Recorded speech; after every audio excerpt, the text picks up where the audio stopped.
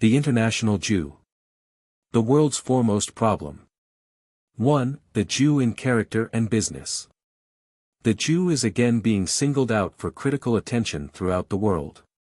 His emergence in the financial, political and social spheres has been so complete and spectacular since the war, that his place, power and purpose in the world are being given a new scrutiny, much of it unfriendly. Persecution is not a new experience to the Jew, but intensive scrutiny of his nature and supernationality is. He has suffered for more than 2,000 years from what may be called the instinctive antisemitism of the other races, but this antagonism has never been intelligent nor has it been able to make itself intelligible. Nowadays, however, the Jew is being placed, as it were, under the microscope of economic observation that the reasons for his power, the reasons for his separateness, the reasons for his suffering may be defined and understood. In Russia he is charged with being the source of Bolshevism, an accusation which is serious or not according to the circle in which it is made. We in America, hearing the fervid eloquence and perceiving the prophetic ardor of young Jewish apostles of social and industrial reform, can calmly estimate how it may be. In Germany he is charged with being the cause of the empire's collapse, and a very considerable literature has sprung up, bearing with it a mass of circumstantial evidence that gives the thinker pause. In England he is charged with being the real world ruler, who rules as a supernation over the nations, rules by the power of gold, and who plays nation against nation for his own purposes, remaining himself discreetly in the background. In America it is pointed out to what extent the elder Jews of wealth and the younger Jews of ambition swarmed through the war organizations, principally those departments which dealt with the commercial and industrial business of war. And also the extent to which they have clung to the advantage which their experience as agents of the government gave them. In simple words, the question of the Jews has come to the fore, but like other questions which lend themselves to prejudice, efforts will be made to hush it up as impolitic for open discussion. If, however, experience has taught us anything, it is that questions thus suppressed will sooner or later break out in undesirable and unprofitable forms. The Jew is the world's enigma. Poor in his masses, he yet controls the world's finances. Scattered abroad without country or government, he yet presents a unity of race continuity which no other people has achieved. Living under legal disabilities in almost every land, he has become the power behind many a throne. There are ancient prophecies to the effect that the Jew will return to his own land and from that center rule the world, though not until he has undergone an assault by the United Nations of mankind. The single description which will include a larger percentage of Jews than members of any other race is this: he is in business. It may be only gathering rags and selling them, but he is in business. From the sale of old clothes to the control of international trade and finance, the Jew is supremely gifted for business. More than any other race he exhibits a decided aversion to industrial employment, which he balances by an equally decided adaptability to trade. The Gentile boy works his way up, taking employment in the productive or technical departments. But the Jewish boy prefers to begin as messenger, salesman or clerk, anything, so long as it is connected with the commercial side of the business. An early Prussian census illustrates this characteristic. Of a total population of 269,400, the Jews comprised 6% or 16,164. Of these, 12,000 were traders and 4,164 were workmen. Of the Gentile population, the other 94%, or 153,236 people, there were only 17,000 traders. A modern census would show a large professional and literary class added to the traders, but no diminution of the percentage of traders and not much if any increase in the number of wage toilers. In America alone most of the big business, the trusts and the banks, the natural resources and the chief agricultural products, especially tobacco, cotton and sugar, are in the control of Jewish financiers or their agents. Jewish journalists are a large and powerful group here. Large numbers of department stores are held by Jewish firms, says the Jewish Encyclopedia, and many if not most of them are run under Gentile names. Jews are the largest and most numerous landlords of residence property in the country. They are supreme in the theatrical world. They absolutely control the circulation of publications throughout the country. Fewer than any race whose presence among us is noticeable, they receive daily an amount of favorable publicity which would be impossible did they not have the facilities for creating and distributing it themselves. Werner Sombart, in his Jew and Modern Capitalism, says, if the conditions in America continue to develop along the same lines as in the last generation, if the immigration statistics and the proportion of births among all the nationalities remain the same, our imagination may picture the United States of 50 or 100 years hence as a land inhabited only by Slavs, Negroes and Jews, wherein the Jews will naturally occupy the position of economic leadership. Sombart is a pro-Jewish writer. The question is, if the Jew is in control, how did it happen? This is a free country. The Jew comprises only about 3% of the population. To every Jew there are 97 Gentiles. To the 3 million Jews in the United States there are 97 million Gentiles. If the Jew is in control, is it because of his superior ability, or is it because of the inferiority and don't care attitude of the Gentiles? It would be very simple to answer if the Jews came to America, took their chances like other people and proved more successful in the competitive struggle. But that would not include all the facts. And before a more adequate answer can be given, 2 points should be made clear. This first is this: all Jews are not rich controllers of wealth. There are poor Jews aplenty, though most of them even in their poverty are their own masters. While it may be true that the chief financial controllers of the country are Jews, it is not true that every Jew is one of the financial controllers of the country.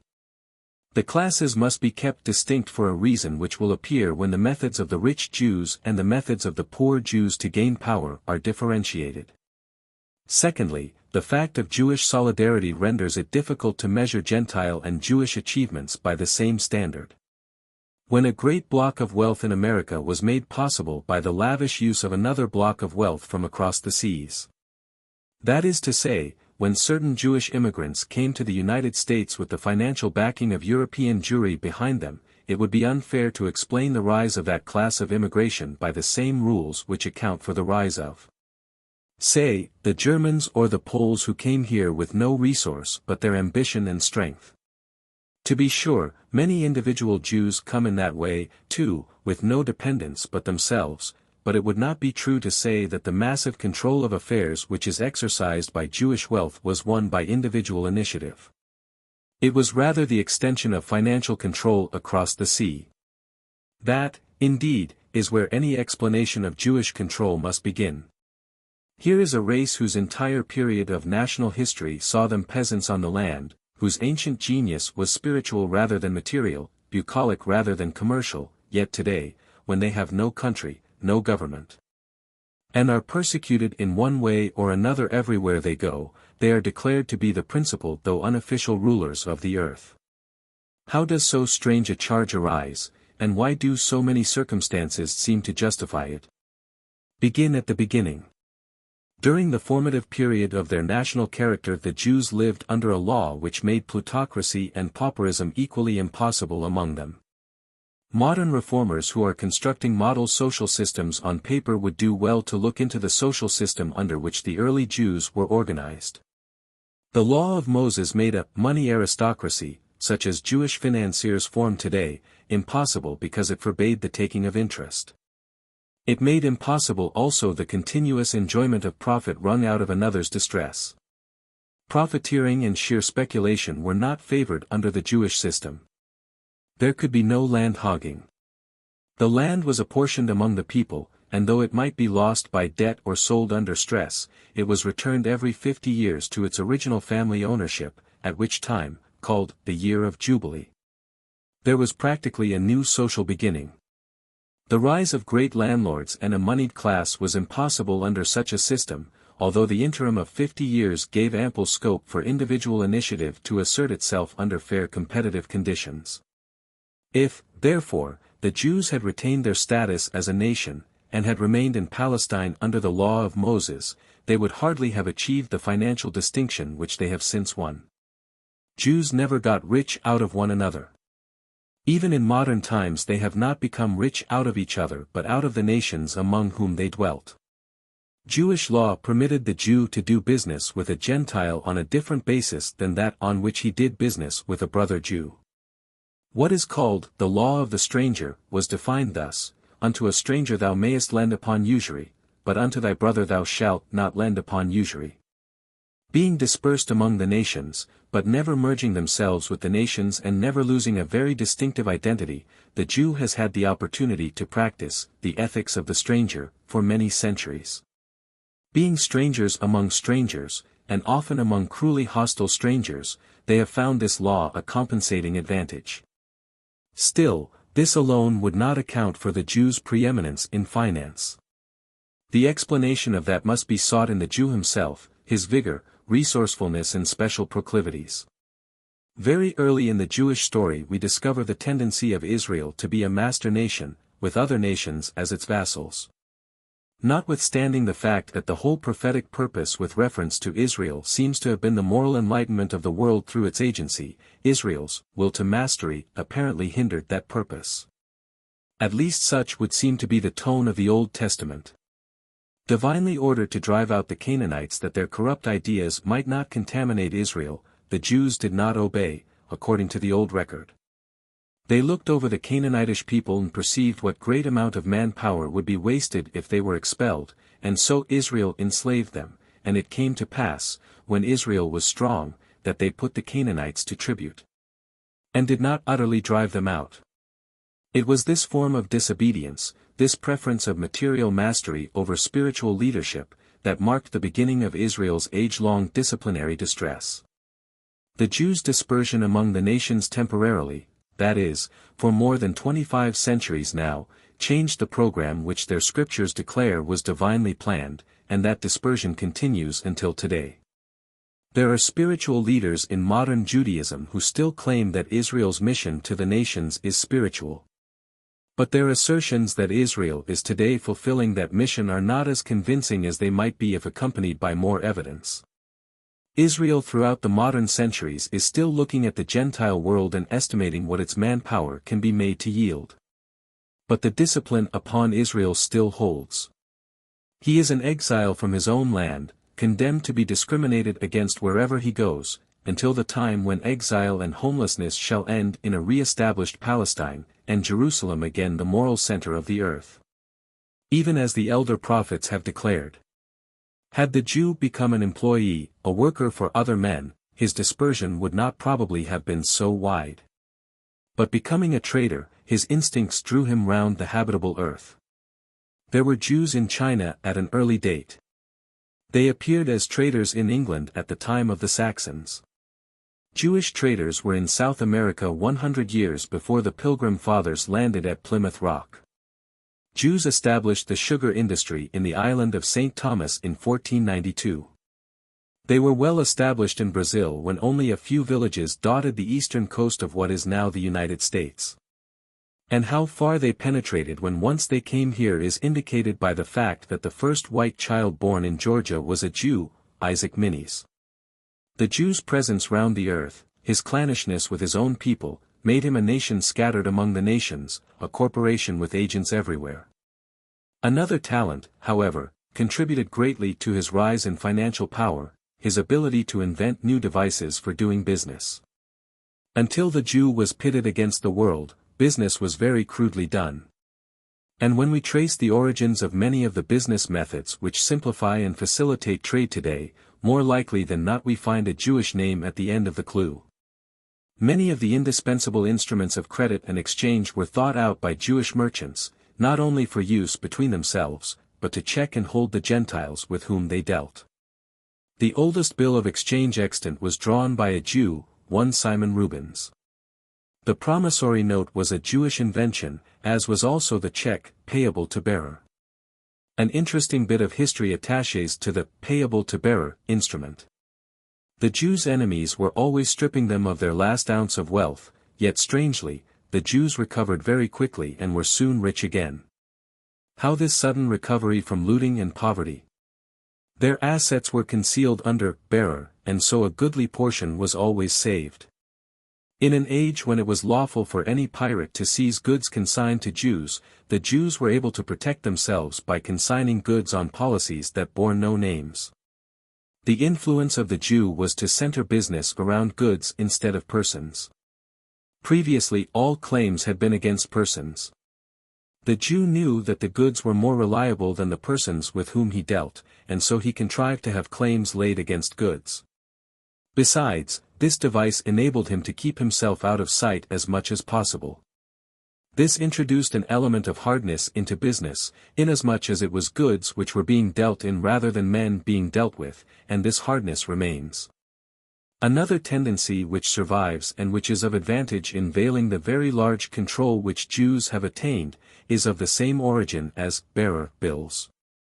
It permits a business dominated by Jewish capital to appear under a name that gives no hint of Jewish control. The Jew is the only and original international capitalist, but as a rule he prefers not to emblazon that fact upon the skies. He prefers to use Gentile banks and trust companies as his agents and instruments. The suggestive term Gentile front often appears in connection with this practice. The invention of the stock exchange is also credited to Jewish financial talent. In Berlin, Paris, London, Frankfurt and Hamburg, Jews were in control of the first stock exchanges, while Venice and Genoa were openly referred to in the talk of the day as Jew cities, where great trading and banking facilities might be found.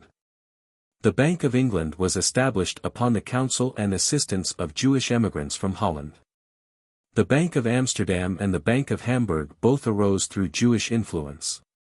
There is a curious fact to be noted in connection with the persecution and consequent wanderings of the Jews about Europe, and that is, wherever they wandered, the center of business seemed to go with them. When the Jews were free in Spain, there was the world's gold center. When Spain drove out the Jews, Spain lost financial leadership and has never regained it.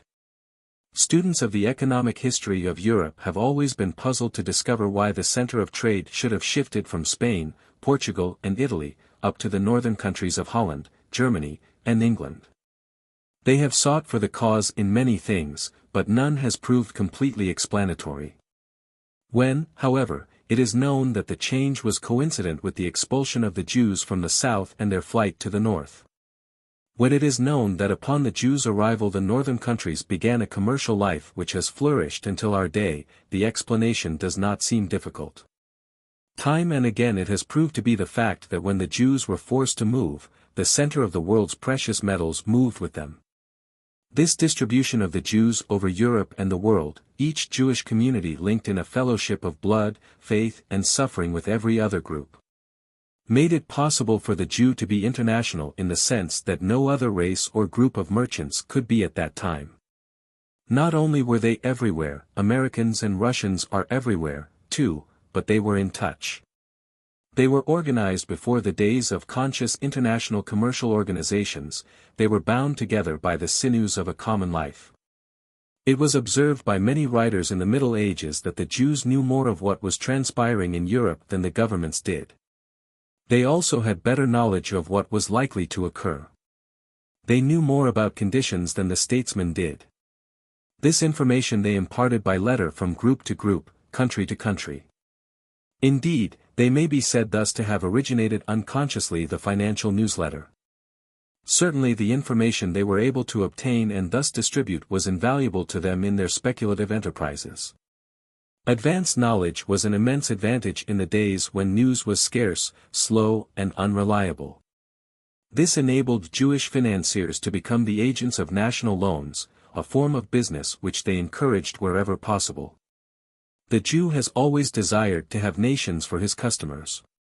National loans were facilitated by the presence of members of the same family of financiers in various countries, thus making an interlocking directorate by which king could be played against king, government against government. And the shrewdest use made of national prejudices and fears, all to the no small profit of the fiscal agent. One of the charges most commonly made against Jewish financiers today is that they still favor this larger field of finance. Indeed, in all the criticism that is heard regarding the Jew as a businessman, there is comparatively little said against him as an individual merchant serving individual customers. Thousands of small Jewish merchants are highly respected by their trade, just as tens of thousands of Jewish families are respected as our neighbors. The criticism, insofar as it respects the more important financiers, is not racial at all. Unfortunately, the element of race, which so easily lends itself to misinterpretation as racial prejudice, is injected into the question by the mere fact that the chain of international finance as it is traced around the world discloses at every link a Jewish capitalist, financial family, or a Jewish-controlled banking system. Many have professed to see in this circumstance a conscious organization of Jewish power for Gentile control, while others have attributed the circumstance to Jewish racial sympathies, to the continuity of their family affairs down the line of descent, and to the increase of collateral branches. In the old scriptural phrase, Israel grows as the vine grows, ever shooting out new branches and deepening old roots, but always part of the one vine. The Jew's aptitude for dealing with governments may also be traced to the years of his persecution. He early learned the power of gold in dealing with mercenary enemies. Wherever he went there followed him like a curse the aroused antipathy of other peoples. The Jew was never popular as a race. Even the most fervid Jew will not deny that, howsoever he may explain it. Individuals have been popular, of course. Many phases of Jewish nature are found to be very lovable when known, but nevertheless one of the burdens the Jews have had to bear as a race is this burden of racial unpopularity. Even in modern times, in civilized countries, in conditions which render persecution absolutely impossible, this unpopularity exists. And what is more, the Jew has not seemed to care to cultivate the friendship of the Gentile masses, due perhaps to the failures of experience, but due more likely to his inborn persuasion that he belongs to a superior race. Whatever the true reason, he has always placed his main dependence on cultivating friendship with kings and nobles. What cared the Jew if the people gnashed their teeth against him, so long as the king and the court were his friends? Thus there was always, even through most of the severely trying times, a court Jew, one who had bought by loans and held by the stranglehold of debt an entrance to the king's chamber. The policy of the Jews has always been to go to headquarters. They never tried to placate the Russian people, but they did endeavor to enlist the Russian court. They never tried to placate the German people, but they did succeed in permeating the German court. In England they shrugged their shoulders at the outspoken anti-Jew reactions of the British populace. What care they? Have they not all of Lord Dom at their heels? Do they not hold the strings of Britain's purse?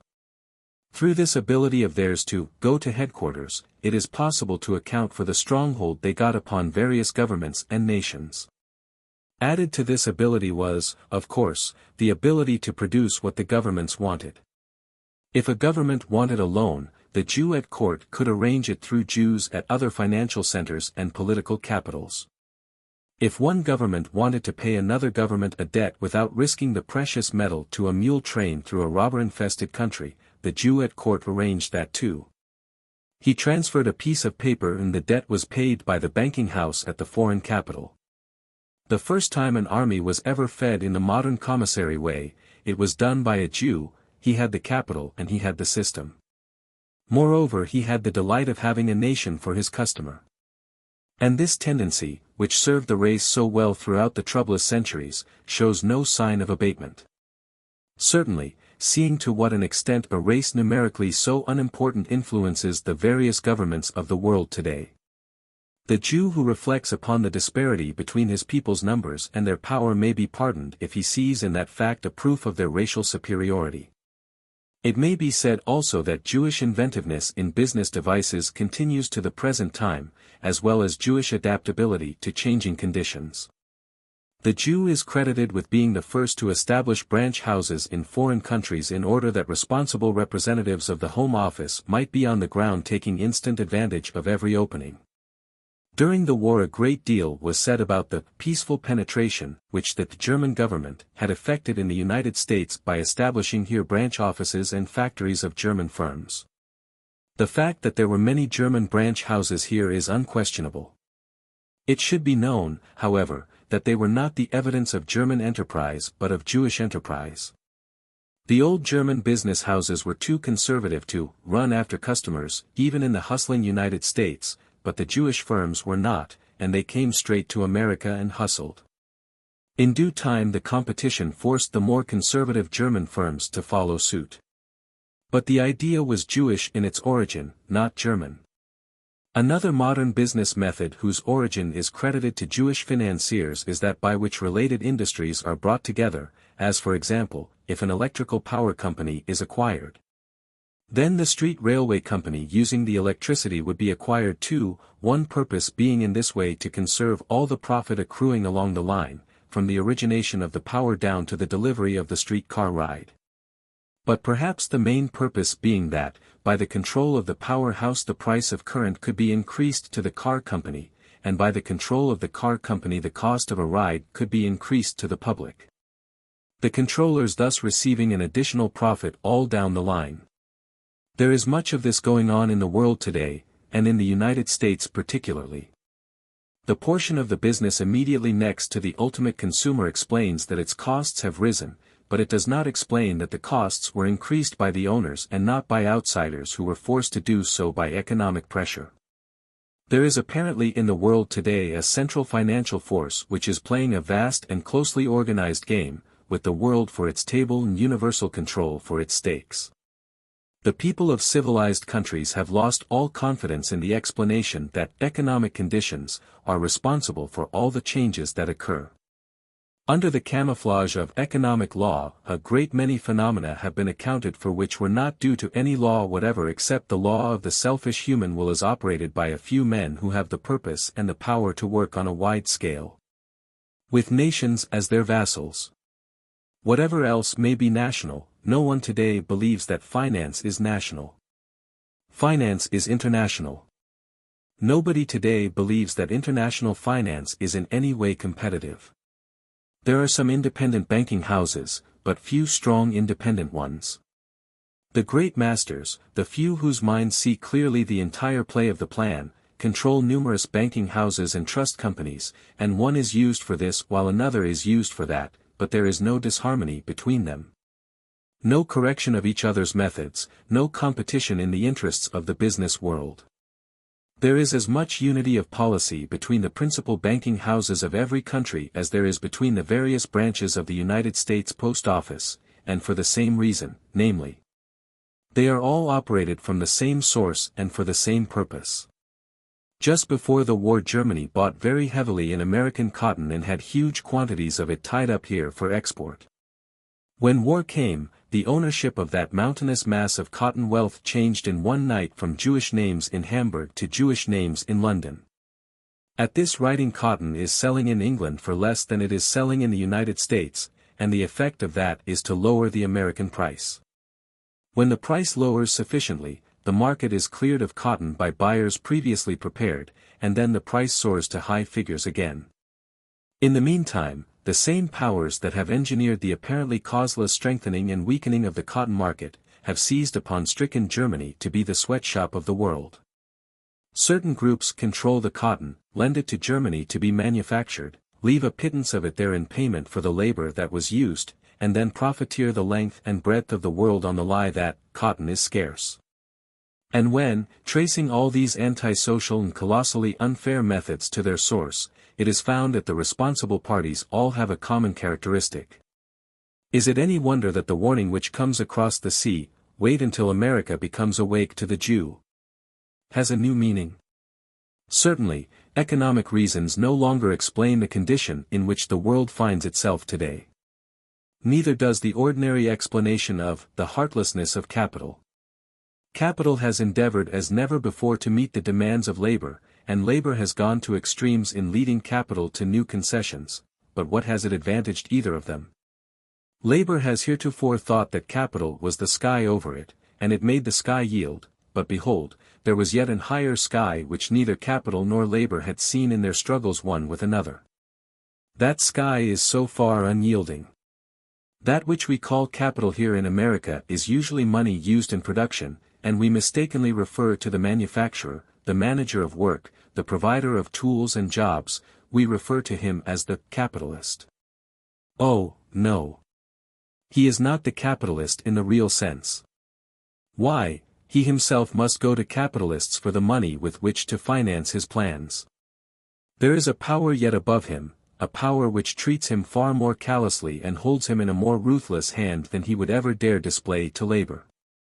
That, indeed, is one of the tragedies of these times, that labor and capital are fighting each other, when the conditions against which each one of them protests, and from which each one of them suffers, is not within their power to remedy at all, unless they find a way to wrest world control from that group of international financiers who create and control both these conditions.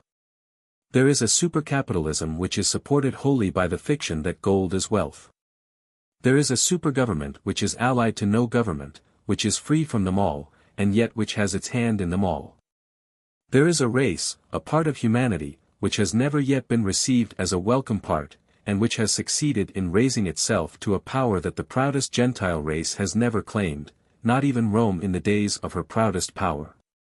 It is becoming more and more the conviction of men all over the world that the labor question, the wage question, the land question cannot be settled until first of all this matter of an international supercapitalistic government is settled.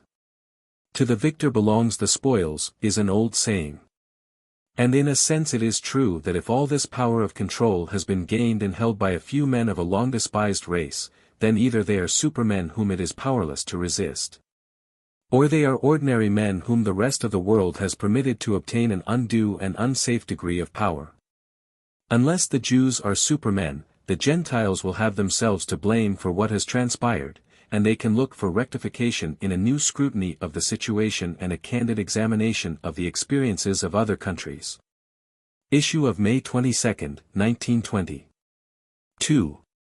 Germany's reaction against the Jew. Humanity has become wise enough to discuss those forms of physical sickness over which it formerly drew the veil of shame and secrecy, but political hygiene is not so far advanced. The main source of the sickness of the German national body is charged to be the influence of the Jews, and although this was apparent to acute minds years ago, it is now said to have gone so far as to be apparent to the least observing. The eruption has broken out on the surface of the body politic, and no further concealment of this fact is possible. It is the belief of all classes of the German people that the collapse which has come since the armistice, and the revolution from which they are being prevented a recovery, are the result of Jewish intrigue and purpose. They declare it with assurance, they offer a mass of facts to confirm it, they believe that history will provide the fullest proof. The Jew in Germany is regarded as only a guest of the people. He has offended by trying to turn himself into the host. There are no stronger contrasts in the world than the pure Germanic and pure Semitic races, therefore, there has been no harmony between the two in Germany. The German has regarded the Jew strictly as a guest, while the Jew, indignant at not being given the privileges of the nation family, has cherished animosity against his host. In other countries the Jew is permitted to mix more readily with the people, he can amass his control unchallenged, but in Germany the case was different. Therefore, the Jew hated the German people. Therefore, the countries of the world which were most dominated by the Jews showed the greatest hatred of Germany during the recent regrettable war. Jewish hands were in almost exclusive control of the engines of publicity by which public opinion concerning the German people was molded. The sole winners of the war were Jews. But assertion is not enough, proof is wanted. Therefore, consider the evidence. What occurred immediately upon the change from the old regime to the new? The cabinet composed of 6 men, which substituted the Minister of State, was dominated by the Jews Hasse and Landsberg. Hasse had control of foreign affairs, his assistant was the Jew Kautsky, a Czech, who in 1918 was not even a German citizen. Also associated with Hasse were the Jews Kohn and Herzfeld. The Jew Schiffer was financial minister of state, assisted by the Jew Bernstein.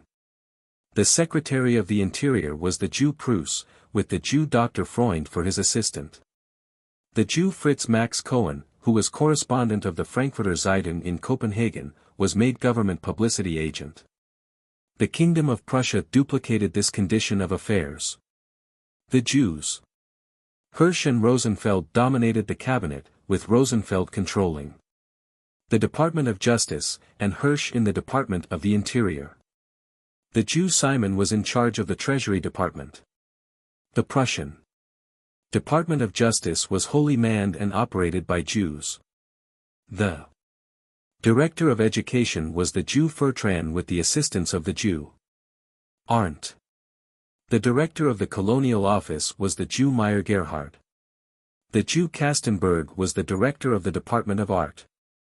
The War Food Supply Department was directed by the Jew Worm, while in the State Food Department were the Jews Professor Dr. Hirsch and the Geheimrat Dr. Stathagen.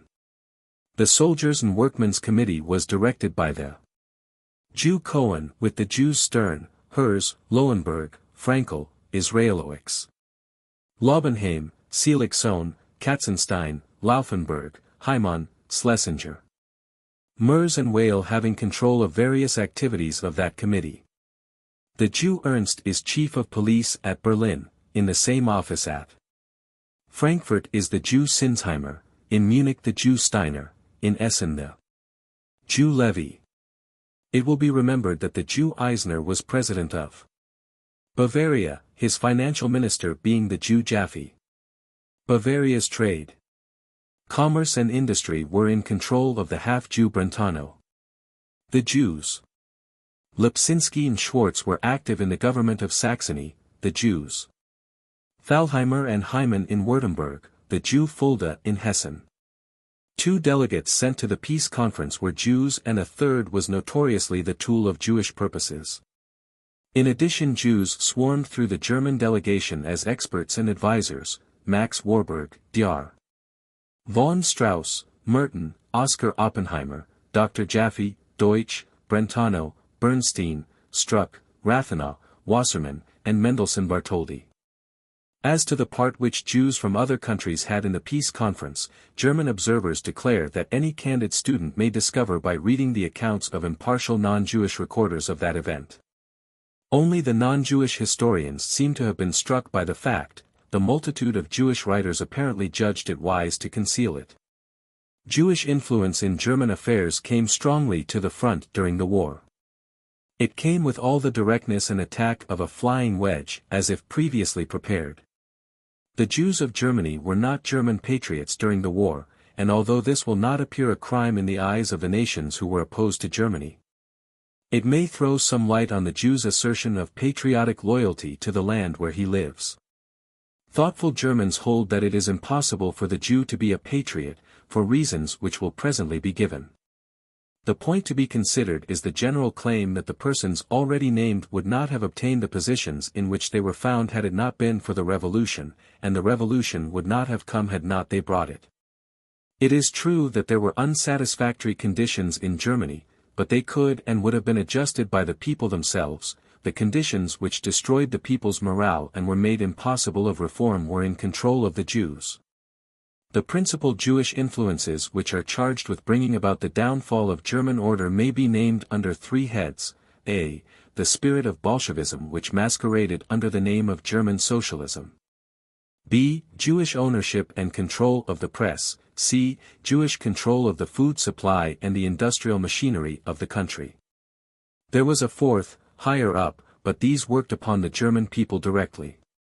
As it is possible that German conclusions upon this matter may be received doubtfully by peoples whose public opinion has been shaped by Jewish influence, it may help to quote George Pitter Wilson, of the London Globe, who wrote early in April 1919, Bolshevism is the dispossession of the Christian nations of the world to such an extent that no capital will remain in the hands of the Christians, that all Jews may jointly hold the world in their hands and reign wherever they choose.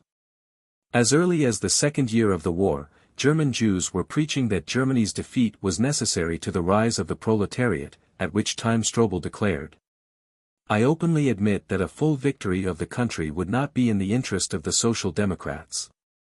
Everywhere it was preached that the exaltation of the proletariat after a won victory is an impossibility. These instances, out of many, are cited not to reopen the military question but to show how the so-called German Jew forgot loyalty to the country in which he lived and joined the outside Jews in accomplishing the collapse of Germany. And not merely, as we shall see, to rid Germany of militarism, which every thoughtful German desired, but to throw the country into such confusion as to permit them to seize control. The press of Germany echoed this plan of the Jewish spokesman, at first faintly, then boldly. The Berliner Tageblatt and the Münchner Neuester Nachrichten were during the whole war official and semi-official organs of the government. They were owned and controlled by Jews, as was also the Frankfurter Zeitung and a host of smaller papers that were their spiritual dependents. These papers, it is charged, were really German editions of the Jew-controlled press of the Allied countries, and their purpose was the same. One of the great pieces of research that ought to be undertaken for the purpose of showing the world how its thought is manufactured for it every day, and for what ulterior purposes, is this union of the Jewish press, which passes for the public press, throughout the world. The food and supplies of the people quickly passed into Jewish hands as soon as the war emergency came, and then began a period of dishonesty which destroyed the confidence of the bravest. Like all other patriotic people, the German people knew that war meant sacrifice and suffering, and like other people they were willing to share the common lot. But they found themselves preyed upon by a class of Jews who had prepared everything to make profit out of the common distress. Immediately Jews appeared in banks, war companies, distribution societies, and the ministries of supplies, wherever the life of the people could be speculated in or taxed. Articles that were plentiful disappeared, only to reappear again at high prices.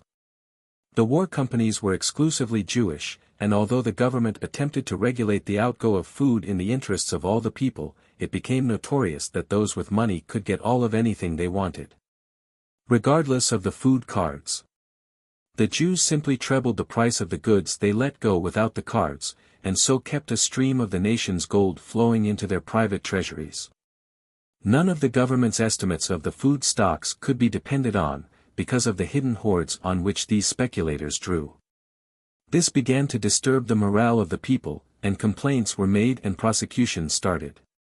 But as soon as the cases came up it was discovered that the prosecutor appointed to charge and the commissioner appointed to judge were also Jews, and so the cases usually wore themselves out without results. When, however, a German merchant was caught, great noise was made about it, and the penalty placed upon him was equal to what all the others should have had. Go the length and breadth of Germany today, say the reports, study the temper of the people, and you will discover that the abuse of power by the Jews has burned across Germany's memory like a hot iron. While these influences were undermining the mass of the people, higher influences of Jewish origin were operating upon the government. The advisors of the Bethmann-Hollweg government were the great ship magnate Baulen, a Jew. Theodor Wolff, of the Berliner Tageblatt and member of the Pan-Jewish Press, von Gwinner, director of the German bank who is connected by marriage with the great Jew bankers, the Speyers. And Rathenau, the leader of Jewish industrial financial activities. These men were at the source of things and were bending the government as the other influences were bending the people. The rich German Jew could buy the recognition he desired by acquiring financial power over those interests which most directly affected the ruling class of Germany, but how was the poor Jew to gain the recognition he desired? For all Jews are actuated by the same desire, it is in them, they feel the spur to mastery. Having explored the conquest of the higher circles by Jewish money power, there is yet to explore the conquest of the body of the nation by Jews who had no money except what they could seize in the disorder which they caused. The analysis that is given, follows. The Jew is not an anarchist. He is not a destructionist. All this is true, notwithstanding he is the world's Bolshevist and preeminently Germany's revolutionist. His anarchy is not in grain, it is a device which he uses for a purpose. The rich Jew is not an anarchist, because he can achieve what he desires by more subtle methods.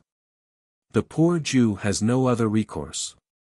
But rich and poor go jointly for a long stretch, the bond of sympathy between them never breaks, for, if the anarchy is successful, then the poor Jew shall take his place with the rich Jew. And if the anarchy is not successful, it has nevertheless served to break up new fields in which the rich Jew may operate. In Germany it was possible for the poor Jew to thrust himself up through the wall of Germanism above him only by breaking it up. In Russia the same was true. The social system had encrusted around the Jew, keeping him in a position where, as the nations knew by experience, he would be less harmful. As nature insists the harmful foreign element in the flesh, building a wall around it, so nations have found it expedient to do with the Jew.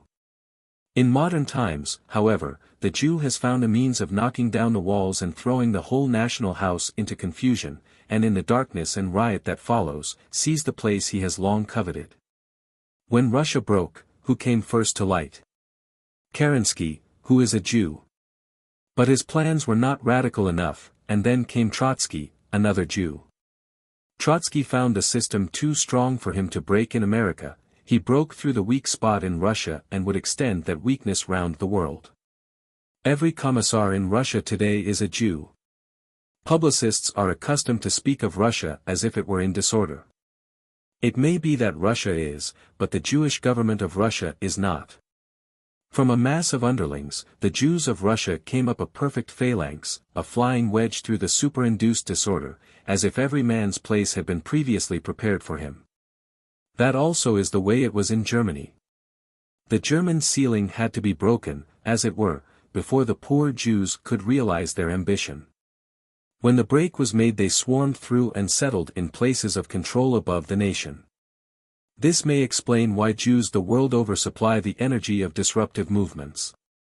It is understood that the young Jews of the United States are propagandists of an ideal that would practically abolish the United States.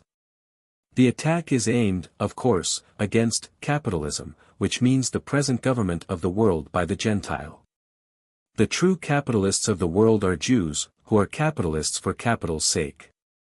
It is hard to believe that they wish to destroy capital, they wish to obtain sole control of it, and their wish has long been in fair way to fulfillment. In Germany, therefore, as in Russia, distinction is made between the methods of the rich and of the poor Jews, because one method affects the government and the other the morale of the people, but both converge on the same objective. It is not only desire to escape oppression that actuates the lower classes of Jews, but desire to gain control, for the spirit of mastery pulses strong within them. German convictions on this question have reached the place where they may be expressed thus: revolution is the expression of the Jews' will to power. Parties such as the Socialists, Democrats and Freethinkers are but tools for the Jewish plan to power. The so-called dictatorship of the proletariat is really and practically the dictatorship of Jews. So suddenly have German eyes been opened, so stormfully wrathful has been the reaction, that the word has gone out through German Judaism to retire to the second trench. There has been a sudden and concerted abandonment of office wherever the office made direct contact with the public. There has, however, been no abandonment of power. What will happen in Germany is not now known. Some regrettable things have already happened. But the Germans will doubtless prove themselves equal to the situation by devising methods of control at once unobjectionable and effective. But as to Russia, it is hardly doubtful any longer what will happen there. When Russia turns, a shudder will run through the earth. How Gentile Germany and Russia look at the entire question may be summarized as follows. Judaism is the most closely organized power on earth, even more than the British Empire. It forms a state whose citizens are unconditionally loyal wherever they may be and whether rich or poor. The name which is given in Germany to this state which circulates among all the states is Al-Jadon. The means of power of the state of Al-Jadon are capital and journalism, or money and propaganda. Al-Jadon is the only state that exercises world government, all the other states can and may exercise a national government only. The principal culture of Al-Jadon is journalistic. The technical, scientific, literary performances of the modern Jew are throughout journalistic performances. They are due to the marvelous talent of the Jews for receptivity of others' ideas. Capital and journalism are joined in the press to create a political and spiritual medium of Jewish power. The government of this state of Al-Jadon is wonderfully organized. Paris was its first seat, but has now been moved to third place. Before the war London was its first, and New York its second capital.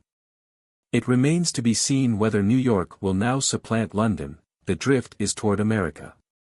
As Al-Jadon is not in a position to have a standing army and navy, other states supply these for it.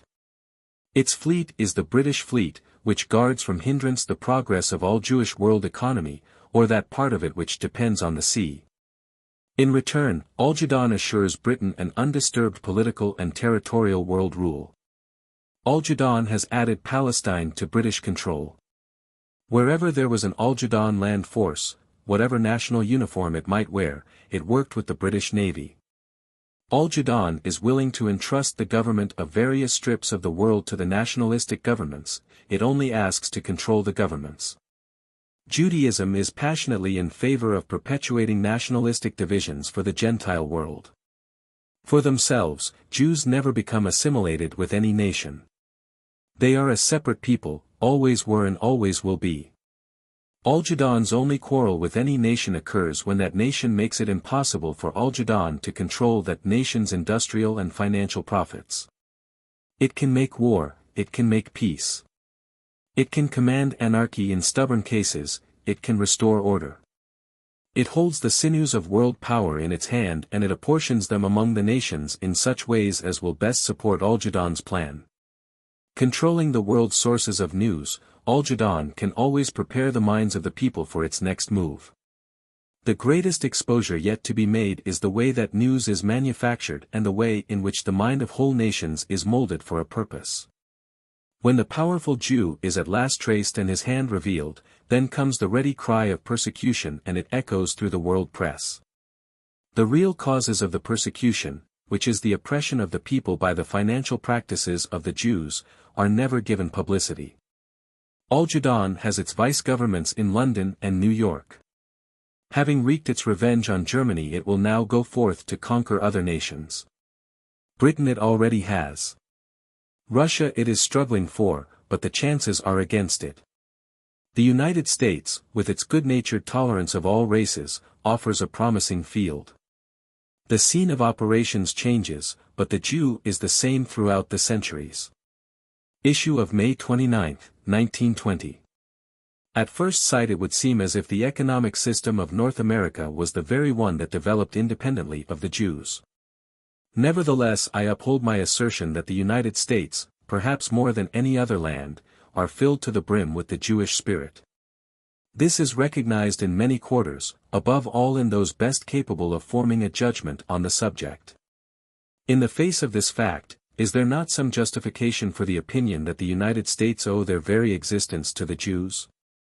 And if this be so, how much more can it be asserted that Jewish influence made the United States just what they are, that is, American? For what we call Americanism is nothing else, if we may say so, than the Jewish spirit distilled. Werner Sombart, The Jews and Modern Capital, pages 38-43. 3. Jewish history in the United States. The story of the Jews in America begins with Christopher Columbus. On August 2, 1492, more than 300,000 Jews were expelled from Spain, with which event Spain's prestige began its long decline, and on August 3, the next day, Columbus set sail for the West, taking a group of Jews with him. They were not, however, refugees, for the prophetic navigator's plans had aroused the sympathy of influential Jews for a long period previously. Columbus himself tells us that he consorted much with Jews. The first letter he wrote detailing his discoveries was to a Jew. Indeed, the eventful voyage itself, which added to men's knowledge and wealth, the other half of the earth, was made possible by Jews. The pleasant story that it was Queen Isabella's jewels which financed the voyage has disappeared under cool research. There were 3 Marranos or secret Jews, who wielded great influence at the Spanish court, Luis de Santangel, who was an important merchant of Valencia and who was farmer of the royal taxes. His relative, Gabriel Sanchez, who was the royal treasurer, and their friend, the royal chamberlain, Juan Cabrero. These worked unceasingly on Queen Isabella's imagination, picturing to her the depletion of the royal treasury and the likelihood of Columbus discovering the fabulous gold of the Indies. Until the queen was ready to offer her jewels in pawn for the funds. But Santangel craved permission to advance the money himself, which he did, 17,000 ducats in all, about $20,000, perhaps equal to $160,000 today. It is probable that the loan exceeded the expedition's cost. Associated with Columbus in the voyage were at least 5 Jews: Luis de Torres, interpreter; Marco, the surgeon; Bernal, the physician; Alonso de la Calle, and Gabriel Sanchez. The astronomical instruments and maps which the navigators used were of Jewish origin. Luis de Torres was the first man ashore, the first to discover the use of tobacco. He settled in Cuba and may be said to be the father of Jewish control of the tobacco business as it exists today. Columbus' old patrons, Luis de Santangel and Gabriel Sanchez, received many privileges for the part they played in the work, but Columbus himself became the victim of a conspiracy fostered by Bernal, the ship's doctor, and suffered injustice and imprisonment as his reward. From that beginning, Jews looked more and more to America as a fruitful field, and immigration set in strongly toward South America, principally Brazil. But because of military participation in a disagreement between the Brazilians and the Dutch, the Jews of Brazil found it necessary to emigrate, which they did in the direction of the Dutch colony of what is now New York. Peter Stuyvesant, the Dutch governor, did not entirely approve of their settling among his people and ordered them to leave, but the Jews had evidently taken the precaution to assure their being received even if not welcomed. Because upon revoking the order of Stuyvesant, the directors gave as one of the reasons for the Jews being received, the large amount of capital which they have invested in the shares of the company. Nevertheless, they were forbidden to enter public service and to open retail shops, which had the effect of driving them into foreign trade in which they were soon exercising all but a monopoly because of their European connections. This is only one of the 1,000 illustrations which can be given of the resourcefulness of the Jew. Forbid him in one direction, he will excel in another. When he was forbidden to deal in new clothes, he sold old clothes. That was the beginning of the organized traffic in second-hand clothing. When he was forbidden to deal in merchandise, he dealt in waste. The Jew is the originator of the waste product business of the world. He was the originator of the salvage system. He found wealth in the debris of civilization. He taught people how to use old rags, how to clean old feathers, how to use gall nuts and rabbit skins. He has always had a taste for the furrier trade, which he now controls, and to him is due the multitude of common skins which now pass under various alluring trade names as furs of high origin. The idea of renovation gained commercial value through the Jew. In the rag men who blow tin horns through our cities and save the old iron, old bottles, old paper and old fabrics. We have the commercial descendants of those earlier Jews who turned adversity into success by converting the rubbish of the earth into material of value. Unwittingly, old Peter Stuyvesant compelled the Jew to make New York the principal port of America, and though a majority of New York Jews had fled to Philadelphia at the time of the American Revolution, most of them returned to New York at the earliest opportunity, instinct seeming to make them aware that in New York was to be their principal paradise of gain. And so it has proved. New York is the greatest center of Jewish population in the world. It is the gateway where the bulk of American imports and exports are taxed, and where practically all the business done in America pays tribute to the masters of money. The very land of the city is practically the holdings of the Jews. A list of the property owners of the metropolis reveals only at rare intervals a Gentile name. No wonder that Jewish writers, viewing this unprecedented prosperity, this unchecked growth in wealth and power, exclaim enthusiastically that the United States is the promised land foretold by the prophets, and New York the New Jerusalem. Some have gone even further and described the peaks of the Rockies as the mountains of Zion, and with reason, too, if the mining and coastal wealth of the Jews is considered. The new waterways proposal, which will make an ocean port of practically every great city on the Great Lakes and take from New York the prestige she has maintained by being the gateway toward which the principal railways narrowed, is being strongly protested at this time. And the strongest motive in opposing this most obvious betterment is that so much wealth counted in New York is not wealth at all, but fictitious values depending solely on New York remaining New York.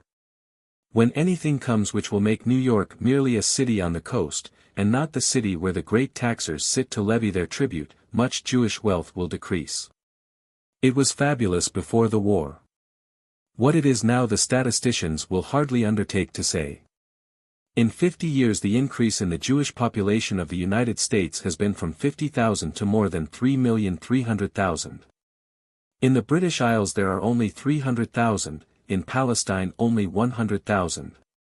It is fortunate for the Jew himself that in Great Britain his numbers are not greater, for the large and evident control he exercises in great matters would sometimes make it inconvenient for the poorer Jew. If he were abroad in England in large numbers.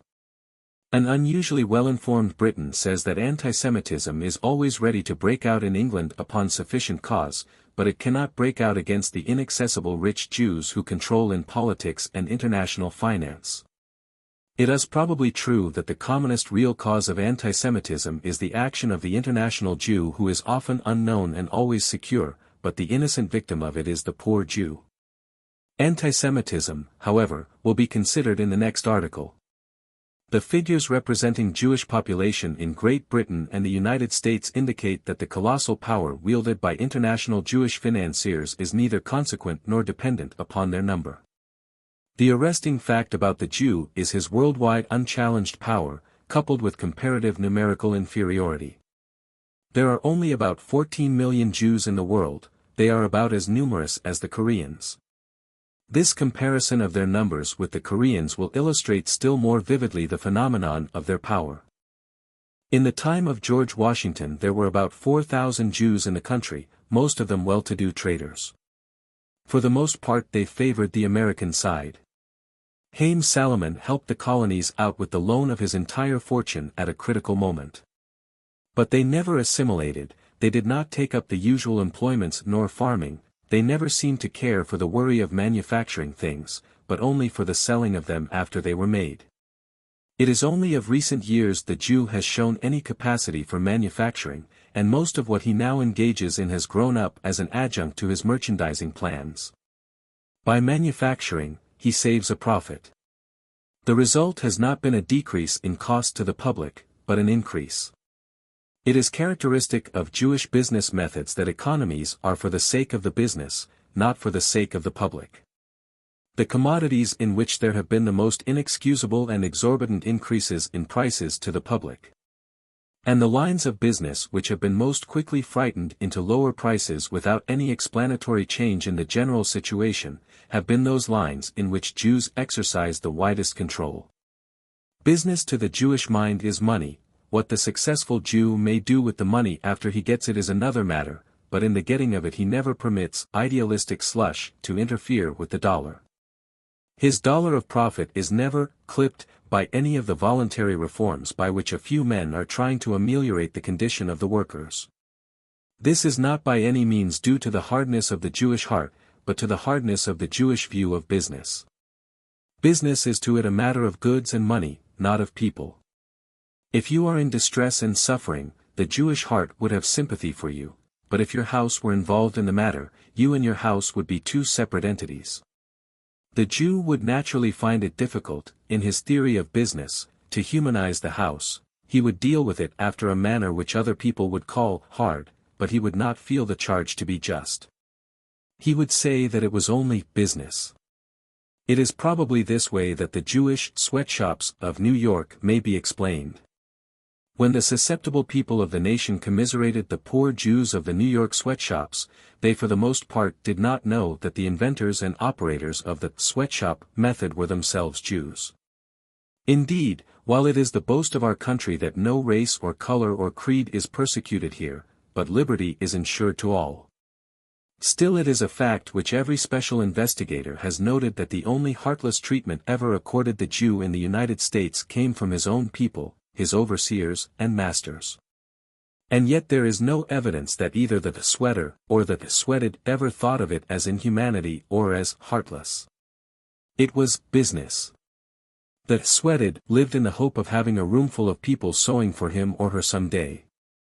Their endlessly vital interest in business and their unflagging ambition to get further up the ladder and become masters in their own sweatshop, enabled them to work without the slightest sense of oppression or injustice which, after all, is the sorest thing about poverty.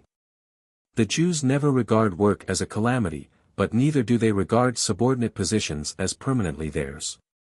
Thus, they spend their energies in getting up and out rather than in lamenting the inconveniences of the place where they are and trying to improve it. All this is individually excellent but socially harmful. The result is that, until recently, the lower ranges of employment were wholly unsupervised, and the higher circles never felt the necessity of devising industrial reforms and benefits.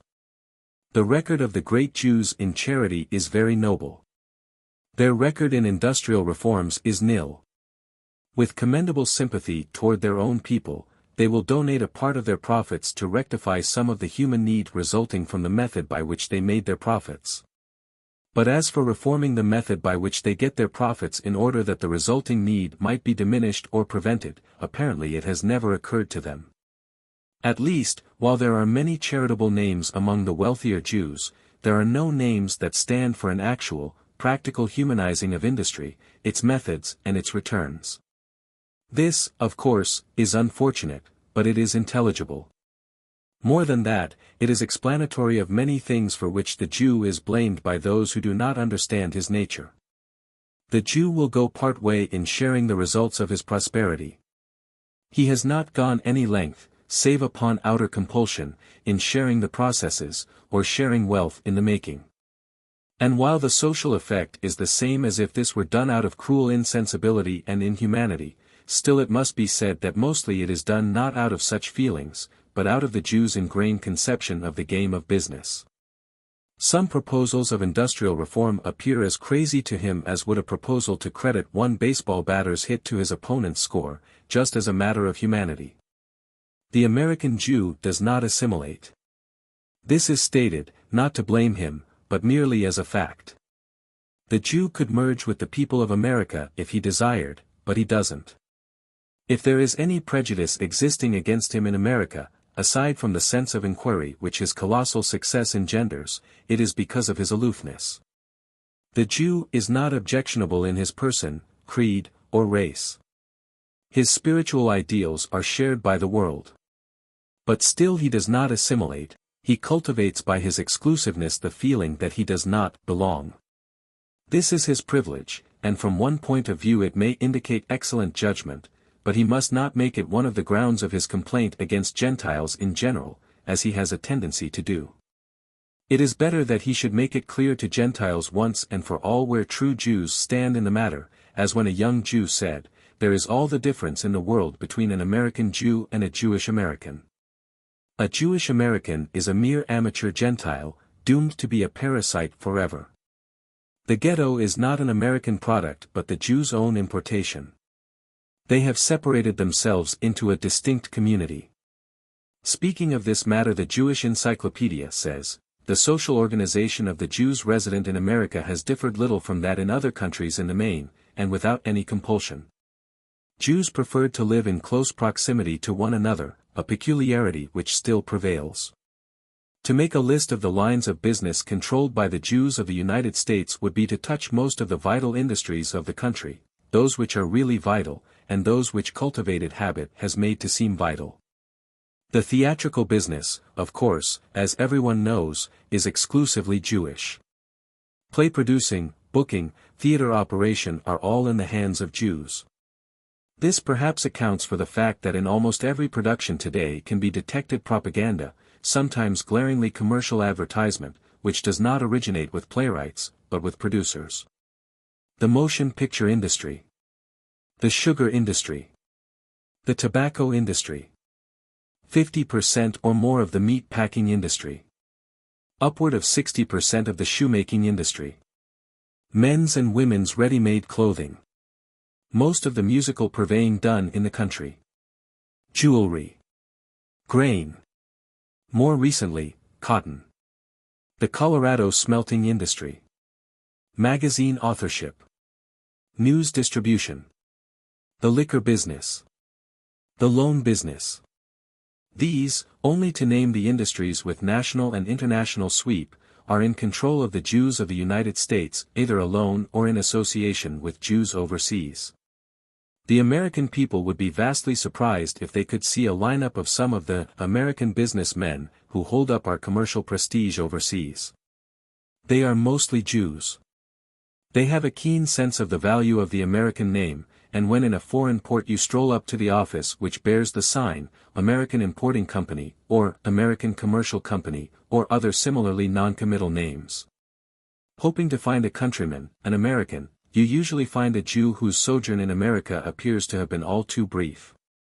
This may throw a sidelight on the regard in which American business methods are held in some parts of the world. When 30 or 40 different races of people can carry on business under the name American, and do it legally, too, it is not surprising that Americans do not recognize some of the descriptions of American methods which appear in the foreign press. The Germans long ago complained that the rest of the world was judging them by the German-speaking Jewish commercial traveler. Instances of Jewish prosperity in the United States are commonplace, but prosperity, the just reward of foresight and application, is not to be confounded with control. The prosperity of the Jews can be had by anyone who is willing to pay the price which the Jews pay for it, a very, very high price, as a rule. All things considered, but it would be impossible for any Gentile coalition under similar circumstances to attain the control which the Jews have won, for the reason that there is lacking in the Gentile a certain quality of working togetherness, a certain conspiracy of objective, and the adhesiveness of intense raciality, which characterizes the Jew. It is nothing to a Gentile that another man is a Gentile, it is next to everything to a Jew that the man at his door is another Jew. So, if instances of Jewish prosperity were needed, the case of the Temple Emmanuel, New York, might be cited, which in 1846 could scarcely raise $1,520 for its budget, but in 1868, following the Civil War, raised $708. $755 from the rental of 231 pews. And the rise of the Jewish clothing monopoly as one of the results of the same Civil War might be cited as an instance of prosperity plus national and international control. Indeed, it might be said that the Jew has succeeded in everything he has attempted in the United States, except farming. The explanation usually made in Jewish publications is that ordinary farming is far too simple to engage the Jew's intellect and therefore he is not enough interested in it to succeed. But that in dairy and cattle farming where the brain is more necessary he has made a success. Numerous attempts have been made in various parts of the United States to start Jewish farming colonies, but their story is a series of failures. Some have blamed the failures on the Jew's lack of knowledge of scientific farming, others on his distaste for manual labor, others on the lack of the speculative element in agriculture. In any case, he stands higher in the non-productive employments than in this basically productive one. Some students of the question state that the Jew never was a man of the land, but always a trader, for which assertion one of the proofs offered is the Jews' selection of Palestine as their country. That strip of land which formed a gateway between East and West and over which the overland traffic of the world passed. Issue of June 5, 1920. The Jewish question still exists. It would be useless to deny it. The Jewish question exists wherever Jews live in perceptible numbers. Where it does not exist, it is carried by Jews in the course of their migrations. We naturally move to those places where we are not persecuted, and there our presence produces persecution. The unfortunate Jews are now carrying antisemitism into England, they have already introduced it into America. Theodor Herzl, A Jewish State, page 4. 4. The Jewish question, fact or fancy? The chief difficulty in writing about the Jewish question is the supersensitiveness of Jews and non-Jews concerning the whole matter. There is a vague feeling that even to openly use the word Jew, or to expose it nakedly to print, is somehow improper. Polite evasions like Hebrew and Semite, both of which are subject to the criticism of inaccuracy, are timidly essayed, and people pick their way gingerly as if the whole subject were forbidden. Until some courageous Jewish thinker comes straight out with the good old word Jew, and then the constraint is relieved and the air cleared. The word Jew is not an epithet, it is a name, ancient and honorable, with significance for every period of human history, past, present and to come. There is extreme sensitiveness about the public discussion of the Jewish question on the part of Gentiles. They would prefer to keep it in the hazy borderlands of their thought, shrouded in silence. Their heritage of tolerance has something to do with their attitude, but perhaps their instinctive sense of the difficulty involved has more to do with it. The principal public Gentile pronouncements upon the Jewish question are in the manner of the truckling politician or the pleasant after-dinner speaker. The great Jewish names in philosophy, medicine, literature, music and finance are named over, the energy, ability and thrift of the race are dwelt upon, and everyone goes home feeling that a difficult place has been rather neatly negotiated. But nothing is changed thereby. The Jew is not changed. The Gentile is not changed. The Jew still remains the enigma of the world. Gentile sensitiveness on this point is best expressed by the desire for silence. Why discuss it at all? Is the attitude. Such an attitude is itself a proof that there is a problem which we would evade if we could. Why discuss it at all? The keen thinker clearly sees in the implications of such a question, the existence of a problem whose discussion or suppression will not always be within the choice of easygoing minds. Is there a Jewish question in Russia? Unquestionably, in its most virulent form. Is it necessary to meet that question in Russia? Undoubtedly, meet it from every angle along which light and healing may come. Well, the percentage of the Jewish population of Russia is just 1% more than it is in the United States. The majority of the Jews themselves are not less well behaved in Russia than they are here. They lived under restrictions which do not exist here, yet in Russia their genius has enabled them to attain a degree of power which has completely baffled the Russian mind. Whether you go to Romania, Russia, Austria or Germany, or anywhere else that the Jewish question has come to the forefront as a vital issue, you will discover that the principal cause is the outworking of the Jewish genius to achieve the power of control. Here in the United States it is the fact of this remarkable minority, a sparse Jewish ingredient of 3% in a nation of 110,000. Attaining in 50 years a degree of control that would be impossible to a 10 times larger group of any other race, that creates the Jewish question here. 3% of any other people would scarcely occasion comment, because we could not meet with a representative of them wherever we went in high places, in the innermost secrecy of the councils of the Big Four at Versailles, in the Supreme Court, in the councils of the White House, in the vast dispositions of world finance, wherever there is power to get or use. Yet we meet the Jew everywhere in the upper circles, literally everywhere there is power. He has the brains, the initiative, the penetrative vision which almost automatically project him to the top, and as a consequence he is more marked than any other race. And that is where the Jewish question begins. It begins in very simple terms. How does the Jew so habitually and so resistlessly gravitate to the highest places? What puts him there? Why is he put there? What does he do there?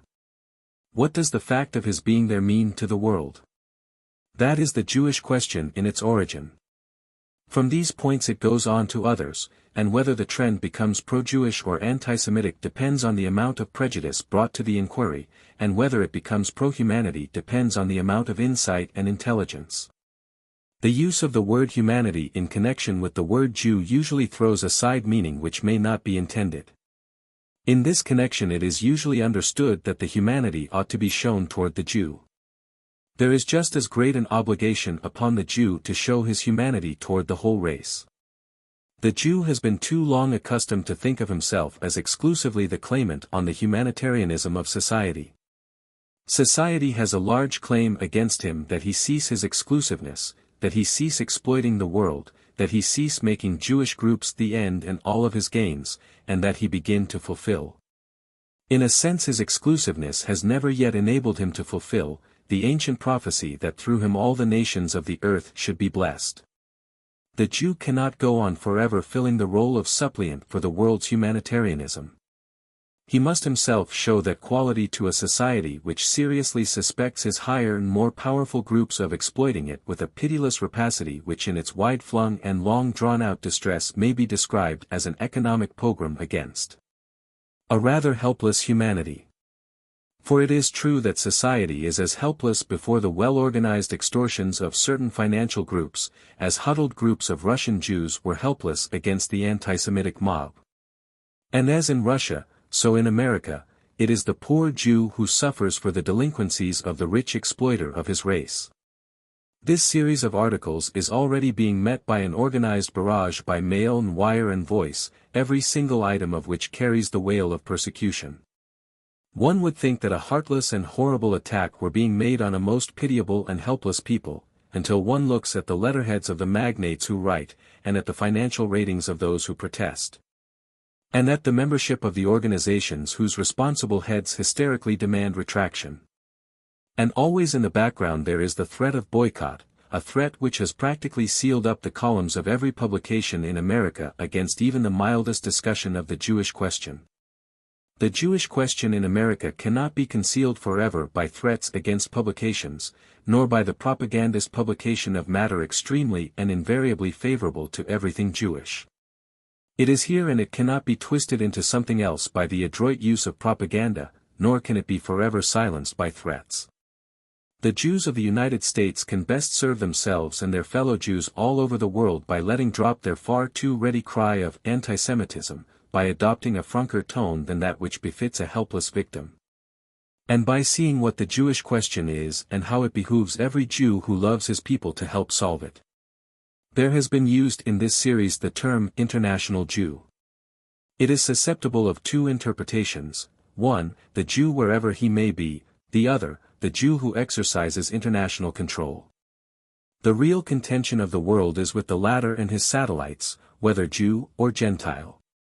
Now, this international type of Jew, this grasper after world control, this actual possessor and wielder of world control, is a very unfortunate connection for his race to have. The most unfortunate thing about the international Jew, from the standpoint of the ordinary Jew, is that the international type is also a Jew. And the significance of this is that the type does not grow anywhere else than on a Jewish stem.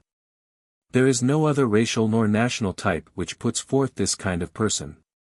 It is not merely that there are a few Jews among international financial controllers, it is that these world controllers are exclusively Jews.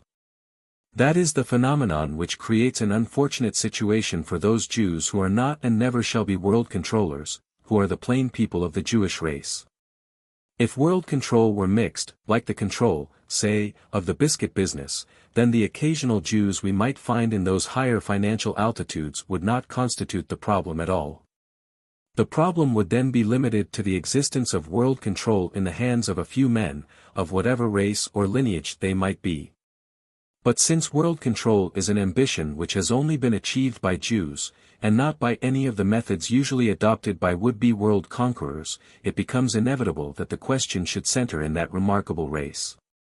This brings another difficulty. In discussing this group of world controllers under the name of Jews, and they are Jews, it is not always possible to stop and distinguish the group of Jews that is meant.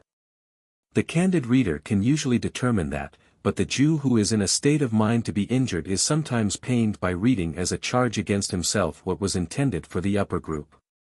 Then why not discuss the upper group as financiers and not as Jews, may be asked. Because they are Jews. It is not to the point to insist that in any list of rich men there are more Gentiles than Jews. We are not talking about merely rich men who have, many of them, gained their riches by serving a system. We are talking about those who control, and it is perfectly apparent that merely to be rich is not to control. The world-controlling Jew has riches, but he also has something much more powerful than that. The international Jew, as already defined, rules not because he is rich, but because in a most marked degree he possesses the commercial and masterful genius of his race. And avails himself of a racial loyalty and solidarity the like of which exists in no other human group. In other words, transfer today the world control of the international Jew to the hands of the highest commercially talented group of Gentiles, and the whole fabric of world control would eventually fall to pieces. Because the Gentile lacks a certain quality, be it human or divine, be it natural or acquired, that the Jew possesses. This, of course, the modern Jew denies. There is a new position taken by the modernists among the Jews which constitutes a denial that the Jew differs from any other man except in the matter of religion. Jew, they say, is not a racial designation, but a religious designation like Episcopalian, Catholic, Presbyterian. This is the argument used in newspaper offices in the Jews' protests against giving the Jewish designation to those of their people who are implicated in crime. You don't give the religious classification of other people who are arrested. The editor is told, why should you do it with Jews?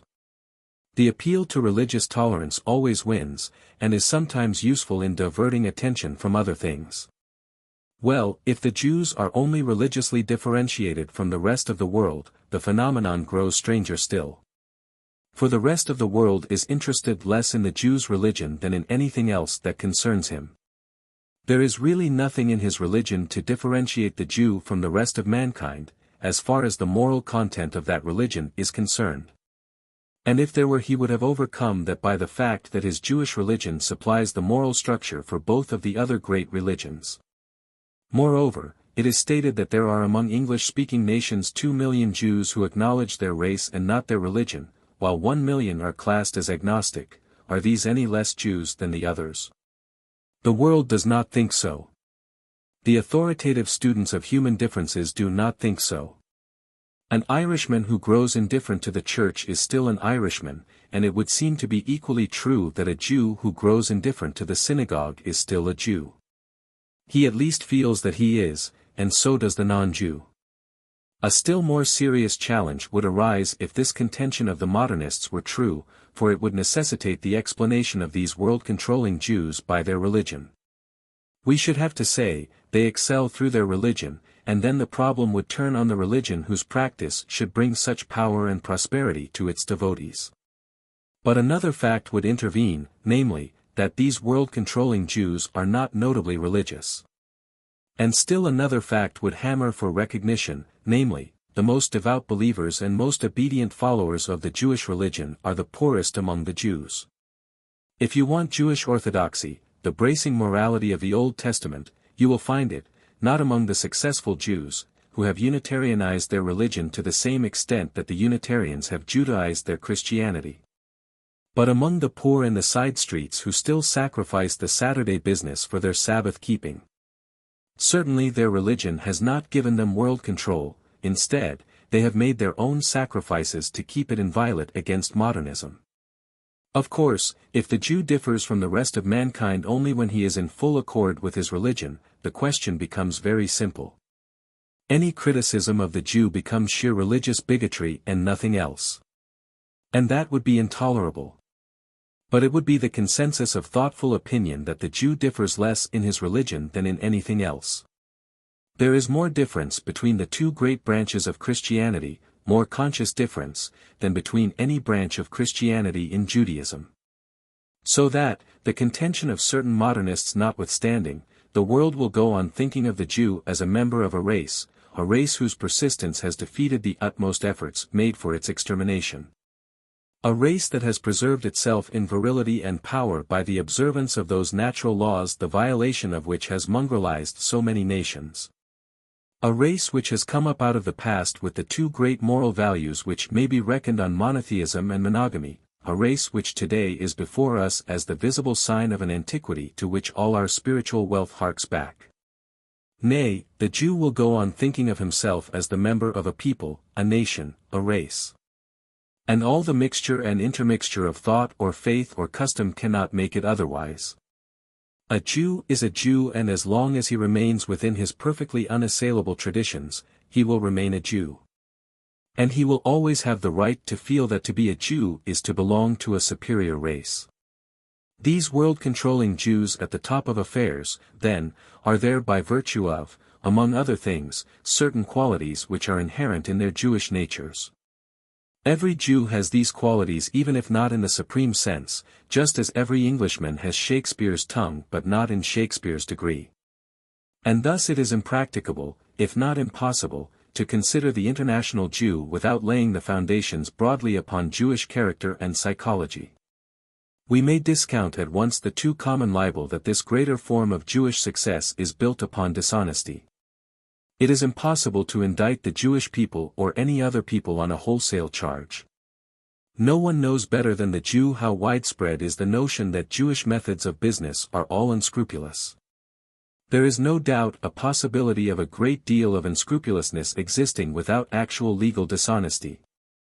But it is altogether possible that the reputation the Jewish people have long borne in this respect may have had other sources than actual and persistent dishonesty. We may indicate one of these possible sources. The Jew at a trade is naturally quicker than most other men. They say there are other races which are as nimble at a trade as is the Jew, but the Jew does not live much among them. In this connection one may remember the famous joke about the Jew who went to Scotland. Now, it is human nature for the slower man to believe that the quicker man is too deft by far, and to become suspicious of his deftness. Everybody suspects the sharper, even though his sharpness be entirely honest. The slower mind is likely to conceive that the man who sees so many legitimate twists and turns to a trade, may also see and use a convenient number of illegitimate twists and turns. Moreover, there is always the ready suspicion that the one who gets the best of the bargain gets it by trickery which is not above board. Slow, honest, plain-spoken and straight-dealing people always have their doubts of the man who gets the better of it. The Jews, as the records for centuries show, were a keen people in trade. They were so keen that many regarded them as crooked. And so the Jew became disliked for business reasons, not all of which were creditable to the intelligence or initiative of his enemies. Take for example, the persecution which Jew merchants once suffered in England. In older England the merchant class had many easygoing traditions. One tradition was that a respectable tradesman would never seek business but wait for it to come to him. Another tradition was that to decorate one's store window with lights or colors, or to display one's stock of goods attractively in the view of the public, was a contemptible and underhanded method of tempting a brother tradesman's customers away from him. Still another tradition was that it was strictly unethical and unbusinesslike to handle more than one line of goods. If one sold tea, it was the best reason in the world why he should not sell teaspoons. As for advertising, the thing would have been so brazen and bold that public opinion would have put the advertiser out of business. The proper demeanor for a merchant was to seem reluctant to part with his goods. One may readily imagine what happened, and the Jewish merchant bustled into the midst of this jungle of traditions. He simply broke them all. In those days tradition had all the force of a divinely promulgated moral law, and in consequence of his initiative the Jew was regarded as a great offender. A man who would break those trade traditions would stop at nothing.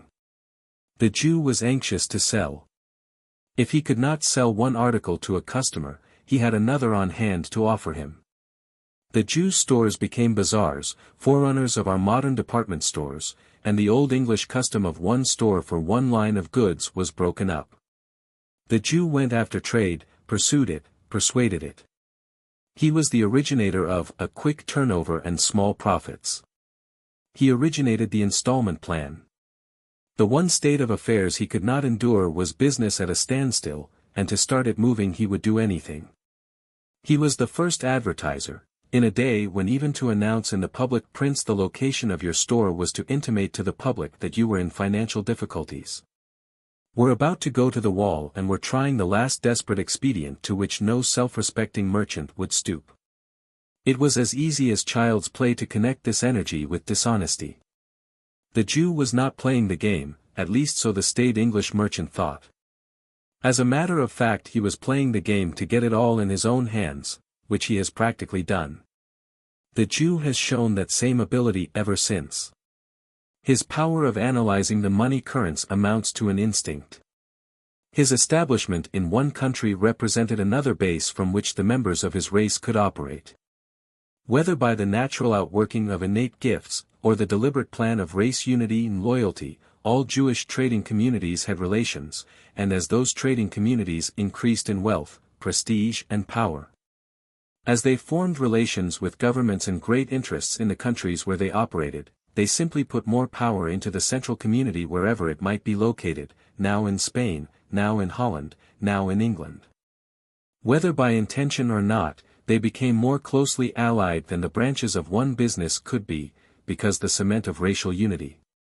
The bond of racial brotherhood cannot in the very nature of things exist among the Gentiles as it exists among the Jews. Gentiles never think of themselves as Gentiles, and never feel that they owe anything to another Gentile as such. Thus they have been convenient agents of Jewish schemes at times and in places when it was not expedient that the Jewish controllers should be publicly known, but they have never been successful competitors of the Jew in the field of world control. From these separated Jewish communities went power to the central community where the master bankers and the master analysts of conditions lived. And back from the central community flowed information of an invaluable character and assistance wherever needed. It is not difficult to understand how, under such a condition, the nation that did not deal kindly with the Jews was made to suffer, and the nation that yielded to them their fullest desire was favored by them. And it is credibly stated that they have made certain nations feel the power of their displeasure. This system, if it ever existed, exists in greater power today. It is today, however, threatened as it has never been. 50 years ago, international banking, which was mostly in control of the Jews as the money brokers of the world, was on top of business. It exercised the super control of governments and finance everywhere. Then came that new thing, industry, which expanded to a degree unguessed by the shrewdest prophets and analysts. As industry gathered strength and power, it became a powerful money magnet, drawing the wealth of the world in its train, not, however, merely for the sake of possessing the money, but of making it work. Production and profit on production, instead of loans and interest on loans, became the master method for a time. The war came, in which the former broker masters of the world had undoubtedly their large part. And now the two forces, industry and finance, are in a struggle to see whether finance is again to become the master, or creative industry. This is one of the elements which is bringing the Jewish question to the bar of public opinion. To state this and to prove it may be nothing more than to establish the superiority of Jewish ability. Certainly it is not a tenable position to say that the Jew is extraordinarily successful and therefore must be curbed. It would be equally aside from the truth to say that the coordination of Jewish activity has been, on the whole, a harmful thing for the world. It may be possible to show that up to this point it has been useful. Success cannot be attacked nor condemned. If any moral question arises at all, it must concern the use made of the success which has been attained. The whole matter centers there, after the previous fact is established. May the Jew go on as he has gone, or does his duty to the world require another use of his success? This inquiry obviously leads to further discussion, as well as a gathering up of the remaining threads of the present discussion, which future articles will attempt to do. Issue of June 12, 1920. To this end we must organize. Organize, in the first place, so that the world may have proof of the extent and the intensity of our desire for liberty. Organize, in the second place, so that our resources may become known and be made available. Organize, organize, organize, until every Jew must stand up and be counted with us, or prove himself, wittingly or unwittingly, of the few who are against their own people. Louis D. Brandeis, Justice of the United States Supreme Court. Zionism, pages 113, 114. V. Antisemitism, will it appear in the U.S.? Anyone who essays to discuss the Jewish question in the United States or anywhere else must be fully prepared to be regarded as an anti-Semite, in highbrow language, or in lowbrow language, a Jew-baiter. Nor need encouragement be looked for from people or from press. The people who are awake to the subject at all prefer to wait and see how it all turns out. While there is probably not a newspaper in America, and certainly none of the advertising mediums which are called magazines, which would have the temerity even to breathe seriously the fact that such a question exists. The press in general is open at this time to fulsome editorials in favor of everything Jewish, specimens of the same being obtainable almost anywhere, while the Jewish press, which is fairly numerous in the United States, takes care of the vituperative end. Of course, the only acceptable explanation of any public discussion at present of the Jewish question is that someone, writer, or publisher, or a related interest, is a Jew-hater. That idea seems to be fixed. It is fixed in the Jew by inheritance. It is sought to be fixed in the Gentile by propaganda, that any writing which does not simply cloy and drip in syrupy sweetness toward things Jewish is born of prejudice and hatred. It is, therefore, full of lies, insult, insinuation, and constitutes an instigation to massacre. These terms are culled at random from Jewish editorial utterances at hand. It would seem to be necessary for our Jewish citizens to enlarge their classification of Gentiles to include the class which recognizes the existence of a Jewish question and still is not anti-Semitic. There are 4 distinct parties traceable among the Jews themselves. First, those whose passionate purpose is to keep Jewish faith and life alive at the cost of any sacrifice of popularity or success. Second, those who are willing to make whatever sacrifice may be needed to preserve Jewish religion, but are not so particular about the traditional customs of Jewish life. Third, those who have no very strong convictions either way, but are opportunists, and will always swerve in the direction of success. And, fourth, those who believe and preach that the only solution of the differences between the Jew and other men is the complete absorption of the Jewish race by the other races. The fourth is the weakest, most unpopular, and least to be considered of all the parties. With the Gentiles there are only 2 classes, as far as this special question is concerned: those who dislike Jews, they cannot tell why. And those who are disposed to fairness, in spite of the accident of congeniality or uncongeniality, and who recognize the Jewish question as, at least, a problem. Both these attitudes, whenever they become apparent, are subject to the charge of antisemitism. Antisemitism is a term which is bandied about too loosely. It ought to be reserved to denote the real anti-Jewish temper of violent prejudice. If used indiscriminately about all who attempt to discuss Jewish characteristics and Jewish world power, it may in time arrive at the estate of respectability and honor. Antisemitism in almost every form is bound to come to the United States. Indeed, it may be said that it is here now, and has been here for a long time. If it be mislabeled now, the United States will not be able to work within it the transformation which has been effected upon so many other ideas that have arrived here in their journey round the globe. It may be a serviceable clearing of the ground to define what antisemitism is not. 1. It is not recognition of the Jewish question. If it were, then it could be set down that the bulk of the American people are destined to become antisemites. For they are beginning to recognize the existence of a Jewish question and will steadily do so in increasing numbers as the question is forced upon them from the various practical angles of their lives. The question is here. We may be honestly blind to it. We may be timidly silent about it. We may even make dishonest denial of it. But it is here. In time all will have to recognize it. In time the polite hush of oversensitive or intimidated circles will not be powerful enough to suppress it. But to recognize it will not mean that we have gone over to a campaign of hatred and enmity against the Jews. It will only mean that a stream of tendency which has been flowing through our civilization has at last accumulated bulk and power enough to challenge attention, to call for some decision with regard to it. To call for the adoption of a policy which will not repeat the mistakes of the past and yet will forestall any possible social menace of the future. 2. Again, the public discussion of the Jewish question is not antisemitism. Publicity is sanitary. The publicity given the Jewish question, or certain aspects of it, in this country has been very misleading. It has been discussed more fully in the Jewish press than elsewhere, but not with candor or breadth of vision. The 2 dominant notes, they are sounded over and over again with monotonous regularity in the Jewish press, are Gentile unfairness and Christian prejudice. These apparently are the 2 chief aspects of life which impress Jewish publicists when they look over the line of their own race. It is said in all soberness that it is fortunate for Jews generally that the Jewish press does not circulate very widely among Gentiles, for it is probably the one established agency in the United States which, without altering its program in the least, could stir up anti-Jewish sentiment by the simple expedient of a general reading among non-Jews.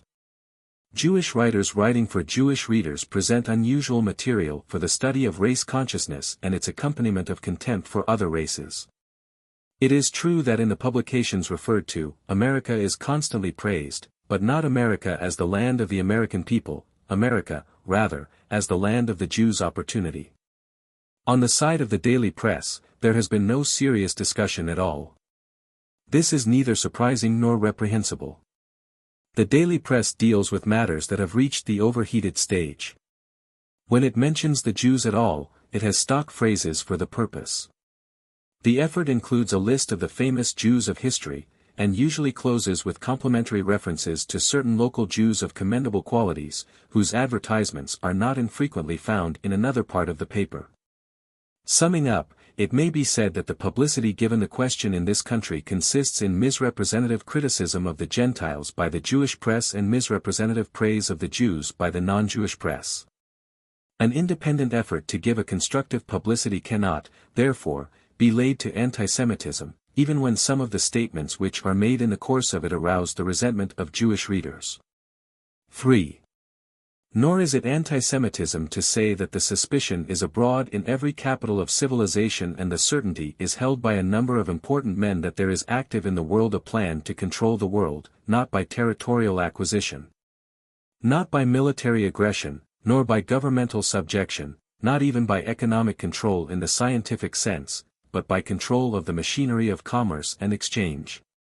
It is not antisemitism to say that, nor to present the evidence which supports that, nor to bring the proof of that. Those who could best disprove it if it were not true are the international Jews themselves, but they have not disproved it. Those who could best prove it would be those Jews whose ideals include the good of the whole of humanity on an equality and not the good of one race only, but they have not proved it. Some day a prophetic Jew may arise who will see that the promises bestowed upon the ancient people are not to be fulfilled by Rothschild methods. And that the promise that all the nations were to be blessed through Israel is not to be fulfilled by making the nations the economic vassals of Israel. And when that time comes we may hope for a redirection of Jewish energy into channels that will drain the present sources of the Jewish question. In the meantime, it is not antisemitism, it may even be found to be a world service to the Jew, to throw light on what purpose motivates certain higher circles. If the above propositions are true, then the term anti-Semitic, so freely bestowed on this series of articles, betrays a worse spirit in the critics than in the author. But enough of that. There is much yet to do, and what is done must stand on what merit remains after friend and foe alike are through with praise and blame. 2. Antisemitism has unquestionably swayed large sections of humanity at various times, warping the vision, twisting the characters and staining the hands of its victims. But the most amazing statement that can be made of it is that it has never accomplished anything in behalf of those who used it, and it has never taught anything to the Jews against whom it was used. The grades of antisemitism are fairly numerous, and a few of them may be cited here. 1. There is first that degree of antisemitism, if it may be so described, which consists in plain dislike of the Jew as a person, no matter whom he may be. This is often found in people of all grades. It is found mostly, however, in those whose contact with Jews has been very limited. It begins sometimes in childhood with an instinctive dislike for the word Jew. It is encouraged by the misuse of the word Jew as an epithet, or as an adjective generally descriptive of unpopular practices. The feeling is not different from that which exists toward Gentiles, concerning whom the same notions are held. But it differs in that it is extended to the race of unknown individual Jews instead of being restricted to known individuals who may justify such a feeling. Congeniality is not within our choice, but control of the sentiment of uncongeniality is. Every fair-minded person is compelled at times to reflect that it is not impossible that the person for whom he feels a dislike may be as good and possibly a better person than he. Our dislike merely registers the result of attraction and repulsion as they operate between another person and oneself. It does not indicate that the disliked person is unworthy. Of course, wherever intelligence is joined with this instinctive withdrawal from social contact with members of the Jewish race, prejudice is forestalled, except, of course, in those persons who hold that there are no individuals among the Jews worthy of respect. This is an extreme attitude and is composed of other elements beside natural dislike. It is possible for people to dislike Jews and not be anti-Semitic. Indeed, it is not at all uncommon, it grows more and more common, that intelligent and refined Jews themselves do not relish the society of their own people except in cases of exceptional refinement. This reality calls for some comment on the manners and characteristics of the ordinary member of the Jewish race, the accidents of behavior which stand out most obnoxiously and of which Jews themselves are often the most unsparing critics. But these comments must fall into place later. 2. A second stage of the spirit of antisemitism may be designated as hatred and enmity. It should be noted that the antipathy referred to immediately above was not hatred. Dislike is not hatred, nor is it necessarily enmity. One may dislike sugar in his tea without troubling to hate sugar.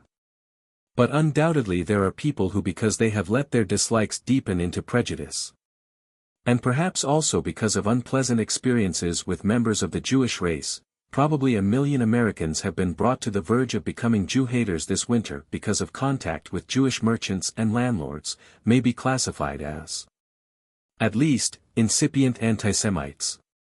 This is most of all unfortunate for the persons who harbor these emotions. It is unfortunate in that it unfits the mind to consider intelligently the facts which constitute the Jewish question, and also unfits it to deal with them in a fair and constructive way. For one's own sake, whatever the provocation otherwise, it is better not to let passion deflect the needle of one's mind. Hatred at the wheel means hazard on the course. Enmity lives in the vicinity of the Jews more than of any other race, and the reason for this is one of the puzzles of the ages. The Jewish nature itself, as shown in ancient and modern history, is not without its own share of enmity. And it either evokes or provokes enmity where it comes in contact with those Aryan races which follow their natural impulses unchecked by cultural and ethical influences. This age-long conflict of the Jew has puzzled the minds of students for generations. Some explain it biblically as the curse of Jehovah upon his chosen people for their disobedience to the discipline by which he would have made them the prophet nation of the world. If this offense must come, if it is part of the Jews' heritage, an old saying, Christian and scriptural, by the way, would still remain true, it must needs be that offenses come, but woe to that man by whom the offense cometh. 3. In some parts of the world at various times this feeling of hatred has broken into murderous violence, which has roused, as wholesale physical outrage always does, the horror and resentment of humanity. This is the extreme form in which antisemitism has exhibited itself, and it is the charge of intending to stimulate it here and elsewhere which every public discussion of the Jewish question has to bear. There is, of course, no excuse for these outbreaks, but there is sufficient explanation of them. The Jews usually explain them as expressions of religious prejudice, and the Gentiles as rebellion against an economic yoke which the Jews have woven for the people. It is an astonishing fact that, to take one country, the parts of Russia where anti-Semitic violence has been most marked are the most prosperous parts. So prosperous indeed, and with a prosperity so unquestionably due to Jewish enterprise, that the Jews have openly declared that they have the power to throw those parts of Russia back into commercial lethargy again by simply withdrawing. It is utterly idle to throw denials at this statement. It is confirmed time and time again by men who have gone to Russia full of resentment against the attitude of the Russians toward the Jews, as that attitude is represented in the Anglo-Saxon press, and who have come home with a new light on the cause of these outbreaks, though not excusing their character. Impartial observers have also found that some of the outbreaks have been precipitated by the Jews themselves. A correspondent, known the world over for his trenchant defense of the Jews under Russian persecution, was always bitterly attacked by the Jews themselves whenever he stated the truth about this. Notwithstanding his protest to them that if he did not tell the truth when they were in the wrong, the world would not be ready to believe him when he said they were blameless. To this day, in every country, the Jews are slow to admit blameworthiness for anything. They must be excused, whoever else may be accused. It is a trait which will have to be disciplined before they can be brought to assist, if ever they can, the removal of those characteristics which arouse the antagonism of other peoples. Elsewhere in the world, it may be said that out-and-out enmity to the Jews has an economic basis. This, of course, leads to the question whether the Jew shall have to become a deliberate failure, or deny his genius, and forego his just meed of prosperity before he can win the approval of the other races, a question which will arise for discussion later. As to the religious prejudice which the Jews are, as a rule, readiest to affirm, it is safe to say that it does not exist in the United States. Yet it is charged up to Americans by Jewish writers just as freely as it is charged up to Russians. Each non-Jew reader is competent to settle this for himself. He can easily do so by asking himself whether in all his life he has ever felt a moment's resentment against the Jew on account of his religion. In an address recently delivered in a Jewish lodge and reported in the Jewish press, the speaker, a Jew, stated that if 100 non-Jews on the street were approached at random and casually asked what a Jew is, the reply of the majority would be, "He is a Christ killer." One of the best-known and most highly respected rabbis in the United States said recently in a sermon that children in Christian Sunday schools were taught to regard the Jew as a Christ killer. He repeated it in a conversation several weeks later. It would probably be the testimony of Christians generally that they never heard this term until they heard it in a Jewish complaint, and certainly themselves never used it. The charge is absurd. Let the 20 million now in the Christian Sunday schools of Canada and the United States testify as to the instruction given. There is no hesitation in stating that there is no prejudice whatever in the Christian churches against the Jew on account of his religion. On the contrary, there is not only a deep sense of indebtedness, but a feeling of sharing with the Jew in his religion. The Sunday schools of the Christian churches of the world are spending 6 months of this year studying the international lessons which are appointed for the books of the Judges, Ruth, 1st and 2nd Samuel and the books of the Kings. And every year is devoted in part to the Old Testament. Here, however, is something for Jewish religious leaders to consider. There is more downright bitterness of religious prejudice on the part of the Jews against Christianity than could ever be possible in the Christian churches of America. Simply take the church press of America and compare it with the Jewish press in this regard, and there is no answer. No Christian editor would think it either Christian or intelligent to attack the Jewish religion, yet any 6-month survey of the Jewish press would yield a mass of attack and prejudice on the other side. Moreover, no religious bitterness in America attains within infinite distances to that bitterness visited upon the Jew who becomes a Christian in his faith. It amounts almost to a holy vendetta. A Christian may become a Jewish proselyte and his motives be respected, it is never so when a Jew becomes a Christian. These statements are true of both the Orthodox and liberal wings of Judaism. It is not his religion that gives prominence to the Jew today, it is something else. And yet, with undeviating monotony, it is repeated wherever the Jew takes cognizance of the feeling toward him that it is on account of 3 things, first and most prominent of which is his religion. It may be comforting to him to think that he is suffering for his faith, but it is not true. Every intelligent Jew must know it. Every Jew ought to know also that in every Christian church where the ancient prophecies are received and studied, there is a great revival of interest in the future of the ancient people. It is not forgotten that certain promises were made to them regarding their position in the world, and it is held that these prophecies will be fulfilled. The future of the Jew, as prophetically outlined, is intimately bound up with the future of this planet, and the Christian church in large part, at least by the evangelical wing, which the Jews most condemn, sees a restoration of the chosen people yet to come.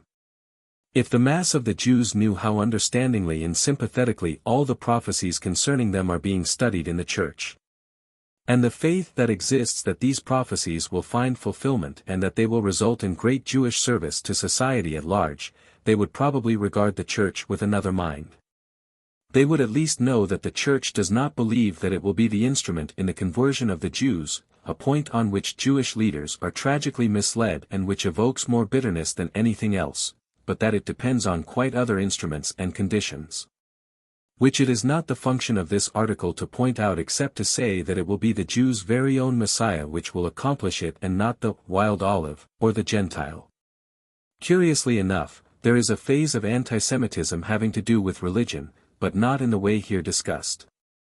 There are those, very few in number and of atheistical tendencies, who assert that all religion is a sham, being the invention of Jews for the purpose of enslaving the minds of the people of the world to an enervating superstition. This position, however, has had no effect on the main issue. It is a far extreme. 3. Now, which of these exhibitions of antisemitism will show itself in America? If certain tendencies continue, as they are certain to do, what form will the feeling toward the Jew take? Not that of mass violence, we may be sure. The only mass action visible now is that of the Jewish agencies themselves against any person or institution that dares bring the Jewish question to public attention. 1. Antisemitism will come to America because of the habit which emotions and ideas apparently have of making their way westward around the world. North of Palestine, where the Jews have been longest settled and where they are now in great numbers, antisemitism is acute and well-defined. Westward, in Germany, it is clearly defined but, until the seizure of German revolutionary agencies, was devoid of violence. Still farther westward, in Great Britain, it is defined, but because of the comparatively small number of Jews in the British Isles and their coalition with the ruling class, it is more a feeling than a movement. In the United States it is not so definite, but shows itself in a restlessness, a questioning, a sensible friction between the traditional tendency of the American to fair-mindedness and his respect for the cold facts. Because the question will assume more and more pressure in America, it behooves everyone of foresight to disregard the short-sighted protests of the Jews themselves and see to it that the question shall not present itself among us as it has done among other people, in its most distressing and confusing forms. It is a public duty to seize this problem at its beginning and train it up, so to speak. That is, so prepare for it that it may be handled here in a manner which will form a model for all other countries, which will indeed supply all other countries with the essential materials for a permanent solution. And this can be done only by exposing and recognizing and treating with the serum of publicity the conditions before which, heretofore, the nations have helplessly floundered because they lacked either the desire or the means to get at the great root of the difficulty. 2. Another cause of the question appearing here will be the great influx of Jews which is planned for America. There will probably be 1 million Jews enter the country this year, increasing our Jewish population to nearly 4,500,000. This does not mean merely an immigration of persons, but an immigration of ideas. No Jewish writer has ever told us, in systematic fashion, just what is the Jew's idea of non-Jews, how they regard the Gentiles in their private minds. But there are indications of it, although one would not attempt to reconstruct the Jewish attitude toward Gentiles. A Jew ought to do this for us, but he would probably be cast out by his own people if he discharged his task with rigorous jealousy for the exact fact. These people are coming here regarding the Gentile as an hereditary enemy, as perhaps they have good ground for doing, and so believing they are going to model their behavior in a manner that will show it. Nor will these Jews be so helpless as they appear. In stricken Poland, where the Jews are represented as having been stripped of everything during the war, there are hundreds daily appearing before the consulate to arrange their passage here. The fact is significant. In spite of their reputed suffering and poverty, they are able to travel a great distance and to insist on coming. No other people are financially able to travel in such numbers. But the Jews are. It will readily be seen that they are not objects of charity. They have been able to keep afloat in a storm that has wrecked the other people. They know it and they joy in it, as is natural. And they will bring here the same thoughts toward the majority which they have harbored in their present lands of domicile. They may hail America, they will have their own thoughts about the majority of the American people. They may be in the lists as Russians or Poles or what not, but they will be Jews with the full Jewish consciousness, and they will make themselves felt. All this is bound to have its effect. And it is not race prejudice to prepare for it, and to invite American Jews themselves to consider the fact and contribute to the solution of the problem which it presents. 3. Every idea which has ruled Europe has met with transformation when it was transplanted in America. It was so with the idea of liberty, the idea of government, the idea of war. It will be so with the idea of antisemitism. The whole problem will center here, and if we are wise and do not shirk it, it will find its solution here. A recent Jewish writer has said, Jewry today largely means American Jewry. All former Jewish centers were demolished during the war and were shifted to America. The problem will be ours, whether we choose it or not. And what course will it take? Much depends on what can be accomplished before it becomes very strong. It may be said, however, that the first element to appear will be a show of resentment against certain Jewish commercial successes, more particularly against the united action by which they are attained. Our people see the spectacle of a people in the midst of a people, in a sense which the Mormons never were, and they will not like it. The Mormons made an exodus, Israel is going back into Egypt to subjugate it. The second element which will undoubtedly appear is prejudice and its incitement. The majority may always be right, but they are not always initially reasonable.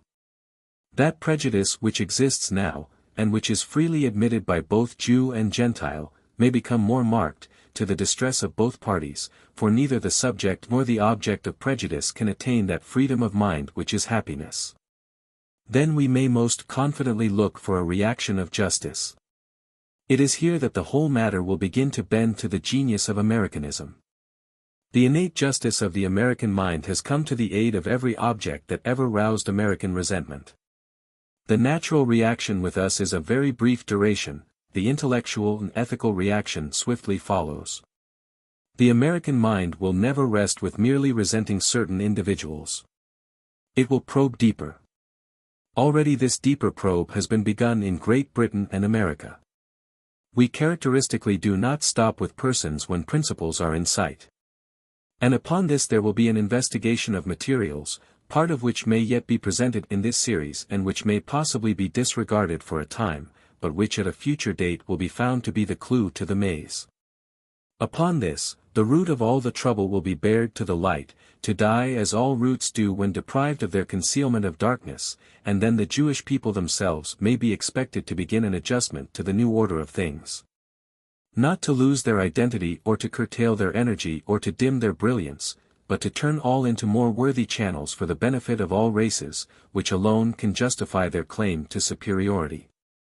A race that can achieve in the material realm what the Jews have achieved while asserting themselves to be spiritually superior, can achieve in a less sordid, a less society-defying realm also. The Jews will not be destroyed. Neither will they be permitted to maintain the yoke which they have been so skillful in fastening upon society.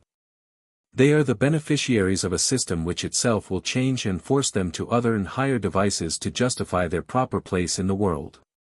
Issue of June 19, 1920. We must force the Gentile governments to adopt measures which will promote our broadly conceived plan already approaching its triumphal goal by bringing to bear the pressure of stimulated public opinion which has in reality been organized by us. With the help of the so-called great power of the press. With few exceptions, not worth considering, it has already fallen into our hands. The Seventh Protocol. 6. Jewish question breaks into the magazines. Once upon a time an American faculty member of an American university went to Russia on business. He was expert in a very important department of applied science and a keen observer. He entered Russia with the average American's feeling about the treatment which the government of that people accorded the Jew. He lived there 3 years, came home for a year, and went back again for a similar period, and upon his second return to America he thought it was time to give the American public accurate information about the Jewish question in Russia. He prepared a most careful article and sent it to the editor of a magazine of the first class in the eastern United States. The editor sent for him, spent most of 2 days with him, and was deeply impressed with all he learned, but he said he could not print the article. The same interest and examination occurred with several other magazine editors of the first rank. It was not because the professor could not write, these editors gladly bought anything he would write on other subjects. But it was impossible for him to get his article on the Jews accepted or printed in New York. The Jewish question, however, has at last broken into a New York magazine. Rather it is a fragment of a shell hurled from the Jewish camp at the Jewish question to demolish, if possible, the question and thus make good the assertion that there is no such thing. Incidentally it is the only kind of article on the Jewish question that the big magazines, whose mazes of financial controllers make most interesting rummaging, would care to print. Yet, the general public may learn much about the question even from the type of article whose purpose is to prove that the question doesn't exist. Mr. William Hard, in the Metropolitan for June, has done as well as could be expected, considering the use he was supposed to make of such material as he had at hand. And doubtless the telegraph and letter brigades, which keep watch over all printed references to the Jews, have duly congratulated the good editors of the Metropolitan for their assistance in soothing the public to further sleep. It is to be hoped, for the sake of the question, that Mr. Hard's effort will have a wide reading, for there is very much to be learned from it, much more than it was anybody's intention should be learned from it. It may be learned, first, that the Jewish question exists. Mr. Hard says it is discussed in the drawing rooms of London and Paris. Whether the mention of drawing rooms was a writer's device to intimate that the matter was unimportant and frivolous, or merely represented the extent of Mr. Hard's contact with the question is not clear. He adds, however, that a document relating to the question has traveled a good bit in certain official circles in Washington. He also mentions a cable dispatched to the New York World, concerning the same question, which that paper published. His article was probably published too early to note the review which the London Times made of the first document referred to. But he has told the reader who is looking for the objective facts in the article that there is a Jewish question. And that it does not exist among the riffraff either but principally in those circles where the evidence of Jewish power and control is most abundant. Moreover, the question is being discussed. Mr. Hard tells us that much. If he does not go further and tell us that it is being discussed with great seriousness in high places and among men of national and international importance, it is probably because of one of two things: either he does not know, or he does not consider it consonant with the purpose of the article to tell. However, Mr. Hard has already made it clear that there is a Jewish question, that it is being discussed by people who are best situated to observe the matter they are talking about. The reading of Mr. Hard's article makes it clear also that the question always comes to the fore on the note of conspiracy. Of course, Mr.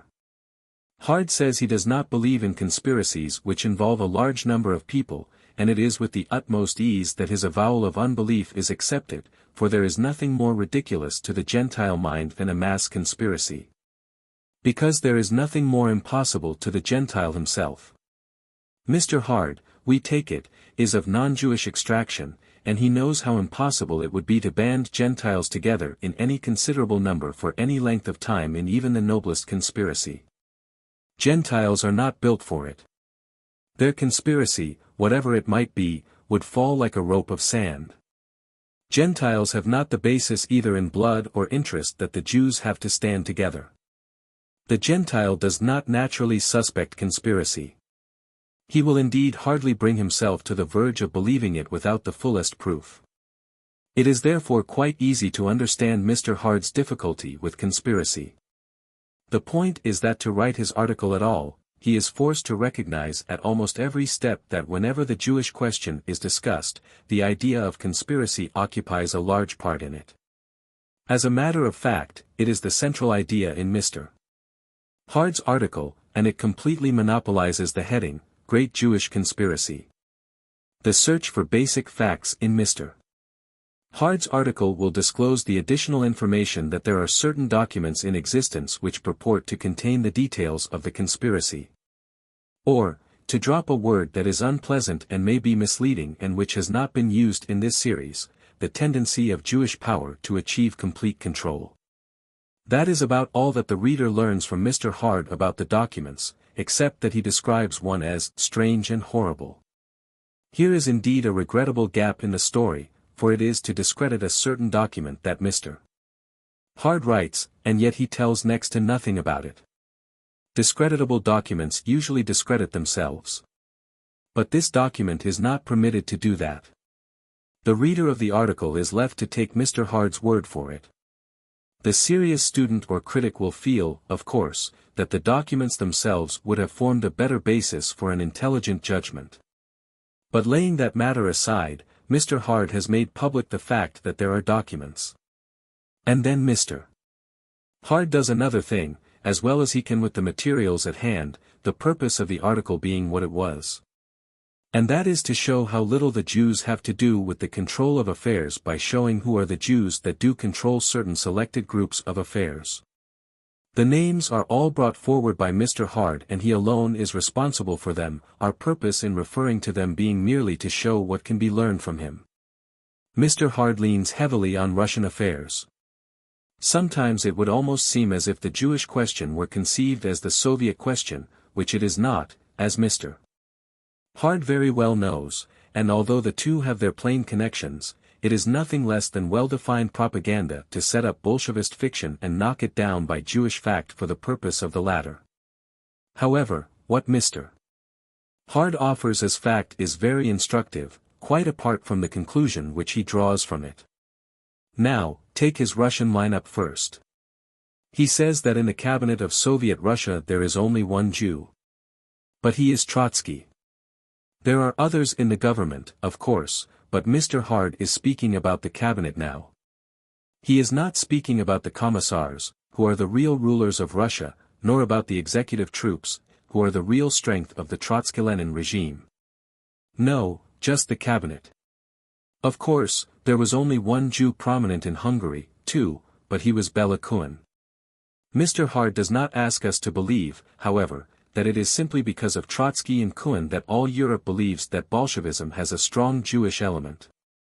Else the stupid credibility of the Gentiles would be more impossible of conception than the idea of a Jewish conspiracy is to Mr. Hard's mind. Why should it be easier to believe that Gentiles are dunces than that Jews are clever? However, it is not too much to say that Trotsky is way up at the top, sharing the utmost summit of Bolshevism with Lenin, and Trotsky is a Jew. Nobody ever denied that, not even Mr. Bronstein himself, the latter being Trotsky's St. Louis, USA. name. But then, says Mr. Hard, the Mensheviks are led by Jews, too. That is a fact worth putting down beside the others. Trotsky at the head of the Bolsheviks. At the head of the Mensheviks during their opposition of the Bolsheviks were Lieber, Martov and Dan, all Jews, says Mr. Hard. There is, however, a middle party between these extremes, the Cadets, which, Mr. Hard says, are, or were the strongest bourgeois political party in Russia. They now have their headquarters in Paris. Their chairman is Viennever, a Jew. There are the facts as stated by Mr. Hard. He says that Jews, whose names he gives, head the three great divisions of political opinion in Russia. And then he cries, look how the Jews are divided. How can there be conspiracy among people who thus fight themselves? But another, looking at the same situation may say, look how the Jews control every phase of political opinion in Russia. Doesn't there seem to be some ground for the feeling that they are desirous of ruling everywhere? The facts are there. What significance does it bring to the average mind that the three great parties of Russia are led by Jews? But that does not exhaust the information which the matter-of-fact reader may find in Mr. Hard's article. He turns to the United States and makes several interesting statements. There is Otto Kahn, he says. Well, sometimes Otto Kahn is there, and sometimes he is in Paris on important international matters. And sometimes he is in London advocating certain alliances between British and American capital which have to do in a large way with European political conditions. Mr. Kahn is rated as a conservative, and that may mean anything. A man is conservative or not according to the angle from which he is viewed. The most conservative men in America are really the most radical. Their motives and methods go to the very roots of certain matters, they are radicals in their own field. The men who controlled the last Republican convention, if not the last, the most recent, are styled conservatives by those whose vision is circumscribed by certain limited economic interests. But they are the most radical of radicals, they have passed the red stage and are white with it. If it were known what is in the back of Mr. Kahn's mind, if he should display a chart of what he is doing and aiming to do, the term which would then most aptly describe him might be quite different. Anyway, we have it from Mr. Hard, there is Mr. Kahn. On the other hand, says Mr. Hard, there is Rose Pastor Stokes. He adds the name of Morris Hillquit. They are, in Mr. Hard's classification, radicals. And to offset these names he adds the names of two Gentiles, Eugene V. Debs and Bill Haywood, and intimates that they are much more powerful leaders than the first two. Students of modern influences, of which Mr. Hard has long appeared as one, do not think so. Neither Debs nor Haywood ever generated in all their lives a fraction of the intellectual power which Mrs. Stokes and Mr. Hillquit have generated. Both Debs and Haywood live by the others. To every informed person, as to Mr. Hard in this article, come the Jewish names to mind when the social tendencies of the United States are passed under reflection. This is most instructive indeed, that in naming the leaders of so-called conservatism and radicalism, Mr. Hard is driven to use Jewish names. On his showing, the reader is entitled to say that Jews lead both divisions here in the United States. But Mr. Hard is not through. The man who does more than any other man, the man who does more than any regiment of other men, to keep American labor anti-radical is a Jew, Samuel Gompers. That is a fact which the reader will place in his list. American labor is led by a Jew. Well, then, the strongest anti-Gompers trade union in the country, the Amalgamated Clothing Workers, and very strong indeed, and very large, is led by a Jew, Sidney Hillman. It is the Russian situation over again. Both ends of the movements, and the movement which operate within the movement, are under the leadership of Jews.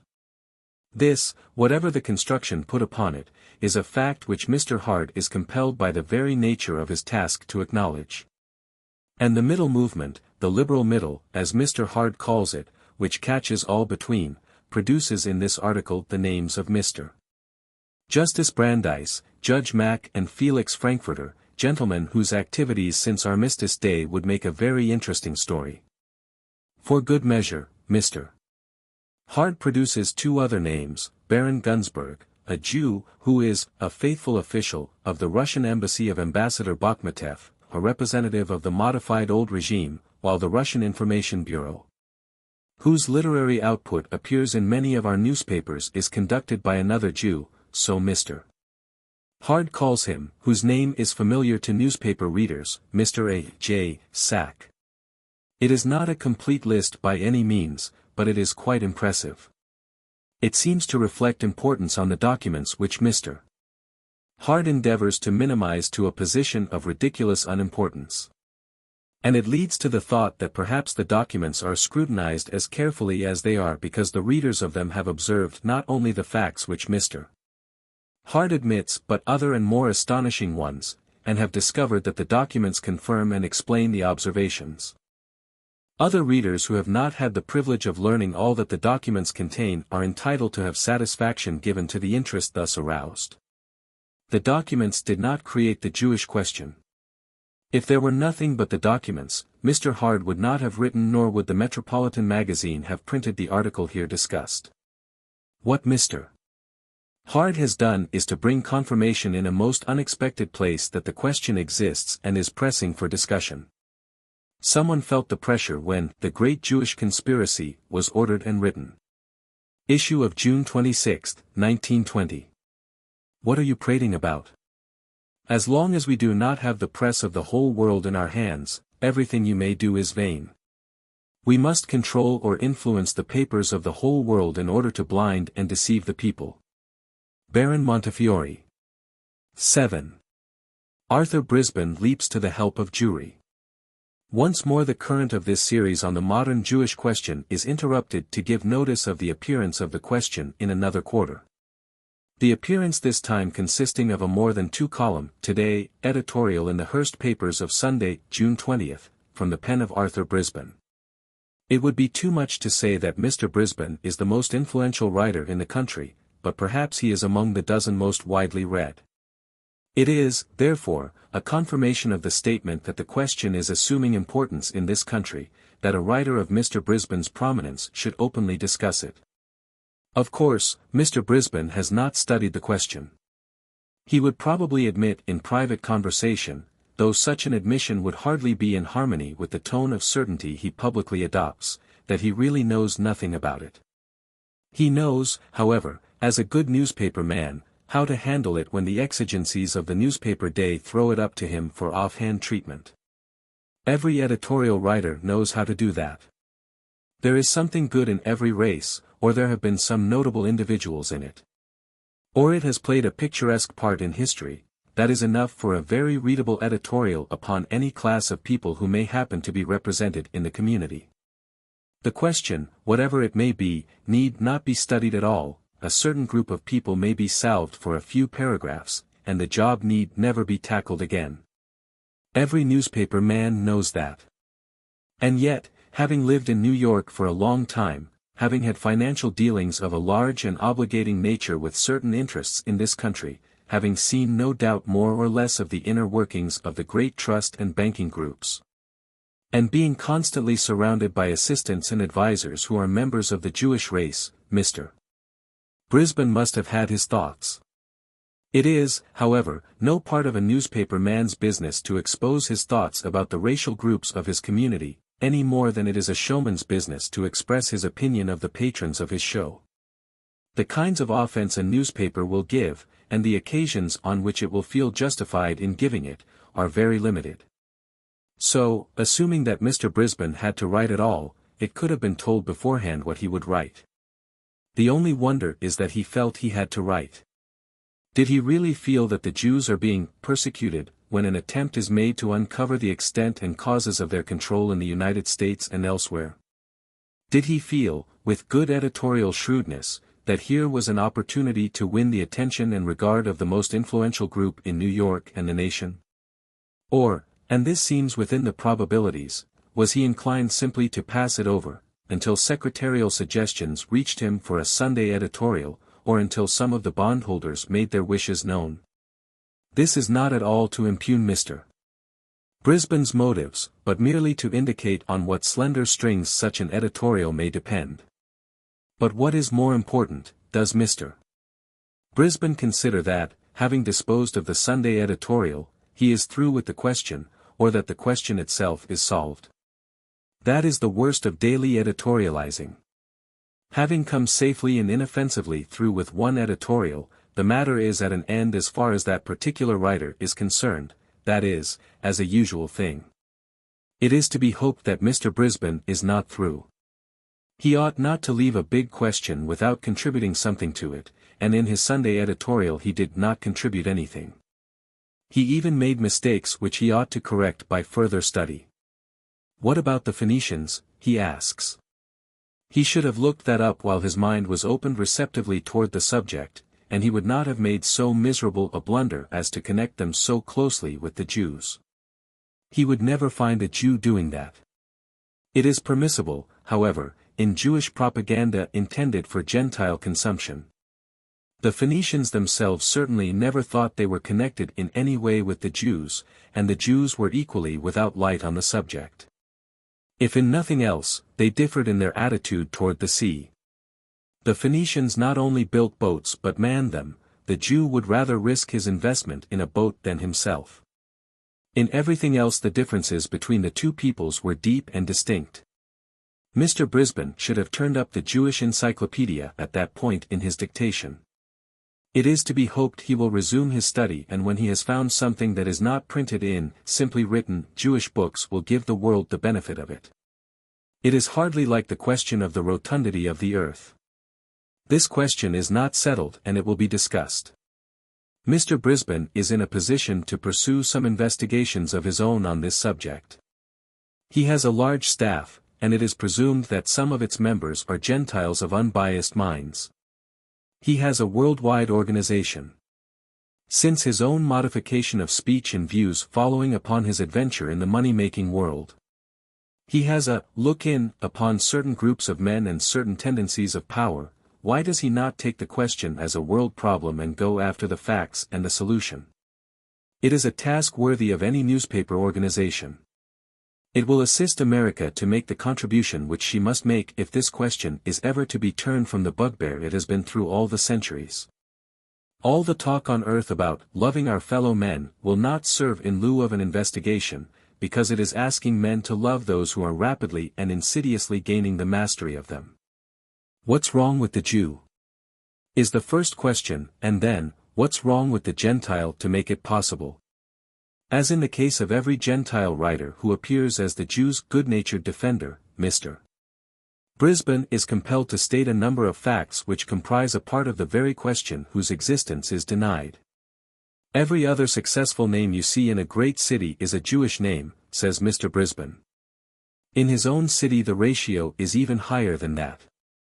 Jews numbering less than 1% of the Earth's population possess by conquest, enterprise, industry, and intelligence 50% of the world's commercial success, says Mr. Brisbane.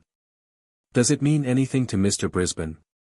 Has he ever thought how it will all turn out? Is he willing to absolve that success from every quality which humanity has a right to challenge? Is he entirely satisfied with the way that success is used where it is supreme? Would he be willing to undertake to prove that it is due to those commendable qualities he has named and nothing less commendable? Speaking of the Jew-financed Harriman Railroad campaign, is Mr. Brisbane ready to write his endorsement upon that? Did he ever hear of Jewish money backing railroads that were built for railroad purposes and nothing else? It would be very easy to suggest to Mr. Brisbane, as editor, a series of articles which would be most enlightening, both to himself and his readers, if he would only put unbiased men at work gathering the facts for them. One of the articles might be entitled "The Jews at the Peace Conference." His men should be instructed to learn who were the most prominent figures at the Peace Conference, who came and went most constantly and most busily. Who were given freest access to the most important persons and chambers, which race provided the bulk of the private secretaries to the important personages there. Which race provided most of the sentinels through whom engagements had to be made with men of note, which race went furthest in the endeavor to turn the whole proceeding into a festival rout by dances and lavish entertainment. Which civilians of prominence oftenest dined the leading conferees in private session. If Mr. Brisbane, with the genius for reporting which his organization deservedly has, will turn his men loose on that assignment, and then print what they bring him, he will have a story that will make a mark even in his remarkable career as an editor. He might even run a second story on the Peace Conference, entitled, "Which Program Won at the Peace Conference?" He might instruct his men to inquire as to the business which brought the Jews in such quality and quantity to Paris, and how it was put through. Particularly should they inquire whether any jot or tittle of the Jews' world program was refused or modified by the Peace Conference. It should also be carefully inquired whether, after getting what they went after, they did not ask for still more and get that, too, even though it constituted a discrimination against the rest of the world. Mr. Brisbane would doubtless be surprised to learn that of all the programs submitted to that conference, not excepting the great program on which humanity hung so many pathetic hopes, the only program to go through was the Jews' program. And yet he could learn just that if he inquired. The question is, having obtained that information, what would Mr. Brisbane do with it? There are any number of lines of investigation Mr. Brisbane might enter, and in any one of them his knowledge of his country and of its relation to this particular question would be greatly enlarged. Does Mr. Brisbane know who owns Alaska? He may have been under the impression, in common with the rest of us until we learned better, that it was owned by the United States. No, it is owned by the same people who are coming rapidly to own the United States. Is Mr. Brisbane, from the vantage point afforded by his position in national journalism, even dimly aware that there are elements in our industrial unrest which neither capital nor labor accurately define? Has he ever caught a glimpse of another power which is neither labor nor capital, in the productive sense, whose purpose and interest it is to keep labor and capital as far apart as possible, now by provoking labor, now by provoking capital? In his study of the industrial situation and its perfectly baffling mystery, Mr. Brisbane must have caught a flash of something behind the backmost scene. It would be good journalistic enterprise to find out what it is. Has Mr. Brisbane ever printed the name of the men who control the sugar supply of the United States? Does he know them? Would he like to know them? Has he ever looked into the woolen situation in this country, from the change of ownership in cotton lands, and the deliberate sabotage of cotton production by banking threats, right on through to the change in the price of cloth and clothing? And has he ever noted the names of the men he found on that piece of investigation? Would he like to know how it is done, and who does it? Mr. Brisbane could find all these things and give them to the public by using his efficient staff of investigators and writers on this question. Whether Mr. Brisbane would feel free to do this, he himself best knows. There may be reasons why he would not, private reasons, prudential reasons. However that may be, there are no reasons why he should not make a complete study of the question, a real study, not a superficial glance at it with an eye to its news value, and arrive at his own considered conclusion. There would be no intolerance about that. As it is now, Mr. Brisbane is not qualified to take a stand on either side of the question, he simply brushes it aside as troublesome, as the old planters used brush aside the anti-slavery moralists. And for that reason the recent defense of the Jew is not a defense at all. It is more like a bid for favor. Mr. Brisbane's chief aversion, apparently, is toward what he calls race prejudice and race hatred. Of course, if any man should fear that the study of an economic situation would plunge him into these serious aberrations of mind, he should be advised to avoid that line of study. There is something wrong either with the investigation or with the investigator when prejudice and hatred are the result. It is a mighty poor excuse, however, for an intelligent man to put forward either on his own behalf or on behalf of those whose minds he has had the privilege of molding over a course of years. Prejudice and hatred are the very conditions which a scientific study of the Jewish question will forestall and prevent. We prejudge what we do not know, and we hate what we do not understand. The study of the Jewish question will bring knowledge and insight, and not to the Gentile only, but also to the Jew. The Jew needs this as much, even more than the Gentile. For if the Jew can be made to see, understand, and deal with certain matters, then a large part of the question vanishes in the solution of ideal common sense. Awaking the Gentile to the facts about the Jew is only part of the work. Awaking the Jew to the facts about the question is an indispensable part. The big initial victory to be achieved is to transform Gentiles from being mere attackers and to transform Jews from being mere defenders, both of them special pleaders for partisan views, and to turn them both into investigators. The investigation will show both Gentile and Jew at fault, and the road will then be clear for wisdom to work out a result, if there should perchance be that much wisdom left in the race. There is a serious snare in all this plea for tolerance. Tolerance is first a tolerance of the truth. Tolerance is urged today for the sake of suppression. There can be no tolerance until there is first a full understanding of what is tolerated. Ignorance, suppression, silence, collusion, these are not tolerance. The Jew never has been really tolerated in the higher sense because he has never been understood. Mr. Brisbane does not assist the understanding of this people by reading a simply written book and flinging a few Jewish names about in a sea of type. He owes it to his own mind to get into the question, whether he makes newspaper use of his discoveries or not. As to the newspaper angle, it is impossible to report the world even superficially without coming everywhere against the fact of the Jews, and the press gets around that fact by referring to them as Russians, Letts, Germans, and Englishmen. This mask of names is one of the most confusing elements in the whole problem. Names that actually name, statements that actually define are needed for the clarification of the world's mind. Mr. Brisbane should study this question for the light such a study would throw on other matters with which he is concerned. It would be a help to that study if from time to time he would publish some of his findings, because such publication would put him in touch with a phase of Judaism which mere complimentary editorials could not. No doubt Mr. Brisbane has been deluged by communications which praise him for what he has written. The real eye-opener would come if he could get several bushels of the other kind. Nothing that has ever come to him could compare with what would come to him if he should publish even one of the facts he could discover by an independent investigation. Having written about the Jews, Mr. Brisbane will probably have a readier eye henceforth for other men's pronouncements on the same subject. In his casual reading he will find more references to the Jew than he has ever noticed before. Some of them will probably appear in isolated sentences and paragraphs of his own papers. Sooner or later, every competent investigator and every honest writer strikes a trail that leads toward Jewish power in the world. The Dearborn Independent is only doing with system and detail what other publications have done or are doing piecemeal.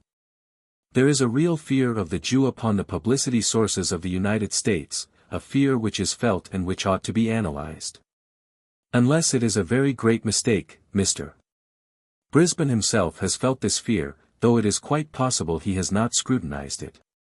It is not the fear of doing injustice to a race of people, all of us ought to have that honorable fear, it is the fear of doing anything at all with reference to them except unstintedly praising them. An independent investigation would convince Mr. Brisbane that a considerable modification of praise in favor of discriminate criticism is a course that is pressing upon American journalism. Issue of July 3, 1920. 8. Does a definite Jewish world program exist? In all the explanations of anti-Jewish feeling which modern Jewish spokesmen make, these three alleged causes are commonly given, these three and no more: religious prejudice, economic jealousy, social antipathy. Whether the Jew knows it or not, every Gentile knows that on his side of the Jewish question no religious prejudice exists. Economic jealousy may exist, at least to this extent, that his uniform success has exposed the Jew to much scrutiny.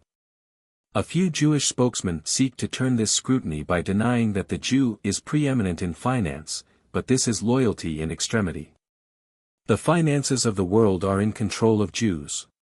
Their decisions and their devices are themselves our economic law. But because a people excels us in finance is no sufficient reason for calling them to the bar of public judgment. If they are more intellectually able, more persistently industrious than we are, if they are endowed with faculties which have been denied us as an inferior or slower race, that is no reason for our requiring them to give an account of themselves. Economic jealousy may explain some of the anti-Jewish feeling, it cannot account for the presence of the Jewish question except as the hidden causes of Jewish financial success may become a minor element of the larger problem. And as for social antipathy, there are many more undesirable Gentiles in the world than there are undesirable Jews, for the simple reason that there are more Gentiles. None of the Jewish spokesmen today mention the political cause, or if they come within suggestive distance of it, they limit and localize it. It is not a question of the patriotism of the Jew, though this too is very widely questioned in all the countries. You hear it in England, in France, in Germany, in Poland, in Russia, in Romania, and, with a shock, you hear it in the United States. Books have been written, reports published and scattered abroad, statistics skillfully set forth for the purpose of showing that the Jew does his part for the country in which he resides. And yet the fact remains that in spite of these most zealous and highly sponsored campaigns, the opposite assertion is stronger and lives longer. The Jews who did their duty in the armies of liberty, and did it doubtless from true-hearted love and allegiance, have not been able to overcome the impression made upon officers and men and civilians by those who did not. But that is not what is here meant as the political element in the Jewish question. To understand why the Jew should think less of the nationalities of the world than do those who comprise them is not difficult. The Jew's history is one of wandering among them all. Considering living individuals only, there is no race of people now upon the planet who have lived in so many places, among so many peoples as have the Jewish masses. They have a clearer world sense than any other people, because the world has been their path. And they think in world terms more than any nationally cloistered people could. The Jew can be absolved if he does not enter into national loyalties and prejudices with the same intensity as the natives. The Jew has been for centuries a cosmopolitan. While under a flag he may be correct in the conduct required of him as a citizen or resident, inevitably he has a view of flags which can hardly be shared by the man who has known but one flag. The political element inheres in the fact that the Jews form a nation in the midst of the nations. Some of their spokesmen, particularly in America, deny that, but the genius of the Jew himself has always put these spokesmen's seal to shame. And why this fact of nationhood should be so strenuously denied is not always clear.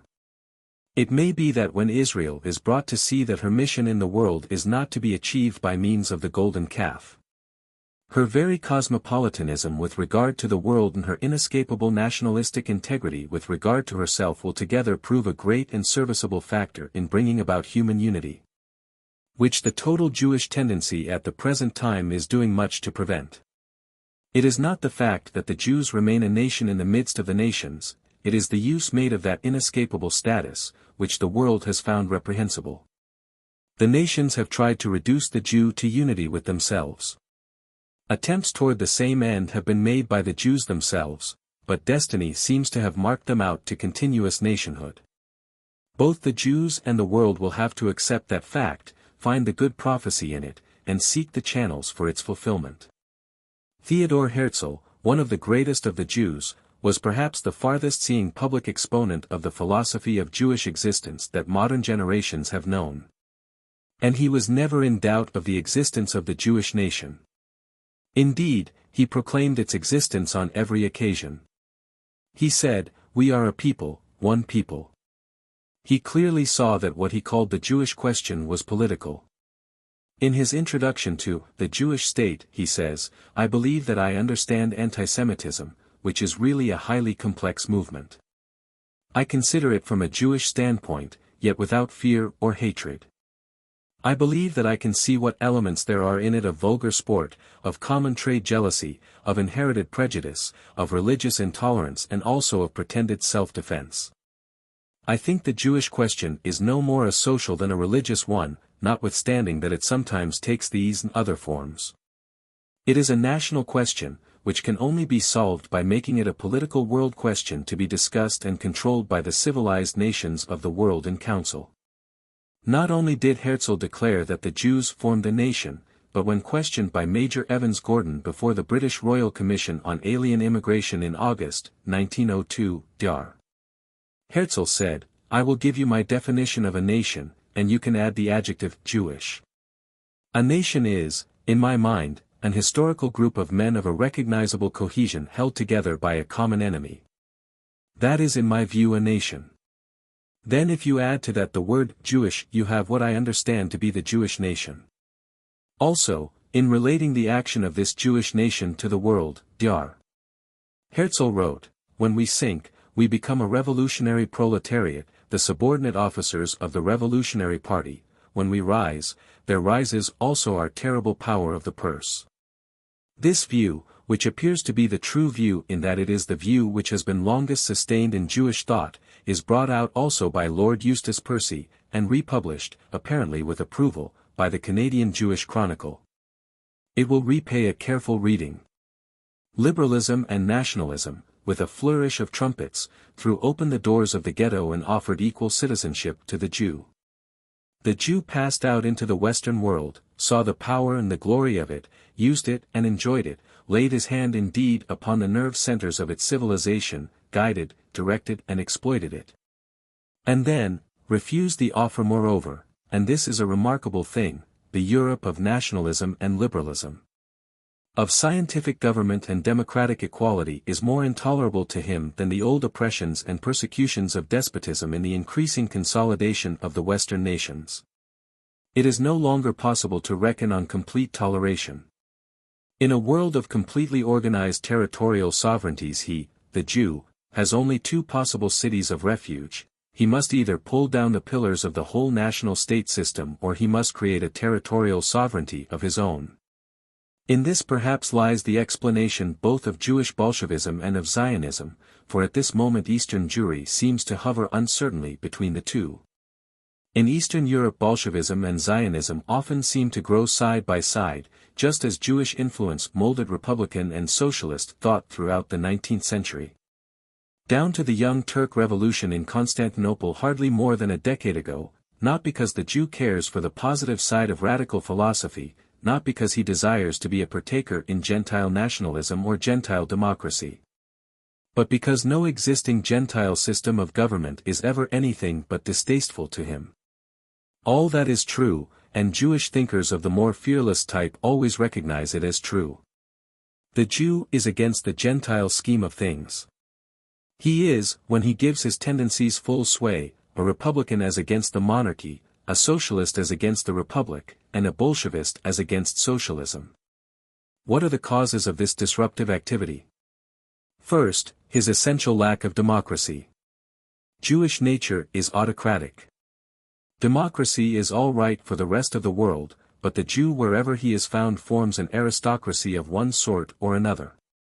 Democracy is merely a tool of a word which Jewish agitators use to raise themselves to the ordinary level in places where they are oppressed below it. But having reached the common level, they immediately make efforts for special privileges, as being entitled to them, a process of which the late peace conference will remain the most startling example. The Jews today are the only people whose special and extraordinary privileges are written into the world's treaty of peace. But more of that at another time. No one now pretends to deny, except a few spokesmen who really do not rule the thought of the Jews but are set forth for the sole benefit of influencing Gentile thought, that the socially and economically disruptive elements abroad in the world today are not only manned but also moneyed by Jewish interests. For a long time this fact was held in suspense owing to the vigorous denial of the Jews and the lack of information on the part of those agencies of publicity to which the public had looked for its information. But now the facts are coming forth. Herzl's words are being proved to be true: when we sink, we become a revolutionary proletariat, the subordinate officers of the Revolutionary Party, and these words were first published in English in 1896, or 24 years ago. Just now these tendencies are working in two directions, one for the tearing down of the Gentile states all over the world, and the other for the establishment of a Jewish state in Palestine. The latter project has the best wishes of the whole world, but it is far from having the best wishes of the whole, or even the larger part, of Jewry. The Zionist party makes a great deal of noise, but it is really an unrepresentative minority. It can scarcely be designated as more than an unusually ambitious colonization scheme. See note on page 95.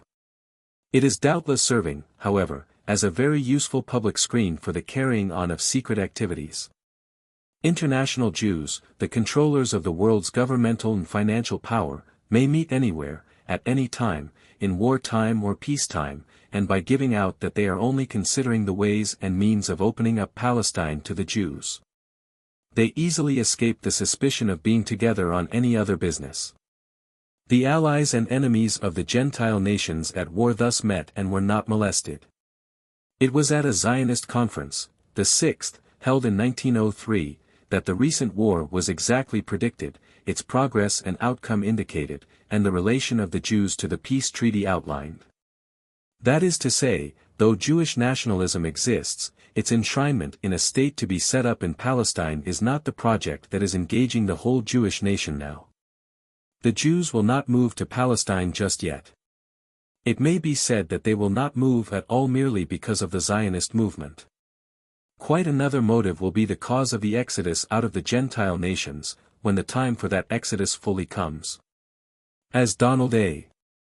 Cameron, late British Consul General at Alexandria, a man fully in sympathy with Zionism and much quoted in the Jewish press, says, the Jewish immigrants, into Palestine, will tire of taking in one another's washing at 3%. Of winning one another's money in the family, and their sons will hasten by train and steamer to win 10% in Egypt. The Jew by himself in Palestine will eat his head off. He will kick his stable to pieces. Undoubtedly the time for the exodus, at least the motive for the exodus, is not yet here. The political aspect of the Jewish question, which is now engaging at least three of the great nations, France, Great Britain and the United States, has to do with matters of the present organization of the Jewish nation. Must it wait until it reaches Palestine to have a state, or is it an organized state now? Does Jewry know what it is doing? Has it a foreign policy with regard to the Gentiles? Has it a department which is executing that foreign policy? Has this Jewish state, visible or invisible, if it exists, a head? Has it a council of state? And if any of these things is so, who is aware of it? The first impulsive answer of the Gentile mind would be, no, to all these questions. It is a Gentile habit to answer impulsively. Never having been trained in secrets or in visible unity, the Gentile immediately concludes that such things cannot be, if for no other reason than that they have not crossed his path and advertised themselves. The questions, however, answered thus, require some explanation of the circumstances which are visible to all men. If there is no deliberate combination of Jews in the world, then the control which they have achieved and the uniformity of the policies which they follow must be the simple result, not of deliberate decisions, but of a similar nature in all of them working out the same way. Thus, we might say that as a love for adventure on the water drove the Britisher forth, so it made him the world's greatest colonist. Not that he deliberately sat down with himself and in formal manner resolved that he would become a colonizer, but the natural outworking of his genius resulted that way. But would this be a sufficient account of the British Empire? Doubtless the Jews have the genius to do, wherever they go, the things in which we see them excel. But does this account for the relations which exist between the Jews of every country, for their world councils, for their amazing foreknowledge of stupendous events which break with shattering surprise on the rest of the world? For the smoothness and preparedness with which they appear, at a given time in Paris, with a world program on which they all agree? The world has long suspected, at first only a few, then the secret departments of the governments, next the intellectuals among the people. Now more and more the common people themselves, that not only are the Jews a nation distinct from all the other nations and mysteriously unable to sink their nationality by any means they or the world may adopt to this end, but that they also constitute a state. That they are nationally conscious, not only, but consciously united for a common defense and for a common purpose. Revert to Theodor Herzl's definition of the Jewish nation, as held together by a common enemy, and then reflect that this common enemy is the Gentile world. Does this people which knows itself to be a nation remain loosely unorganized in the face of that fact? It would hardly be like Jewish astuteness in other fields. When you see how closely the Jews are united by various organizations in the United States, and when you see how with practiced hand they bring those organizations to bear as if with tried confidence in their pressure, it is at least not inconceivable that what can be done within a country can be done, or has been done, between all the countries where the Jews live.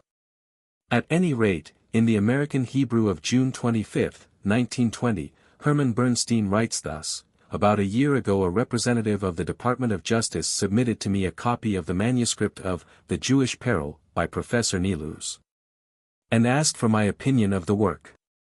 He said that the manuscript was a translation of a Russian book published in 1905 which was later suppressed. The manuscript was supposed to contain protocols of the wise men of Zion and was supposed to have been read by Dr. Herzl at a secret conference of the Zionist Congress at Ball. He expressed the opinion that the work was probably that of Dr. Theodor Herzl. He said that some American senators who had seen the manuscript were amazed to find that so many years ago a scheme had been elaborated by the Jews which is now being carried out, and that Bolshevism had been planned years ago by Jews who sought to destroy the world. This quotation is made merely to put on record the fact that it was a representative of the Department of Justice of the United States government, who introduced this document to Mr. Bernstein, and expressed a certain opinion upon it, namely, that the work was probably that of Theodor Herzl. Also that, some American senators, were amazed to note the comparison between what a publication of the year 1905 proposed and what the year 1920 revealed. The incident is all the more preoccupying because it occurred by action of the representative of a government who today is very largely in the hands of, or under the influence of, Jewish interests. It is more than probable that as soon as the activity became known, the investigator was stopped. But it is equally probable that whatever orders may have been given and apparently obeyed, the investigation may not have stopped. The United States government was a little late in the matter, however. At least 4 other world powers had preceded it, some by many years. A copy of the protocols was deposited in the British Museum and bears on it the stamp of that institution, August 10, 1906. The notes themselves probably date from 1896, or the year of the utterances previously quoted from Dr. Herzl. The first Zionist Congress convened in 1897. The document was published in England recently under auspices that challenged attention for it, in spite of the unfortunate title under which it appeared. Eyre and Spottiswoode are the appointed printers to the British government, and it was they who brought out the pamphlet.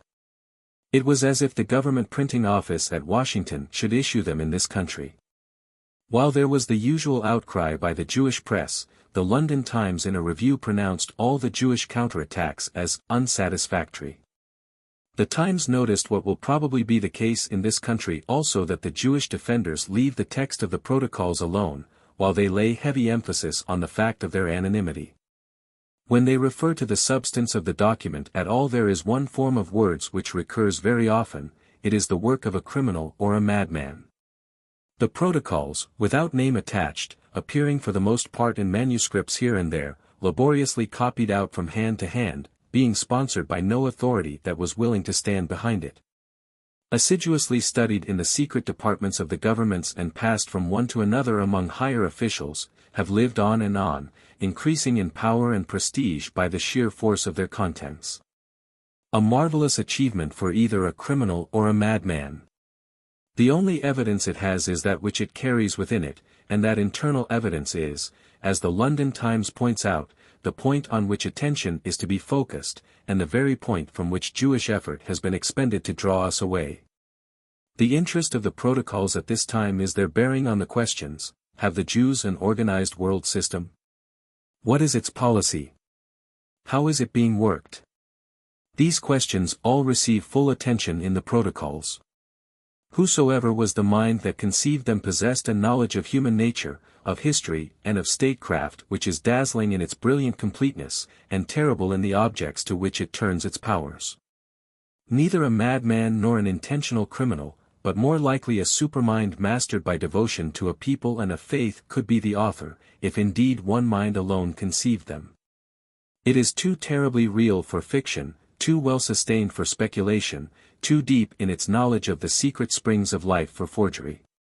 Jewish attacks upon it thus far make much of the fact that it came out of Russia. That is hardly true. It came by way of Russia.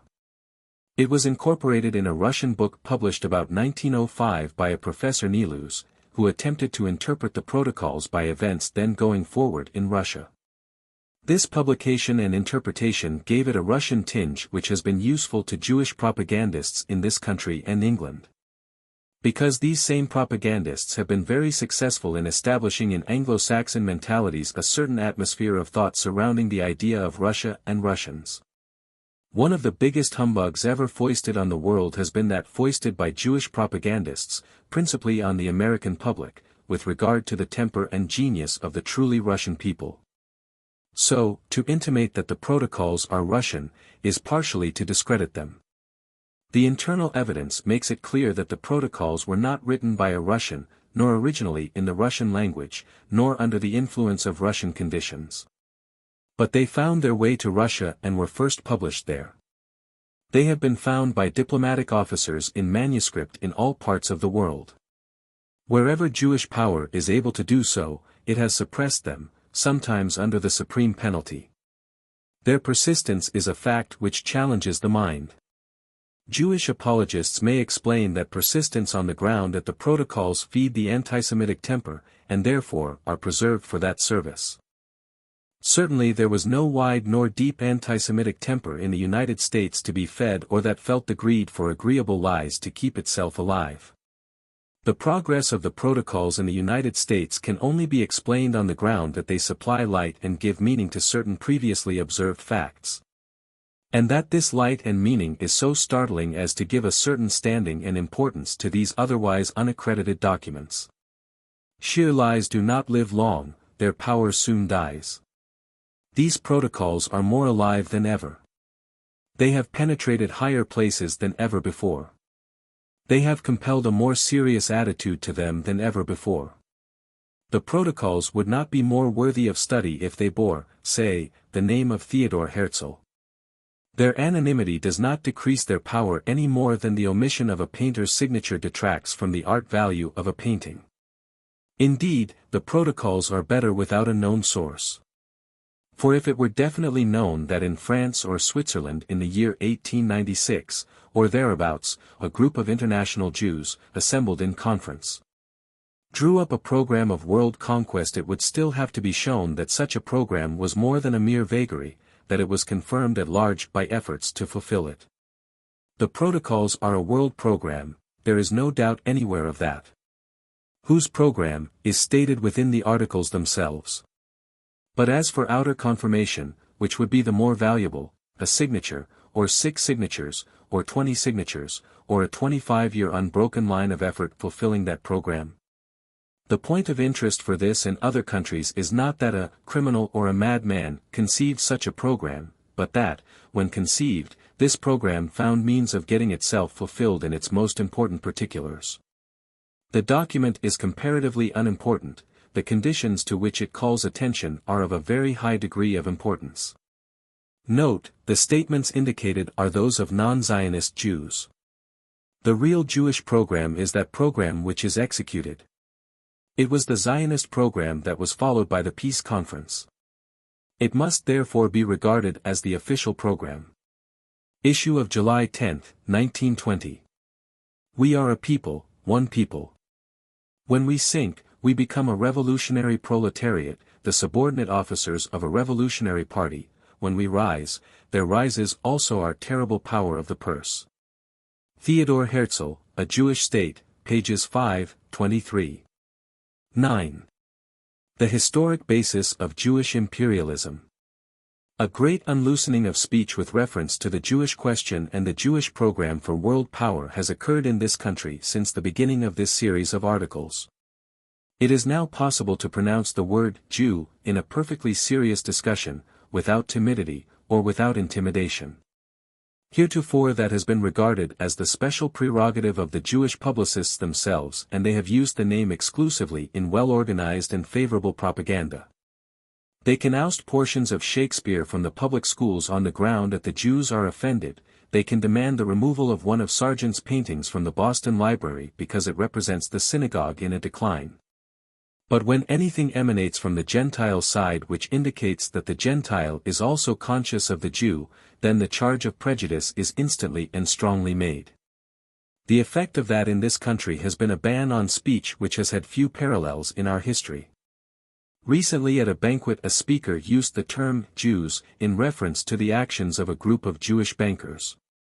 A Jewish guest leaped to his feet demanding to know if the speaker considered it American to single out a race that way.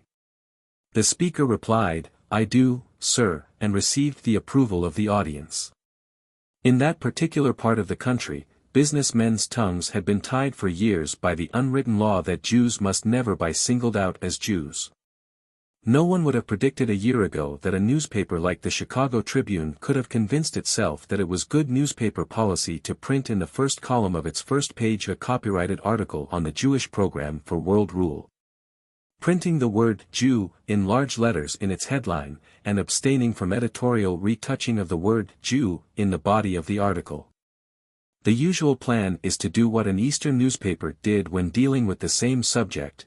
Wherever the term international Jew occurred in the article which it printed, it was retouched to financiers. The Chicago Tribune, however, on Saturday, June 19, 1920, printed in the first column of the first page a cable dispatch from John Clayton, its special correspondent, under the heading, "Trotsky leads Jew radicals to world rule. Bolshevism only a tool for his scheme." The first paragraph reads as follows. For the last 2 years Army intelligence officers, members of the various secret service organizations of the Entente, have been bringing in reports of a world revolutionary movement other than Bolshevism. At first these reports confused the two, but latterly the lines they have taken have begun to be more and more clear.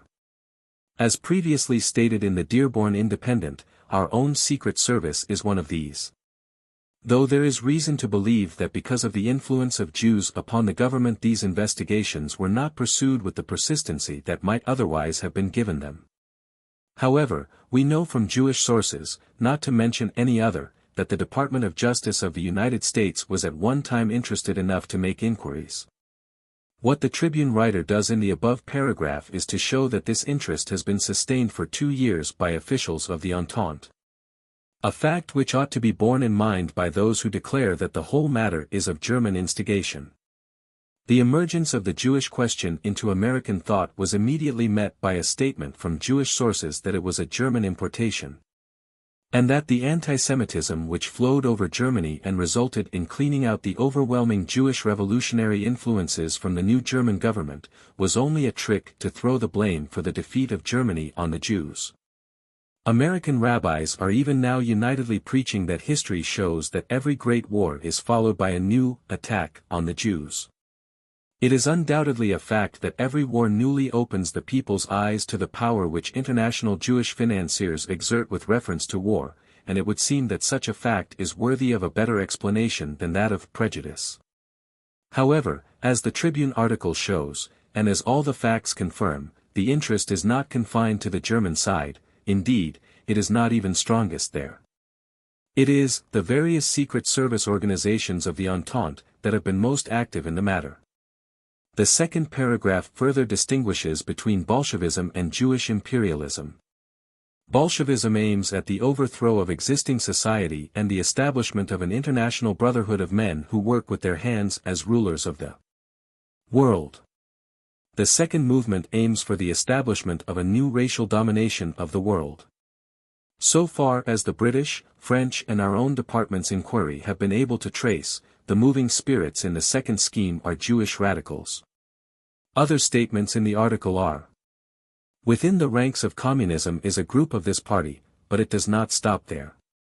To its leaders, communism is only an incident. This will recall the statement of Lord Eustace Percy, quoted last week from the Canadian Jewish Chronicle, not because the Jew cares for the positive side of radical philosophy. Not because he desires to be a partaker in Gentile nationalism or Gentile democracy, but because no existing Gentile system of government is anything but distasteful to him. They are ready to use the Islamic revolt, hatred by the Central Empires for England, Japan's designs on India, and commercial rivalry between America and Japan. As any movement of world revolution must be, this is primarily anti-Anglo-Saxon. The organization of the world Jewish radical movement has been perfected in almost every land. The aims of the Jewish Radical Party have nothing of altruism behind them beyond liberation of their own race. It will be conceded that these are rather startling statements. If they were found in a propagandist publication of no responsibility, the average reader might pass them by as preposterous, so little does the average reader know of the secret influences which shape his life and frame his problems. But appearing in a great newspaper, they must receive a different evaluation. Nor did the Tribune stop at the news article. On June 21, 1920, an editorial appeared entitled World Mischief. The editorial is evidently an effort to prevent possible misunderstanding of what the news article was driving at. The Jewish phase of the movement, he asserts, aims at a new racial domination of the world. The Tribune also says that while it is perhaps natural for the Jews of other countries to be engaged in this world mischief, the Jews of England and the United States are loyal nationalists and conservative upholders of the national traditions. It were well if this were true. Perhaps it is true of tens of thousands of Jews as individuals. It certainly is not true of those internationalists who pull the strings of all the governments and who during the last 6 tragic years have been meddling with world affairs in a way which must soon be plainly told. The unfortunate circumstance is that all the American and English Jews must for a time feel a distress which no one desires them to feel, which everyone would do much to save them from. But which seems inevitable until the whole story is told and until the mass of the Jews themselves cut off from their name and support some who now receive their deepest homage.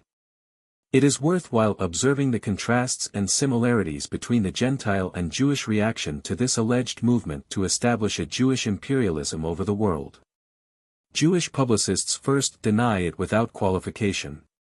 It is all false, all a lie, all hatched up by enemies of the Jews in order to stir up hatred and murder. As the evidence accumulates, the Jewish tone changes. Well, suppose it is true, the publicists say.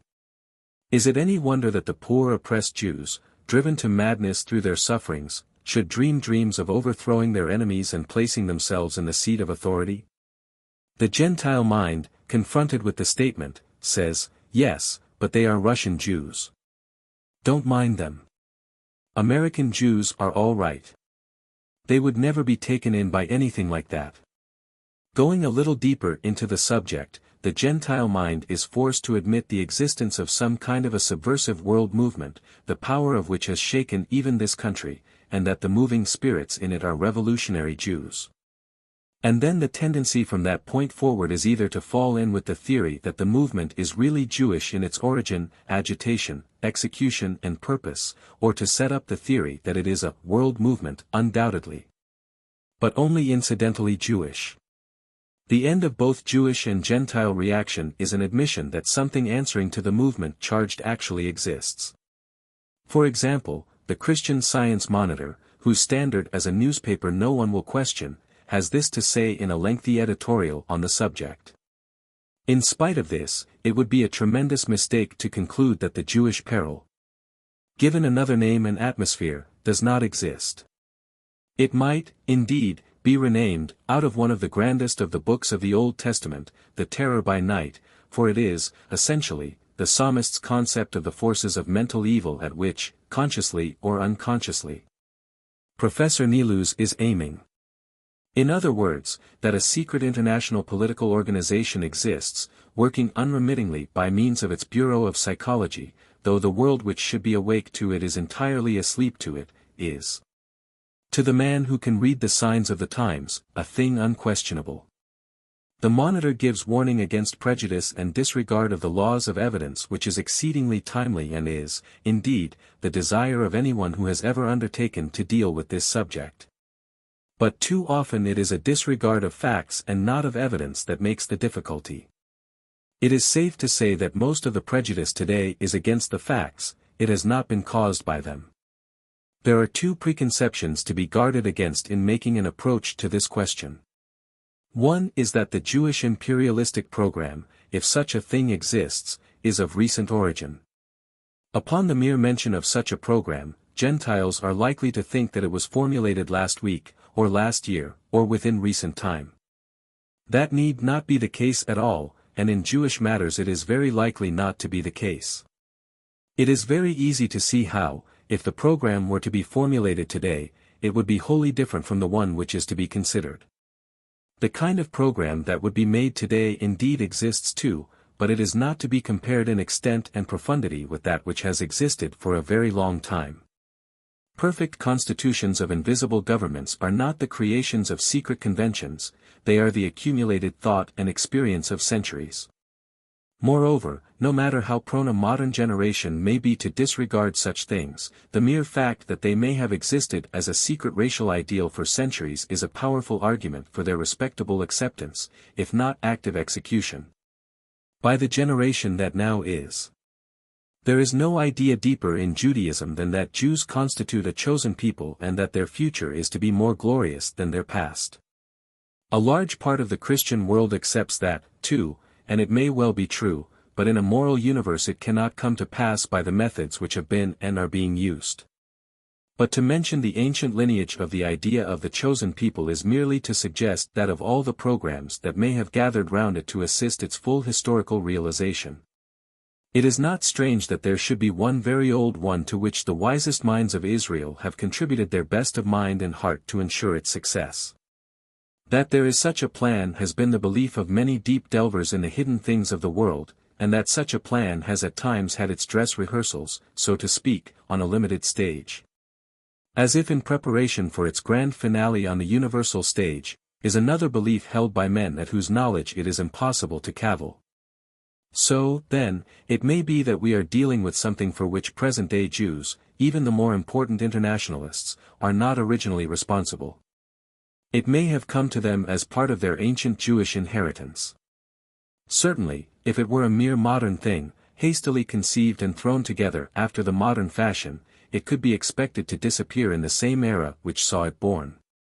Another preconception to be guarded against is that every Jew one meets has secret knowledge of this program. That is not the case. With the general idea of the ultimate triumph of Israel, every Jew who has retained contact with his people is familiar, but with the special plans which for centuries have existed in formulated form for the attainment of that triumph. The average Jew is no more familiar than anyone else, no more so than was the average German with the secret plans of the Pan-Germanic Party whose ideas started and guided the recent war. The average Jew enters into the plans of the secret group just to this extent, except in specially selected cases. It is perfectly understood that the consummation of the Jewish triumph will not be distasteful to any Jew. And if the methods to be used toward the end are a bit violent, every Jew can be depended upon to see in that violence a very insufficient retribution visited upon the Gentile world for the sufferings which it has caused the sons of Judah throughout the centuries. Still, with even these preconceptions guarded against, there is no escape from the conclusion that if such a program of Jewish world imperialism exists today, it must exist with the cognizance and active support of certain individuals. And that these groups of individuals must have somewhere an official head.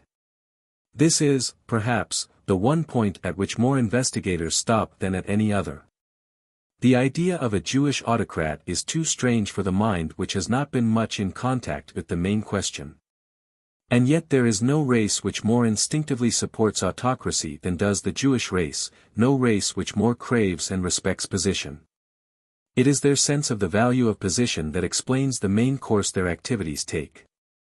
The Jew is primarily a money-maker for the reason that up to this time money is the only means he knows by which to gain position. The Jews who have gained position for any other reason are comparatively few. This is not a Gentile jibe. It is the position of a famous Anglo-Jewish physician, Dr. Barnard Vaughan Oven, who wrote, "All other means of distinction are denied him, he must rise by wealth, or not at all." And if, as he well knows, to ensure wealth will be to ensure rank, respect and attention in society, does the blame rest with him who endeavors to acquire wealth for the distinction which it will purchase? Or with that society which so readily bows down to the shrine of Mammon? The Jew is not averse to kings, only to the state of things which prevents a Jewish king. The future autocrat of the world is to be a Jewish king, sitting upon the throne of David, so ancient prophecies and the documents of the imperialistic program agree. Is such a king in the world now? If not, the men who could choose a king are in the world. There has been no king of the Jews since before the Christian era, but until about the 11th century there were princes of the exile, those who represented the headship of the Jews who were dispersed through the nations. They were and still are called exilarchs, or princes of the exile. They were attended by the wise men of Israel, they held court, they gave the law to their people. They lived abroad wherever their circumstances or convenience dictated, in Christian or Mohammedan countries. Whether the office was discontinued with the last publicly known exilarch or merely disappeared from the surface of history, whether today it is entirely abandoned or exists in another form, are questions which must wait. That there are offices of world jurisdiction held by Jews is well known. That there are world organizations of Jews, organizations, that is, within the very strong solidarity of the Jewish nation itself, is well known. That there is world unity on certain Jewish activities, defensive and offensive, is well known. There is nothing in the condition or thought of the Jews which would render the existence today of an exilarch distasteful to them. Indeed, the thought would be very comfortable. The Jewish Encyclopedia remarks, curiously enough, the exilarchs are still mentioned in the Sabbath services of the Ashkenazim ritual. The Jews of the Sephardic ritual have not preserved this anachronism. Nor was it retained in most of the Reform synagogues of the 19th century. Is there, then, a Jewish Sanhedrin? A governing or counseling body of Jews who take oversight of the affairs of their people throughout the world. The Jewish Sanhedrin was a most interesting institution. Its origin and method of constitution are obscure. It consisted of 71 members, with the president, and performed the functions of a political senate. There is nothing to show whence the Sanhedrin derived its authority. It was not an elective body. It was not democratic. It was not representative. It was not responsible to the people. In these qualities, it was typically Jewish. The Sanhedrin was chosen by the prince or priest, not with the purpose of safeguarding the people's interest, but to assist the ruler in the work of administration. It was thus assembled by call, or it was self-perpetuating, calling its own members. The arrangement seems to have been that well-known device by which an aristocracy can maintain itself in power whatever the political construction of the nation may be. The Jewish Encyclopedia says, the Sanhedrin, which was entirely aristocratic in character, probably assumed its own authority, since it was composed of members of the most influential families of the nobility and priesthood. This body was flanked by a similar body, which governed the religious interests of the nation, the members being drawn apparently from classes nearer the common people. The Sanhedrin exercised authority not only over the Jews of Palestine, but wherever they were scattered throughout the world.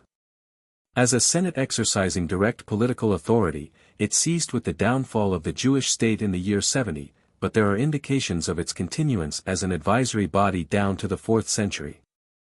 In 1806, in order to satisfy the mind of Napoleon upon some questions which had arisen concerning the Jews, an assembly of notables was called, whose membership consisted of prominent Jews of France. They, in turn, to bring the sanction of all Jewry to the answers which they should give Napoleon, convoked the Sanhedrin. The Sanhedrin assembled in Paris on February 9, 1807. It followed the prescribed ancient forms. It was comprised of Jews from all parts of Europe. It was assembled to put the whole authority of Jewry behind any compact the French Jews may have been able to make with Napoleon. In putting forth its decisions, this Sanhedrin of 1807 declared that it was in all respects like the ancient Sanhedrin, a legal assembly vested with power of passing ordinances in order to promote the welfare of Israel. The significance of these facts is this: whatever the leaders of the Jews may do today in the way of maintaining the policy and constitution of Israel, would not constitute a new departure. It would not signify a new attitude. It would not be evidence of a new plan.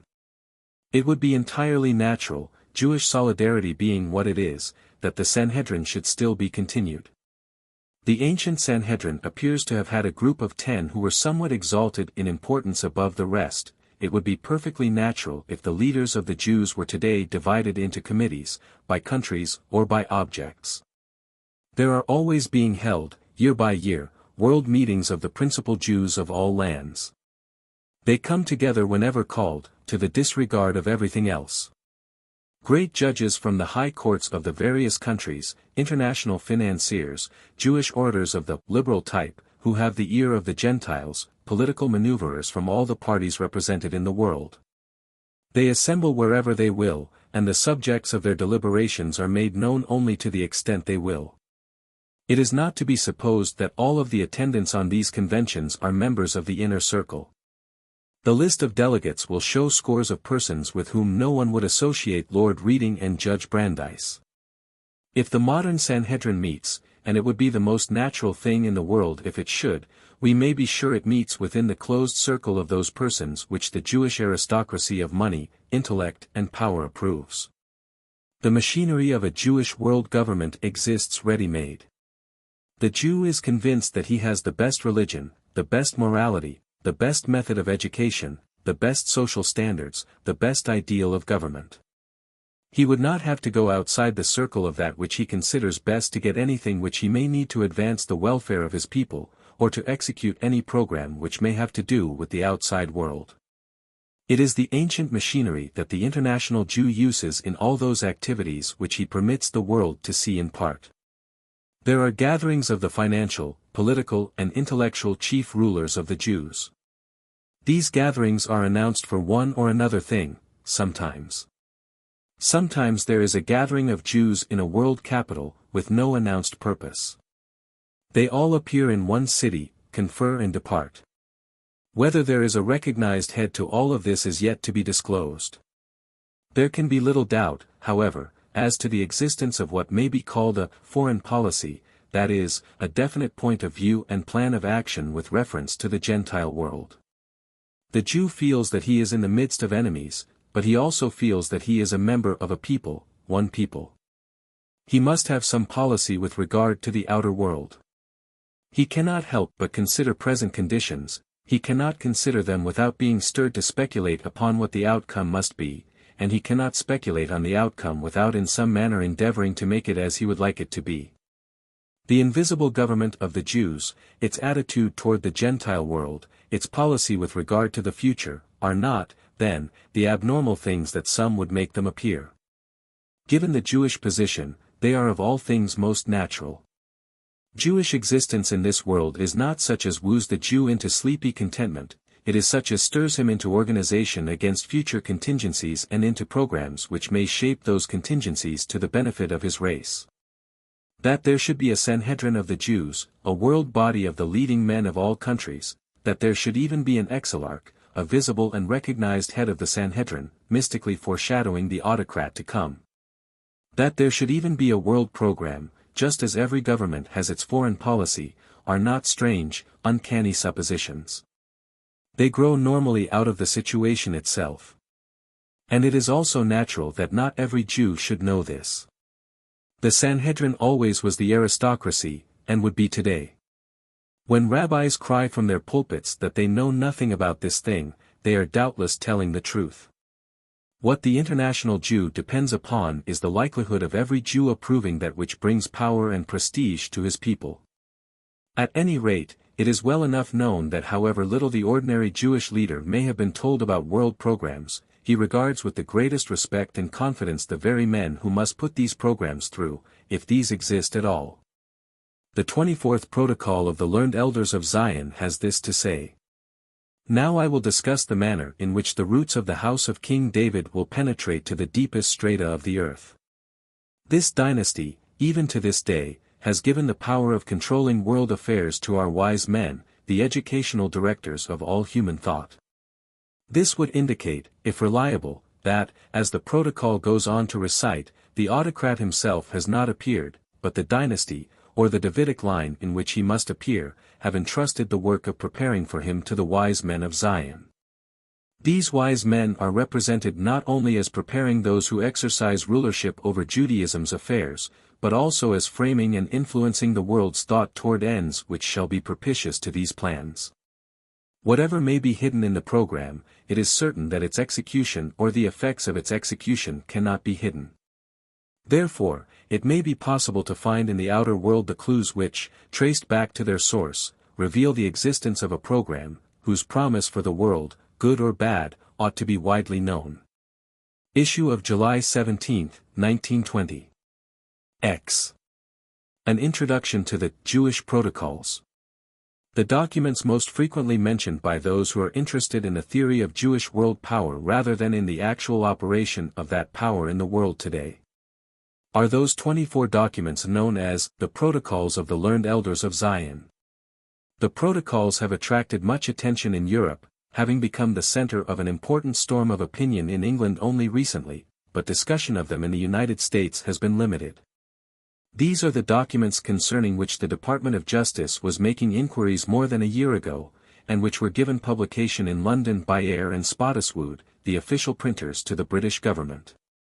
Who it was that first entitled these documents with the name of the Elders of Zion is not known. It would be possible without serious mutilation of the documents to remove all hint of Jewish authorship, and yet retain all the main points of the most comprehensive program for world subjugation that has ever come to public knowledge. Yet it must be said that thus to eliminate all hint of Jewish authorship would be to bring out a number of contradictions which do not exist in the protocols in their present form. The purpose of the plan revealed in the protocols is to undermine all authority in order that a new authority in the form of autocracy may be set up. Such a plan could not emanate from a ruling class which already possessed authority, although it might emanate from anarchists. But anarchists do not avow autocracy as the ultimate condition they seek. The authors might be conceived as a company of French subversives such as existed at the time of the French Revolution and had the infamous Duc d'Orléans as their leader.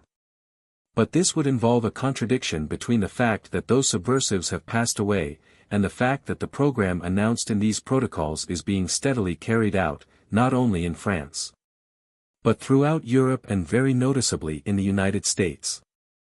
In their present form, which bears evidence of being their original form, there is no contradiction. The allegation of Jewish authorship seems essential to the consistency of the plan. If these documents were the forgeries which Jewish apologists claim them to be, the forgers would probably have taken pains to make Jewish authorship so clear that their anti-Semitic purpose could easily have been detected. But only twice is the term Jew used in them. After one has read much further than the average reader usually cares to go into such matters, one comes upon the plans for the establishment of the world autocrat, and only then it is made clear of what lineage he is to be. But all through the documents there is left no doubt as to the people against whom the plan is aimed. It is not aimed against aristocracy as such. It is not aimed against capital as such. It is not aimed against government as such. Very definite provisions are made for the enlistment of aristocracy, capital and government for the execution of the plan. It is aimed against the people of the world who are called Gentiles. It is the frequent mention of Gentiles that really decides the purpose of the documents.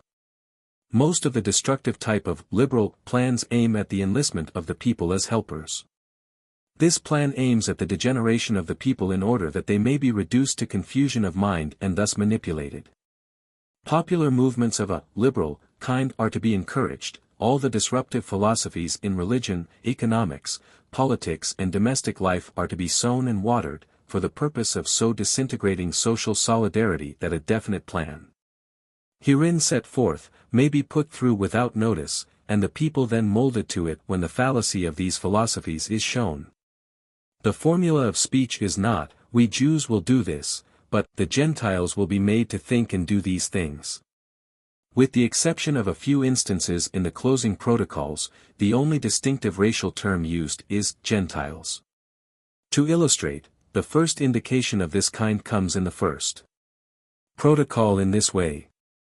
The great qualities of the people, honesty and frankness, are essentially vices in politics. Because they dethrone more surely and more certainly than does the strongest enemy. These qualities are attributes of Gentile rule, we certainly must not be guided by them. And again, on the ruins of the hereditary aristocracy of the Gentiles we have set up the aristocracy of our educated class, and over all the aristocracy of money. We have established the basis of this new aristocracy on the basis of riches, which we control, and on the science guided by our wise men. Again, we will force up wages, which however will be of no benefit to workers, for we at the same time will cause a rise in the prices of prime necessities, pretending that this is due to the decline of agriculture and of cattle raising. We will also artfully and deeply undermine the sources of production by instilling in the workmen ideas of anarchy and encourage them in the use of alcohol. At the same time taking measures to drive all the intellectual forces of the Gentiles from the land. A forger with anti-Semitic malice might have written this any time within the last 5 years, but these words were in print at least 14 years ago according to British evidence, a copy having been in the British Museum since 1906. And they were circulated in Russia a number of years prior. The above point continues, that the true situation shall not be noticed by the Gentiles prematurely, we will mask it by a pretended effort to serve the working classes and promote great economic principles, for which an active propaganda will be carried on through our economic theories. These quotations will illustrate the style of the protocols in making reference to the parties involved. It is, we, for the writers, and Gentiles, for those who are being written about. This is brought out very clearly in the 14th protocol. In this divergence between Gentiles and ourselves in ability to think and reason is to be seen clearly the seal of our election as the chosen people, as higher human beings. In contrast with the Gentiles who have merely instinctive and animal minds. They observe, but they do not foresee, and they invent nothing, except perhaps material things. It is clear from this that nature herself predestined us to rule and guide the world. This, of course, has been the Jewish method of dividing humanity from the earliest times. The world was only Jew and Gentile, all that was not Jew was Gentile.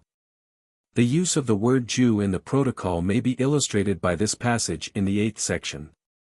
For the time being, until it will be safe to give responsible government positions to our brother Jews, we shall entrust them to people whose past and whose characters are such that there is an abyss between them and the people. This is the practice known as using Gentile fronts, which is extensively practiced in the financial world today in order to cover up the evidences of Jewish control. How much progress has been made since these words were written is indicated by the occurrence at the San Francisco Convention when the name of Judge Brandeis was proposed for president. It is reasonably to be expected that the public mind will be made more and more familiar with the idea of Jewish occupancy, which will be really a short step from the present degree of influence which the Jews exercise, of the highest office in the government.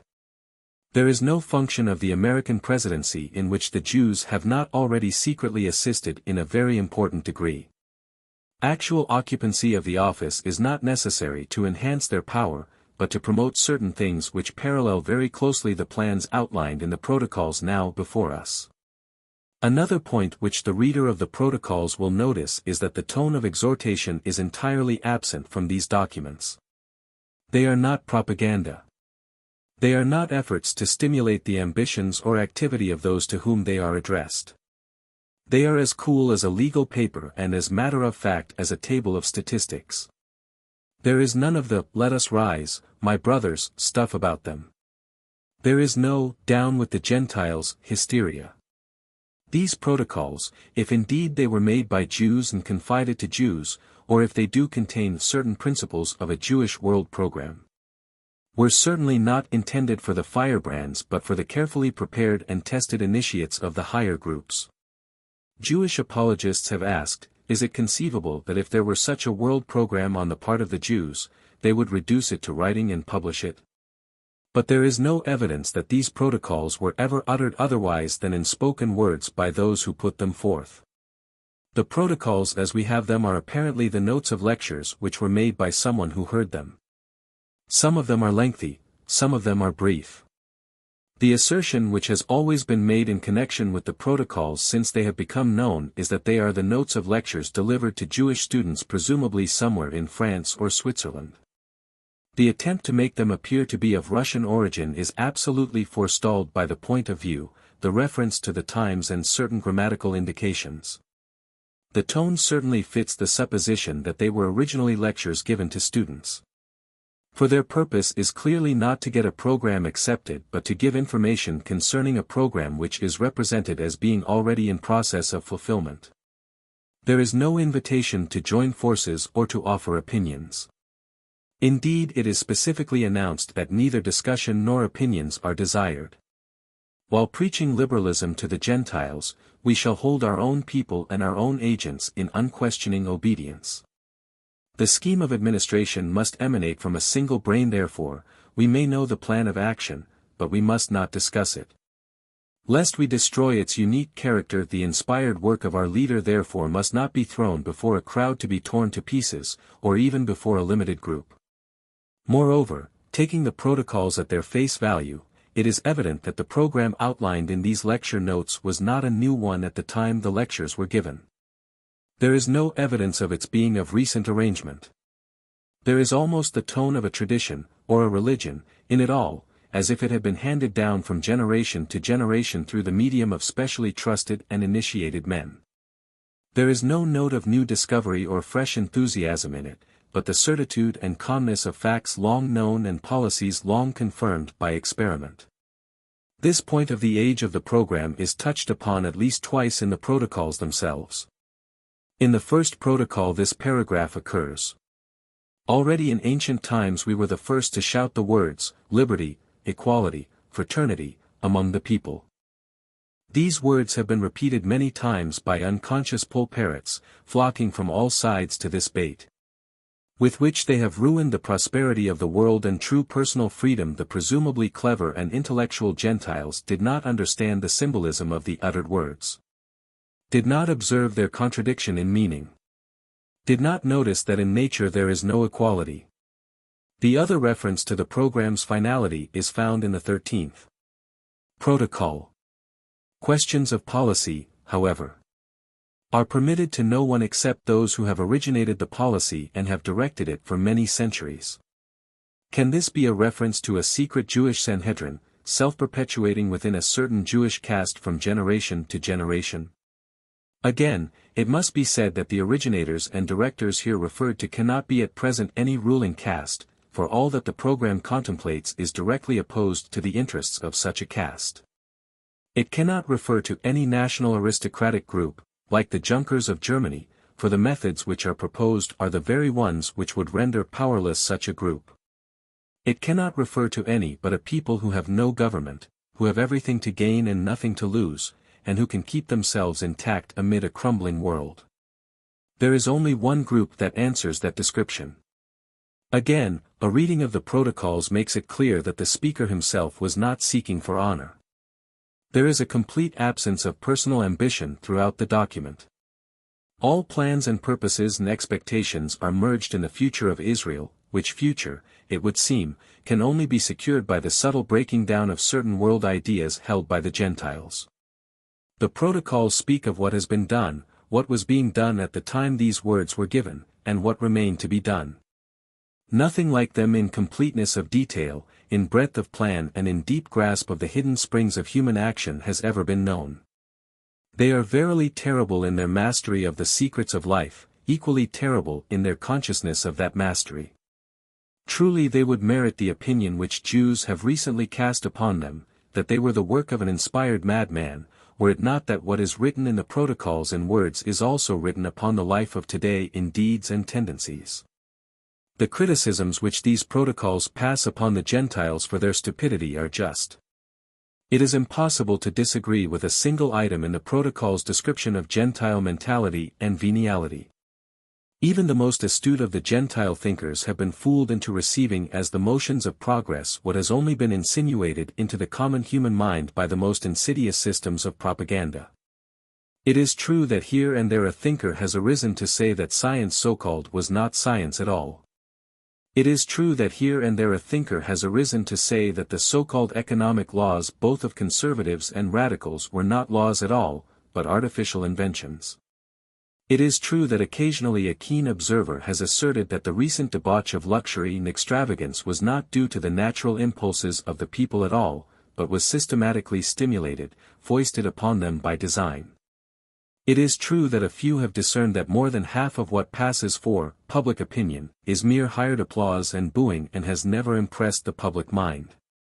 But even with these clues here and there, for the most part disregarded, there has never been enough continuity in collaboration between those who were awake, to follow all the clues to their source.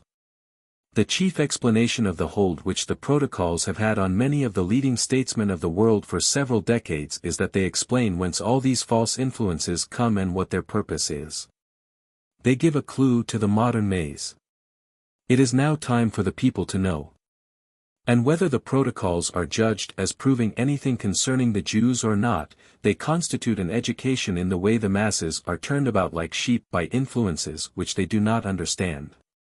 It is almost certain that once the principles of the protocols are known widely and understood by the people, the criticism which they now rightly make of the Gentile mind will no longer hold good.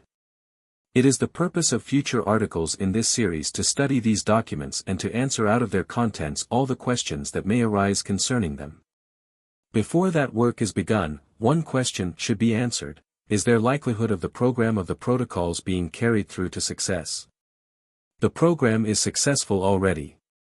In many of its most important phases it is already a reality.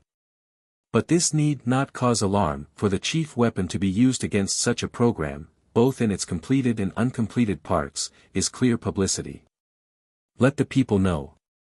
Arousing the people, alarming the people, appealing to the passions of the people is the method of the plan outlined in the protocols.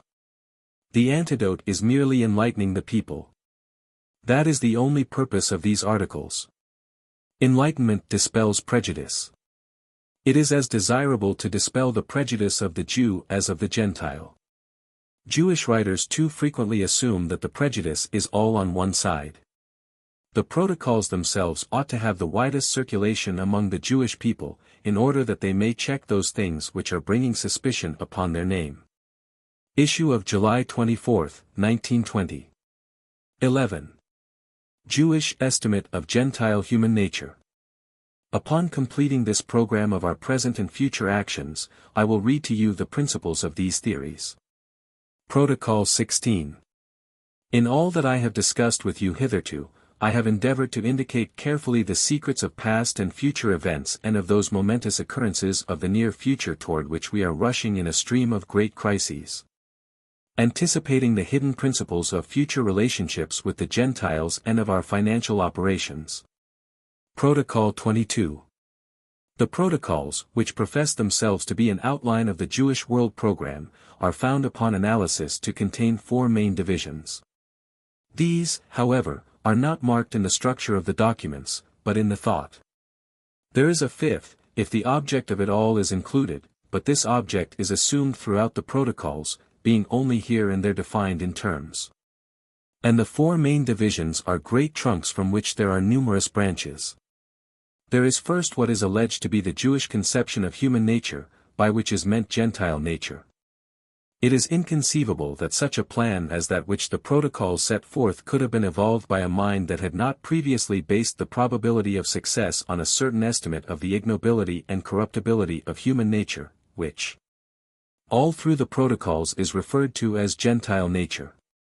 Then, secondly, there is the account of what has already been accomplished in the realization of the program, things actually done.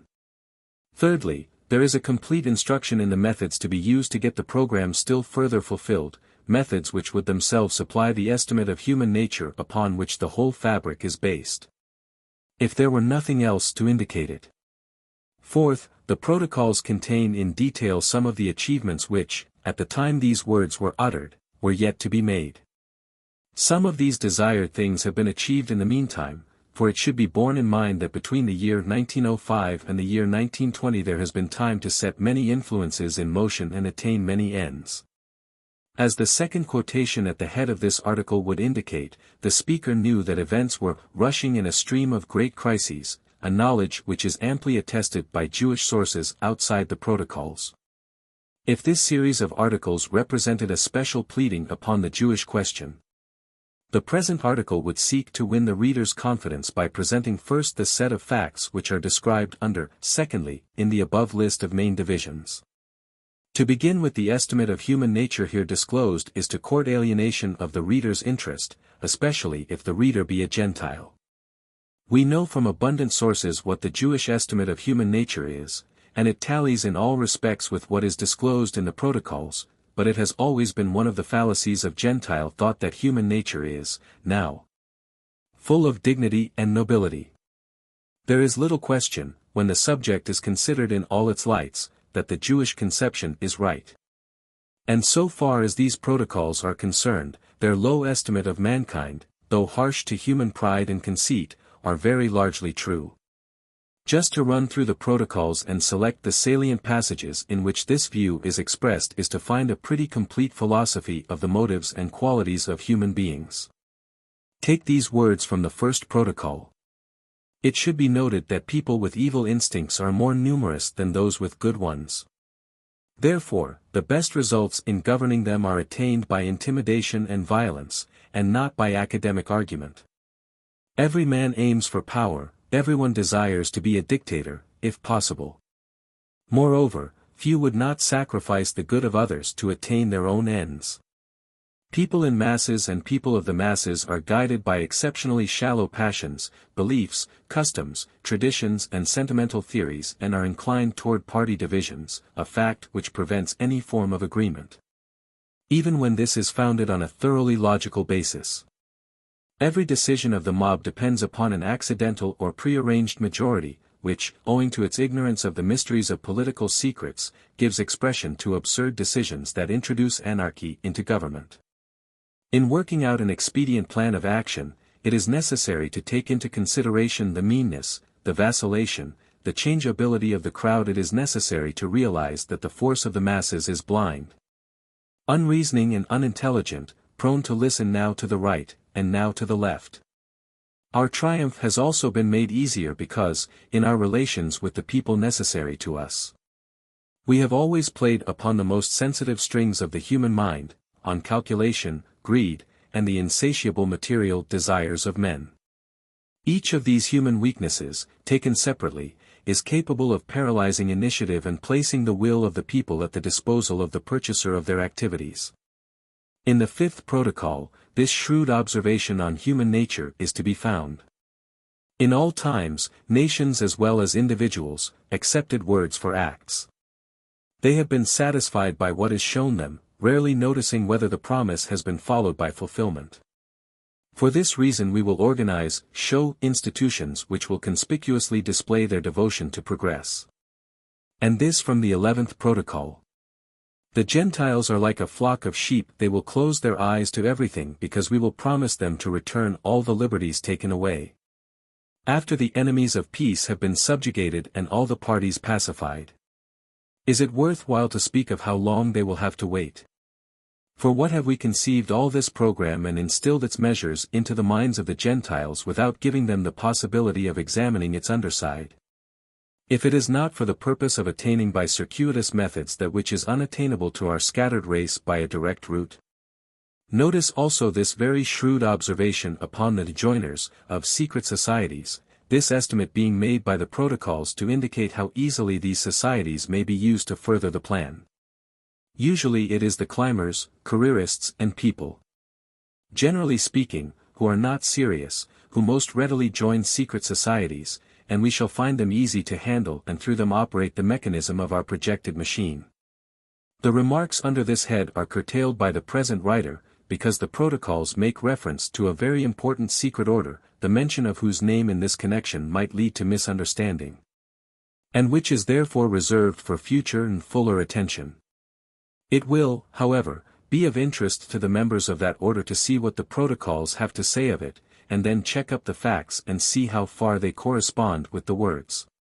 To continue, the Gentiles join lodges out of curiosity or in the hope that through them they may worm their way into social distinction. We therefore give them this success so that we can take advantage of the self-conceit to which it gives birth and because of which people unconsciously accept our suggestions without examination. You cannot imagine to what an extent the most intelligent Gentiles may be brought to a state of unconscious naivete, under conditions of self-deceit. And how easy it is to discourage them by the least failure, even the stopping of applause, or to bring them into a state of servile subjection for the sake of regaining it. The Gentiles are as ready to sacrifice their plans for the sake of popular success as our people are to ignore success for the sake of carrying out our plans. This psychology of theirs facilitates the task of directing them. These are a few of the passages in which this estimate of human or Gentile nature is made out in words. But even if it were not so baldly stated, it could be easily inferred from various items in the program which was depended upon to break up Gentile solidarity and strength. The method is one of disintegration. Break up the people into parties and sections. Sow abroad the most promising and utopian of ideas, and you will do two things: you will always find a group to cling to each idea you throw out. And you will find this partisanship dividing and estranging the various groups. The authors of the protocols show in detail how this is to be done. Not one idea, but a mass of ideas are to be thrown out, and there is to be no unity among them. The purpose is not to get the people thinking one thing, but to think so diversely about so many different things that there will be no unity among them. The result of this will be vast disunity, vast unrest, and that is the result aimed for. When once the solidarity of the Gentile society is broken up, and the name, Gentile society, is perfectly correct. For human society is overwhelmingly Gentile, then this solid wedge of another idea which is not at all affected by the prevailing confusion can make its way unsuspectedly to the place of control. It is well enough known that a body of 20 trained police or soldiers can accomplish more than a disordered mob of 1,000 persons. So the minority initiated into the plan can do more with a nation or a world broken into 1,000 antagonistic parties, than any of the parties could do. Divide and rule is the motto of the protocols. The division of society is perfectly easy, according to the estimate of human nature made in these documents. It is human nature to take promises for acts. No one who considered the list of dreams and vagaries and theories that have swayed the people through the centuries can doubt this. The more utopian, the more butterfly-like the theory, the more it commands public adherence. Just as the protocols say, Gentile society does not scrutinize the origin or the consequences of the theories it adopts. When a theory makes its appeal to the mind, the tendency is to believe that the mind which receives it always had it in essence, and therefore the experience has all the glow of original discovery. In this manner, theory after theory has been exploited among the masses, theory after theory has been found to be impracticable and has been discarded. But the result is precisely that which the program of the protocols aims for. With the discarding of each theory, society is a little more broken than it was before. It is a little more helpless before its exploiters. It is a little more confused as to where to look for leadership. As a consequence, society falls an easy victim again to a theory which promises it the good it seeks, and the failure of this theory leaves it still more broken. There is no longer any such thing as public opinion. Distrust and division are everywhere. And in the midst of the confusion, everyone is dimly aware that there is a higher group that is not divided at all, but is getting exactly what it wants by means of the confusion that obtains all around. It will be shown, as claimed by the protocols, that most of the disruptive theories abroad in the world today are of Jewish origin. It will also be shown that the one solid unbroken group in the world today, the group that knows where it wants to go and is going there regardless of the condition of society, is the Jewish group. The most dangerous theory of all is that which explains the rise of theories and the social breakup which follows them. These are all symptoms of progress, we are told. If so, then progress is toward dissolution. No one can predicate the fact of progress on the ground that, whereas our fathers made wheels to go round with the blowing wind or the running water, we make them go round by successive small explosions of gasoline. The question of progress is, where are the wheels taking us? Was windmill and water wheel society better or worse than the present society? Was it more unified in its morality? Did it more highly respect law? Did it produce a higher and sturdier type of character? The modern theory of ferment, that out of all the unrest and change and transvaluation of values a new and better mankind is to be evolved, is not borne out by any fact on the horizon. It is palpably a theory whose purpose is to make a seeming good out of that which is undeniable evil. The theories which cause the disruption and the theory which explains the disruption as good, come from the same source. The whole science of economics, conservative and radical, capitalistic and anarchistic, is of Jewish origin. This is another of the announcements of the protocols which the facts confirm. Now, all this is accomplished, not by acts, but by words. The word brokers of the world, those who wish words to do duty for things, in their dealings with the world outside their class, are undoubtedly the Jewish group, the international Jews with which these articles deal, and their philosophy and practice are precisely set forth in the protocols. Take for illustration these passages. The first is from the first protocol. Political freedom is an idea, not a fact. It is necessary to know how to apply this idea when there is need of a clever bait to gain the support of the people for one's party, if such a party has undertaken to defeat another party already in power. This task is made easier if the opponent has himself been infected by principles of freedom or so-called liberalism, and for the sake of the idea will yield some of his own power. Or consider this from the fifth protocol. To obtain control over public opinion, it is first necessary to confuse it by the expression from various sides of so many conflicting opinions that the Gentiles will lose themselves in the labyrinth and come to understand that it is best to have no opinion on political questions, which it is not given to society at large to understand but only to the ruler who directs society. This is the first secret. The second secret consists in so increasing and intensifying the shortcomings of the people in their habits, passions and mode of living that no one will be able to collect himself in the chaos, and, consequently, people will lose all their mutual understanding. This measure will serve us also in breeding disagreement in all parties, in disintegrating all those collective forces which are still unwilling to submit to us, and in discouraging all personal initiative which can in any way interfere with our undertaking. And this from the 13th protocol.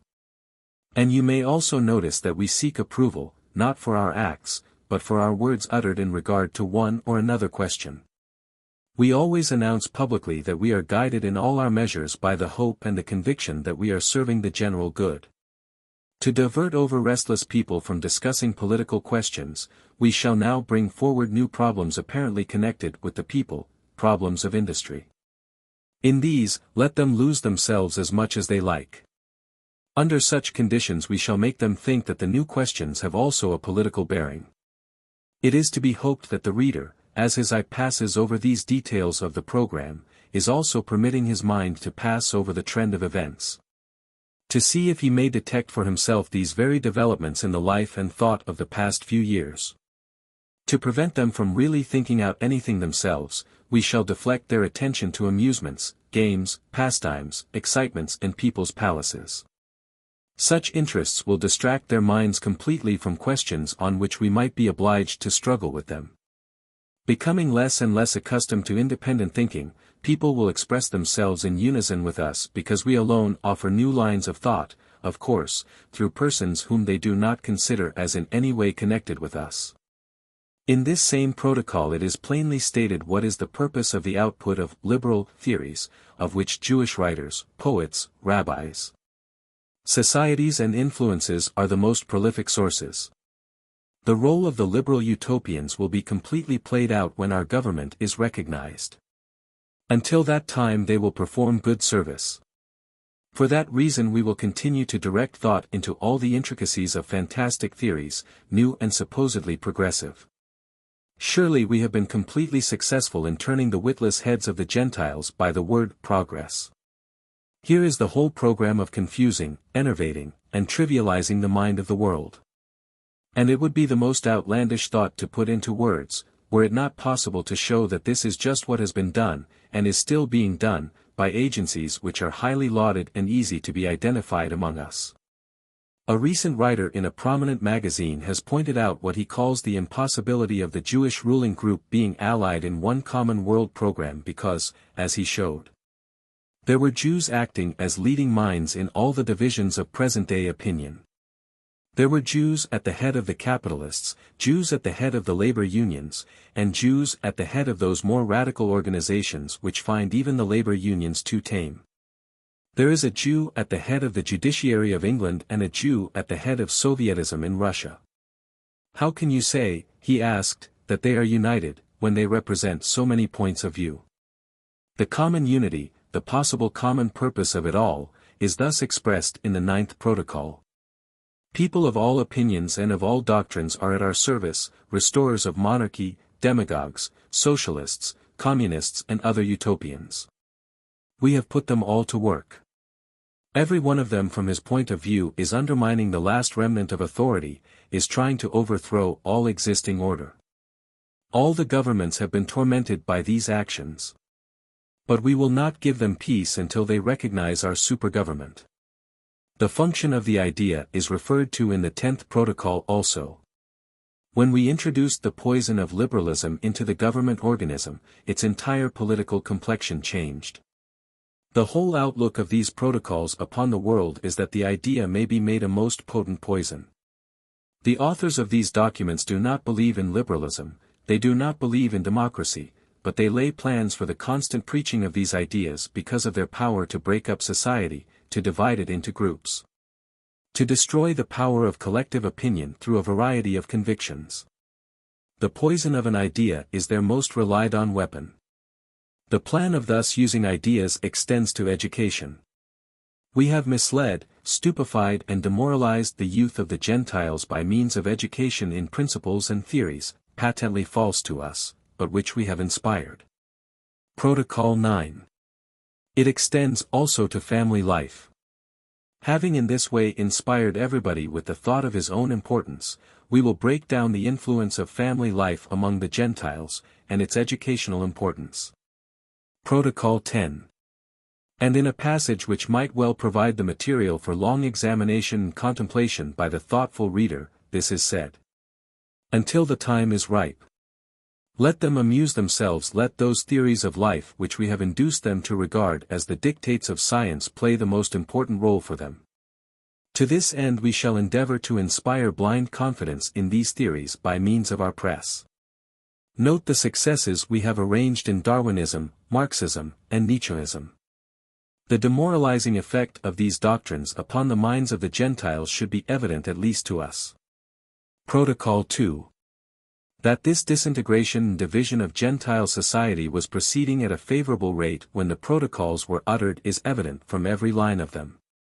For it must be remembered that the protocols are not bidding for support for a proposed program, but are announcing progress on a program which has been in process of fulfillment for centuries, and, from ancient times.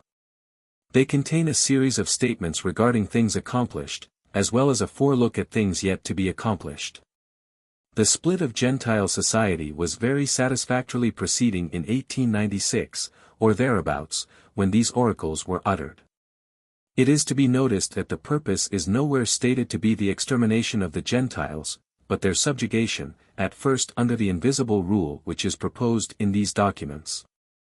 At length under the rule of one whom the invisible forces would be able to put in control of the world through political changes which would create an office of world president or autocrat. The Gentiles are to be subdued, first intellectually, as here shown, and then economically.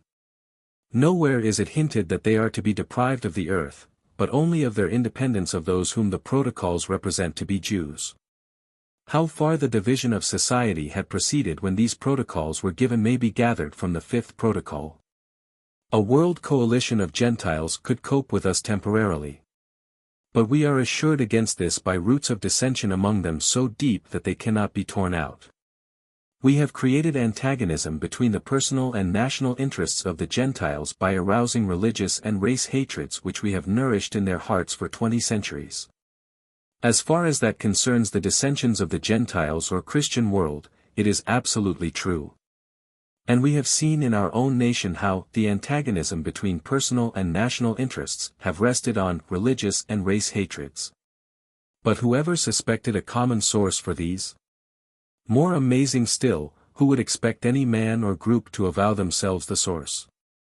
Yet it is thus written in the protocols, we have created the antagonism. We thus assure ourselves against the possibility of a Gentile coalition against us.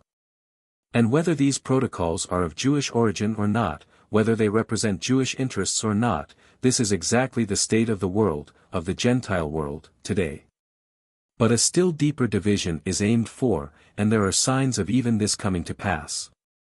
Indeed, in Russia it has already come to pass, the spectacle of a Gentile lower class led by Jewish leaders against a Gentile upper class.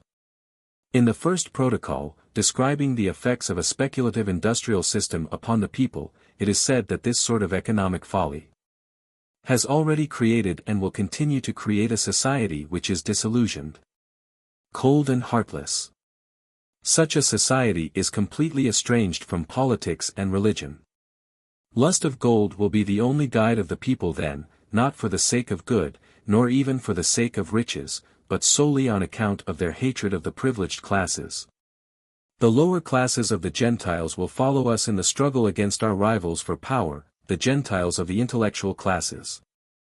The lower classes of the Gentiles will follow us against the Gentiles of the intellectual classes.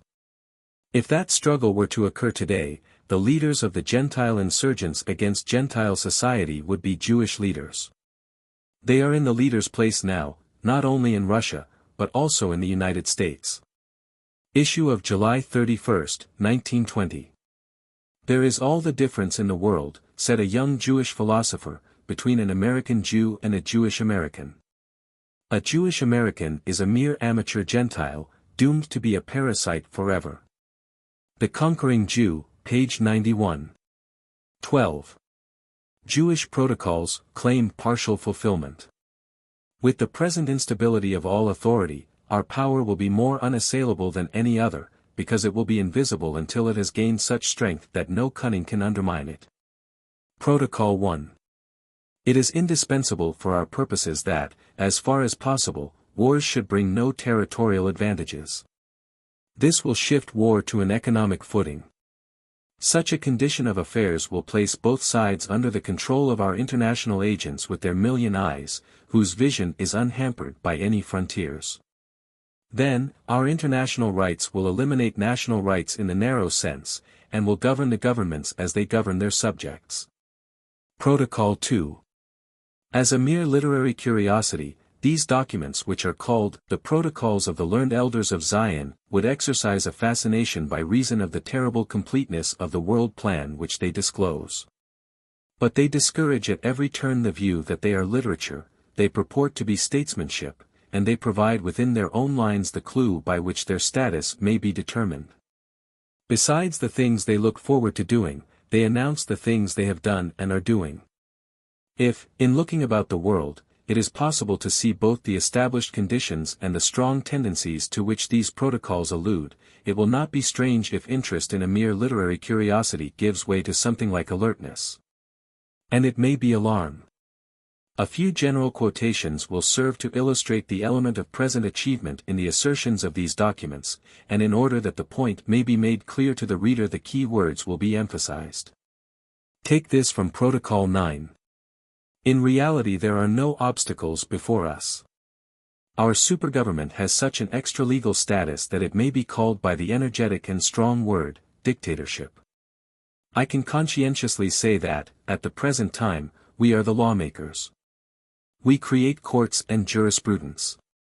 We rule with a strong will because we hold in our hands the remains of a once strong party, now subjugated by us. And this from the 8th Protocol. We will surround our government with a whole world of economists. It is for this reason that the science of economics is the chief subject of instruction taught by the Jews. We shall be surrounded by a whole galaxy of bankers, industrialists, capitalists, and especially by millionaires because, actually, everything will be decided by an appeal to figures. These are strong claims, but not too strong for the facts that can be marshaled to illustrate them. They are, however, but an introduction to further claims that are made and equally paralleled by the facts. All through the protocols, as in this quotation from the 8th, the preeminence of the Jews in the teaching of political economy is insisted upon, and the facts bear that out. They are the chief authors of those vagaries which lead the mob after economic impossibilities, and they are also the chief teachers of political economy in our universities, the chief authors of those popular textbooks in the subject, which hold the conservative classes to the fiction that economic theories are economic laws. The idea, the theory, as instruments of social disintegration are common to both the university Jew and the Bolshevik Jew.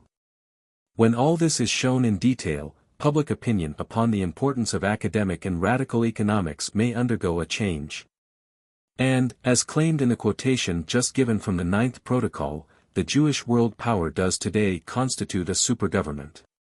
It is the Protocol's own word, and none is more fitting.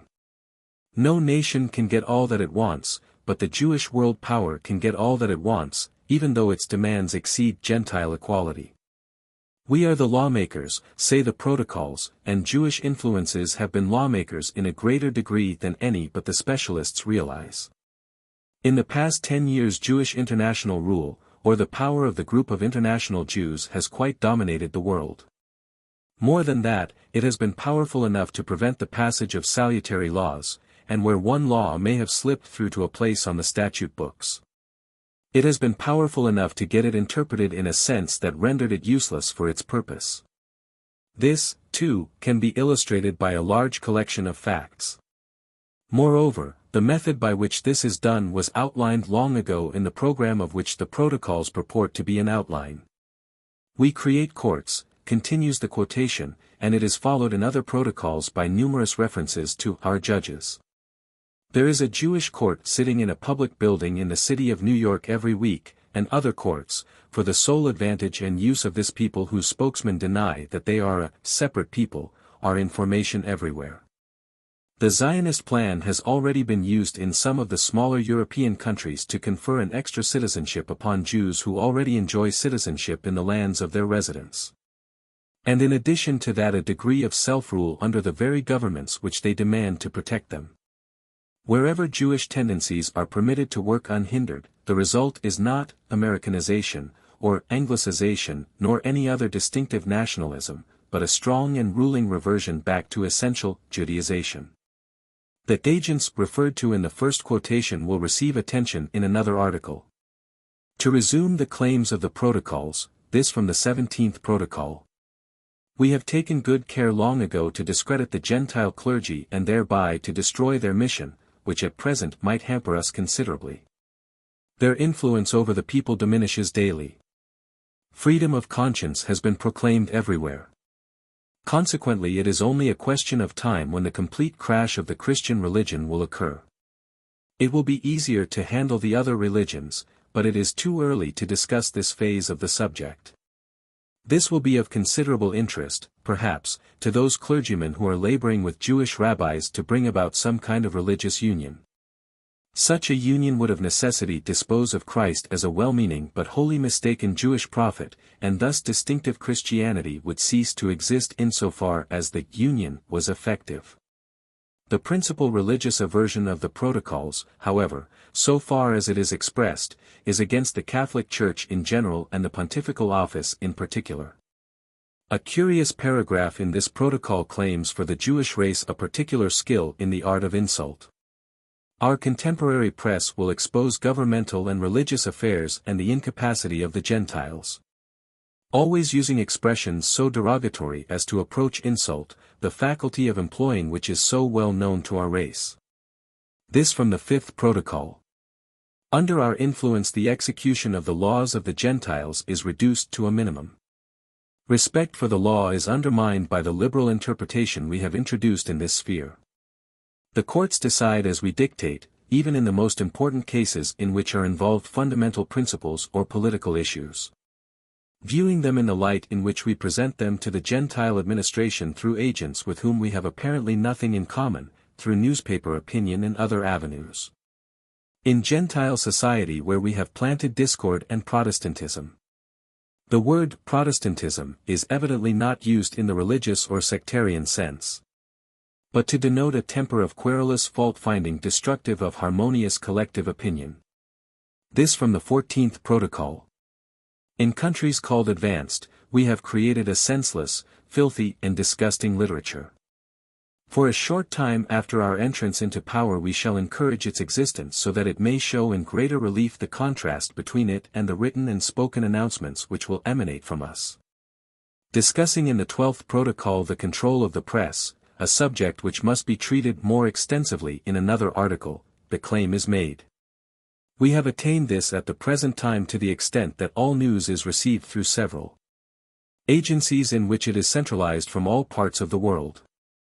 These agencies will then be to all intents and purposes our own institutions and will publish only that which we permit. This from the 7th Protocol bears on the same subject. We must force the Gentile governments to adopt measures which will promote our broadly conceived plan, already approaching its triumphant goal. By bringing to bear the pressure of stimulated public opinion, which has been organized by us with the help of the so-called great power of the press. With a few exceptions not worth considering, it is already in our hands. To resume the 12th Protocol. If we have already managed to dominate the mind of Gentile society to such a point that almost all see world affairs through the colored lenses of the spectacles which we place before their eyes. And if now there is not one government with barriers erected against our access to that which by Gentile stupidity is called state secrets, what then will it be when we are the recognized masters of the world in the person of our universal ruler? The Jewish nation is the only nation that possesses the secrets of all the rest. No nation long protects a secret which directly concerns another nation, but even so, no nation has all the secrets of all the other nations. Yet it is not too much to say that the international Jews have this knowledge. Much of it, of course, amounts to nothing and their possession of it does not materially add to their power, but the fact that they have the access. That they can get whatever they want when they want it is the important point, as many a secret paper could testify if it could talk, and many a custodian of secret papers could tell if he would. The real secret diplomacy of the world is that which hands over the world's so-called secrets to a few men who are members of one race. The surface of diplomacy, those activities which get written down in the memoirs of comfortably aging statesmen. Those coups and treaties which are given high-sounding fame as if they really were important, that is incomparable with the diplomacy of Judah, and its matchless enginery for worming out the hidden knowledge of every ruling group. The United States is included in all these statements. Perhaps there is no government in the world so completely at their service as our own at present, their control having been gained during the past 5 or 6 years. The protocols do not regard the dispersal of the Jews abroad upon the face of the earth as a calamity, but as a providential arrangement by which the world plan can be more certainly executed. As see these words of the 11th Protocol. God gave to us, His chosen people, as a blessing, the dispersal, and this which has appeared to all to be our weakness has been our whole strength. It has now brought us to the threshold of universal rule. The claims to accomplishment which are put forth in the ninth protocol would be too massive for words were they too massive for concrete realization, but there is a point where the word and the actuality meet and tally. In order not to destroy prematurely the Gentile institutions, we have laid our efficient hands on them, and rasped the springs of their mechanism. They were formerly in strict and just order, but we have replaced them with a liberal disorganized and arbitrary administration. We have tampered with jurisprudence, the franchise, the press, freedom of the person, and, most important of all, education and culture, the cornerstone of free existence. We have misled, stupefied and demoralized the youth of the Gentiles by means of education in principles and theories patently false to us, but which we have inspired. Above existing laws, without actual change but by distorting them through contradictory interpretations, we have created something stupendous in the way of results. Everyone knows that, in spite of the fact that the air was never so full of theories of liberty and wild declarations of rights, there has been a steady curtailment of personal freedom.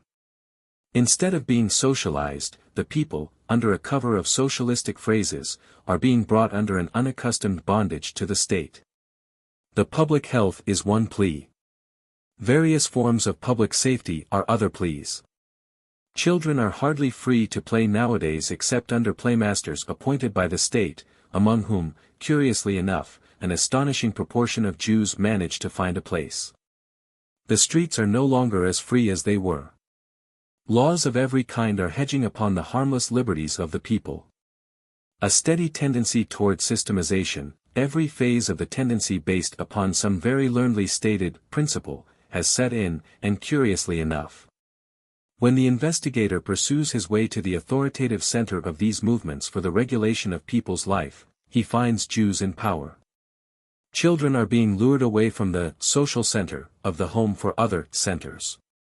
They are being led away, and we are speaking of Gentile children. No Gentiles are ever allowed to regulate the lives of Jewish children, from their natural leaders in home, church and school, to institutionalized centers and scientific play spots. Under trained leaders whose whole effect, consciously or unconsciously, is to lead the modern child to look to the state, instead of its natural environment, for leadership. All this focuses up to the world plan for the subjugation of the Gentiles. And if it is not the Jewish world plan, it would be interesting to know why the material for it is so largely Gentile children and the leaders of it so often of the Jewish race. Jewish liberties are the best safeguarded in the United States. Gentiles take their chance with public matters, but every Jewish community is surrounded by special protectors who gain special recognition by various devices, political and business threats not the least of them. No public-spirited Gentiles are welcome to the task of regulating the lives of Jewish children. The Jewish community in every city is all sufficient in itself as far as such activities go. The most secret of all parochial schools are the Jewish schools, whose very locations are not all known to the officials of large cities. The Jew is almost anxious in his efforts to mold the Gentile mind. He insists on being permitted to tell the Gentile what to think, especially about the Jew. He is not averse to influencing general Gentile thought in a manner which, though it come about by wide circles, works ultimately into the Jewish scheme of things. The anxiety and the insistence, so well known to all who have observed them, are only reflections of the Jew's conviction that his is the superior race and is capable of directing the inferior race, of which there is but one, including the whole non-Jewish world. Every influence that leads to lightness and looseness in Gentile youth today heads up in a Jewish source. Did the young people of the world devise the sport clothes, which have had so deleterious an effect on the youth of the times that every publicist has thought it worthy of mention? Those styles come out of Jewish clothing concerns, where certainly art is not the rule nor moral influence the main consideration. The moving picture is an interesting development of photography allied with the show business. But whose is the responsibility for its development along such lines as make it a menace to the minds of millions, so serious a menace that it has not escaped observation and condemnation everywhere? Who are the masters of musical jazz in the world? who direct all the cheap jewelry houses, the bridgehead show parks, the Coney Islands, the centers of nervous thrills and looseness. It is possible to take the showy young man and woman of trivial outlook and loose sense of responsibility, and tag them outwardly and inwardly from their clothing and ornaments to their hectic ideas and hopes, with the same tag, made, introduced and exploited by a Jew. There is, therefore, something most sinister in the light which events cast upon that paragraph. We have misled, stupefied, and demoralized the youth of the Gentiles by means of education in principles and theories patently false to us but which we have inspired. Principles and theories do not necessarily imply lofty or even modest intellectual qualities. The youngster who spends his noon hours and evenings at the movies is getting his principles and theories, just as the more intellectual youngster from a higher grade of society who listens to a Jewish liberal expound sex liberty and the control of population is getting his. The looseness which inheres in these principles and theories does not emanate from the Gentile home, or the Gentile church, or from any line of money-making which is filled principally with Gentiles, but from theories, movements and lines of money-making mostly fancied by Jews. This line of accusation could be run much deeper, but it is preferred to restrict it to what is observable by decent eyes everywhere. And that, the youth of the Gentiles, are the principal victims, and not the youth of the Jews, is also observable. While a certain percentage of Jewish youth itself is overcome by this social poison, the percentage is almost nothing compared with the results among the youth of the Gentiles. It is a significant fact that Jews who link this process of enervation of Gentiles with large profits are not themselves, nor are their sons and daughters, the victims of this enervation. Jewish youth comes through more proudly and more cleanly than the mass of Gentile youth. Many a father and mother, many a sound-minded, uncorrupted young person, and thousands of teachers and publicists have cried out against luxury. Many a financier, observing the manner in which the people earned and flung away their money, has warned against luxury. Many an economist, knowing that the non-essential industries were consuming men and materials that were necessary to the stabilizing of essential industries, knowing that men are making knickknacks who should be making steel, knowing that men are engaged in making gewgaws who should be working on the farm, that materials are going into articles that are made only to sell and never to use, and that materials are thus diverted from the industries that support the people's life, every observer knowing this crazy insistence on luxurious non-essentials has lifted up a strong voice against it. But, according to these protocols, we have been starting at the wrong end. The people, it is true, buy these senseless non-essentials which are called luxuries. But the people do not devise them. And the people grow tired of them one by one.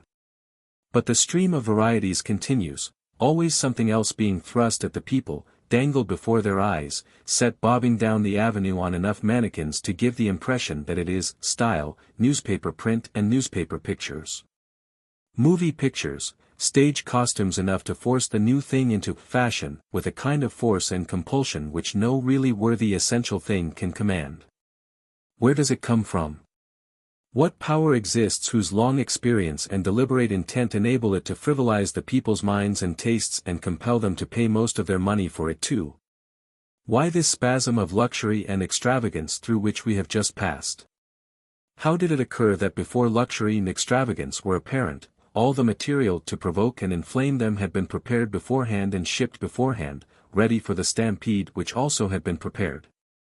If the people of the United States would stop to consider, when the useless and expensive thing is offered them, if they would trace its origin, trace the course of the enormous profits made out of it, trace the whole movement to flood the market with uselessness and extravagance and thus demoralize the Gentile public financially, intellectually, and socially, if, in short, it could be made clear to them that Jewish financial interests are not only pandering to the loosest elements in human nature, but actually engaged in a calculated effort to render them loose in the first place and keep them loose, it would do more than anything else to stop this sixfold waste, the waste of material, the waste of labor, the waste of Gentile money, the waste of Gentile mind, the waste of Jewish talent, and the worse than waste of Israel's real usefulness to the world. We say the Gentile public is the victim of this stimulated trade in useless luxuries. Did you ever see Jewish people so victimized? They might wear very noticeable clothing, but its price and its quality agree. They might wear rather large diamonds, but they are diamonds. The Jew is not the victim of the Jew. The craze for luxuries is just like the Coney Island crowd to him. He knows what attracts them and the worthlessness of it. And it is not so much the financial loss that is to be mourned, nor yet the atrocities committed upon good taste, but the fact that the silly Gentile crowds walk into the net willingly, even gaily. Supposing the change of the fashion to be as inevitable as the coming of spring, supposing the new demand on their earnings to be as necessary and as natural as taxes. The crowds think that somehow they have part in it, when their only part is to pay, and then pay again for the new extravagance when the present one palls. There are men in this country who know 2 years ahead what the frivolities and extravagances of the people will be, because they decree what they shall be. These things are strictly business, demoralizing to the Gentile majority, enriching to the Jewish minority. Look at the 6th protocol for a sidelight on all this. This is an excerpt from a longer passage dealing with the plans by which the people's interest could be swung from political to industrial questions. How industry could be made insecure and unfair by the introduction of speculation into its management, and finally how against this condition the people could be rendered restless and helpless. Luxury was to be the instrument.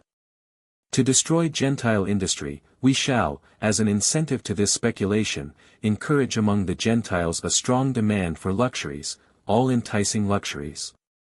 And in the 1st protocol. Surely we cannot allow our own people to come to this. The people of the Gentiles are stupefied with spirituous liquors. Incidentally, the profits of spirituous liquors flow in large amounts to Jewish pockets. The history of the whiskey ring in this country will show this.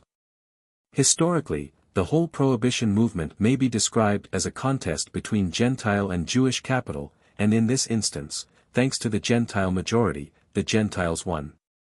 The amusement, gambling, jazz song, scarlet fiction, sideshow, cheap deer fashions, flashy jewelry, and every other activity that lived by reason of an invisible pressure upon the people. And that exchanged the most useless of commodities for the prices that would just exhaust the people's money surplus and no more. Every such activity has been under the mastery of the Jews. They may not be conscious of their participation in any wholesale demoralization of the people. They may only be conscious of easy money. They may sometimes yield to surprise as they contrast the silly Gentiles with their own money-wise and fabric-wise and metal-wise Jews. But however this may be, there is the conception of a program by which a people may be deliberately devastated materially and spiritually, and yet kept pleasant all the time, and there also is the same program translated into terms of daily transactions and for the most part, perhaps altogether under control of the members of one race. Issue of August 7, 1920. 13. Jewish plan to split society by ideas. The method by which the protocols work for the breakdown of society should now be fairly evident to readers of these articles. An understanding of the method is necessary if one is to find the meaning of the currents and cross-currents which make so hopeless a hodgepodge of the present times. People who are confused and discouraged by the various voices and discordant theories of today, each seeming to be plausible and promising, may find a clear clue to the value of the voices and the meaning of the theories if they understand that their confusion and discouragement comprise the very objective which is sought. The uncertainty, hesitation, hopelessness, fear, the eagerness with which every promising plan and offered solution is grasped, these are the very reactions which the program outlined in the protocols aims to produce. The condition is proof of the efficacy of the program. It is a method that takes time, and the protocols declare that it has taken time, indeed, centuries. Students of the matter find the identical program of the protocols, announced and operated by the Jewish race, from the 1st century onward. It has taken 1900 years to bring Europe to its present degree of subjugation, violent subjugation in some countries, political subjugation in some, economic subjugation in all, but in America the same program, with almost the same degree of success, has required about 50 years. Certain mistaken ideas of liberalism, certain flabby ideas of tolerance, all of them originating at European sources which the protocolists had completely polluted, were transported to America. And here under cover of the blindness and innocence of a false liberalism and tolerance, together with modern appliances for the swift acceleration of opinion, there has been worked a subjugation of our institutions and public thought which is the amazement of European observers. It is a fact that some of the important students of the Jewish question, whom Jewish publicists are pleased to damn with the term anti-Semites, have been awakened to the existence of the question not by what they have observed in Europe, but by what they have seen in the swift and distinct close-up which has been afforded in American affairs. The center of Jewish power, the principal sponsors of the Jewish program, are resident in America, and the leverage which was used at the peace conference to fasten Jewish power more securely upon Europe was American leverage exercised at the behest of the strong Jewish pressure which was brought from the United States for that purpose. And these activities did not end with the peace conference.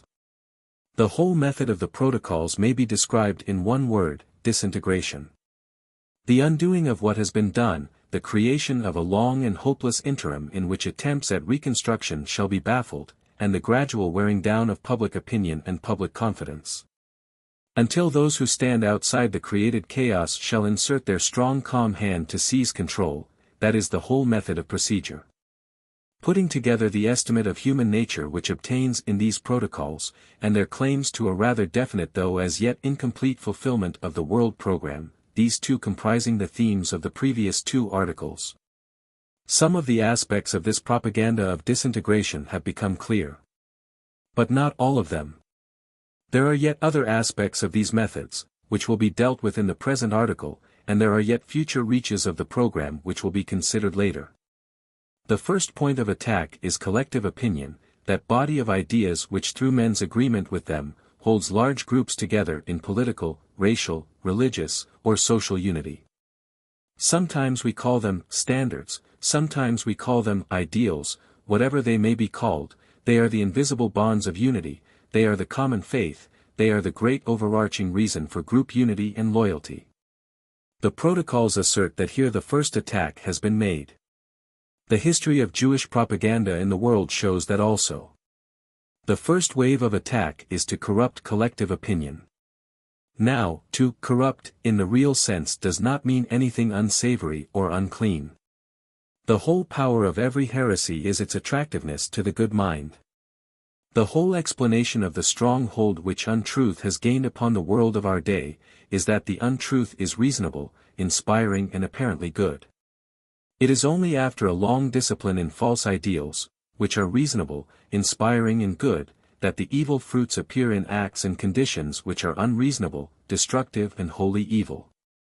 If you will trace the idea of liberty as it has appeared in Russian history, from its philosophic beginning, a Jewish beginning, by the way, to its present ending, a Jewish ending also, you will see the process.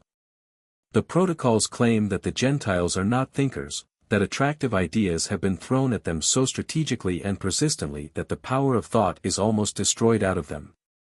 Fortunately, this is a matter on which any Gentile may apply his own test. If he will segregate his ruling ideas, especially those that center round the thought of democracy, he will discover that he is being ruled in his mind by a whole company of ideas into whose authority over him he has not inquired at all. He is ruled by say so, whose origin he has not traced.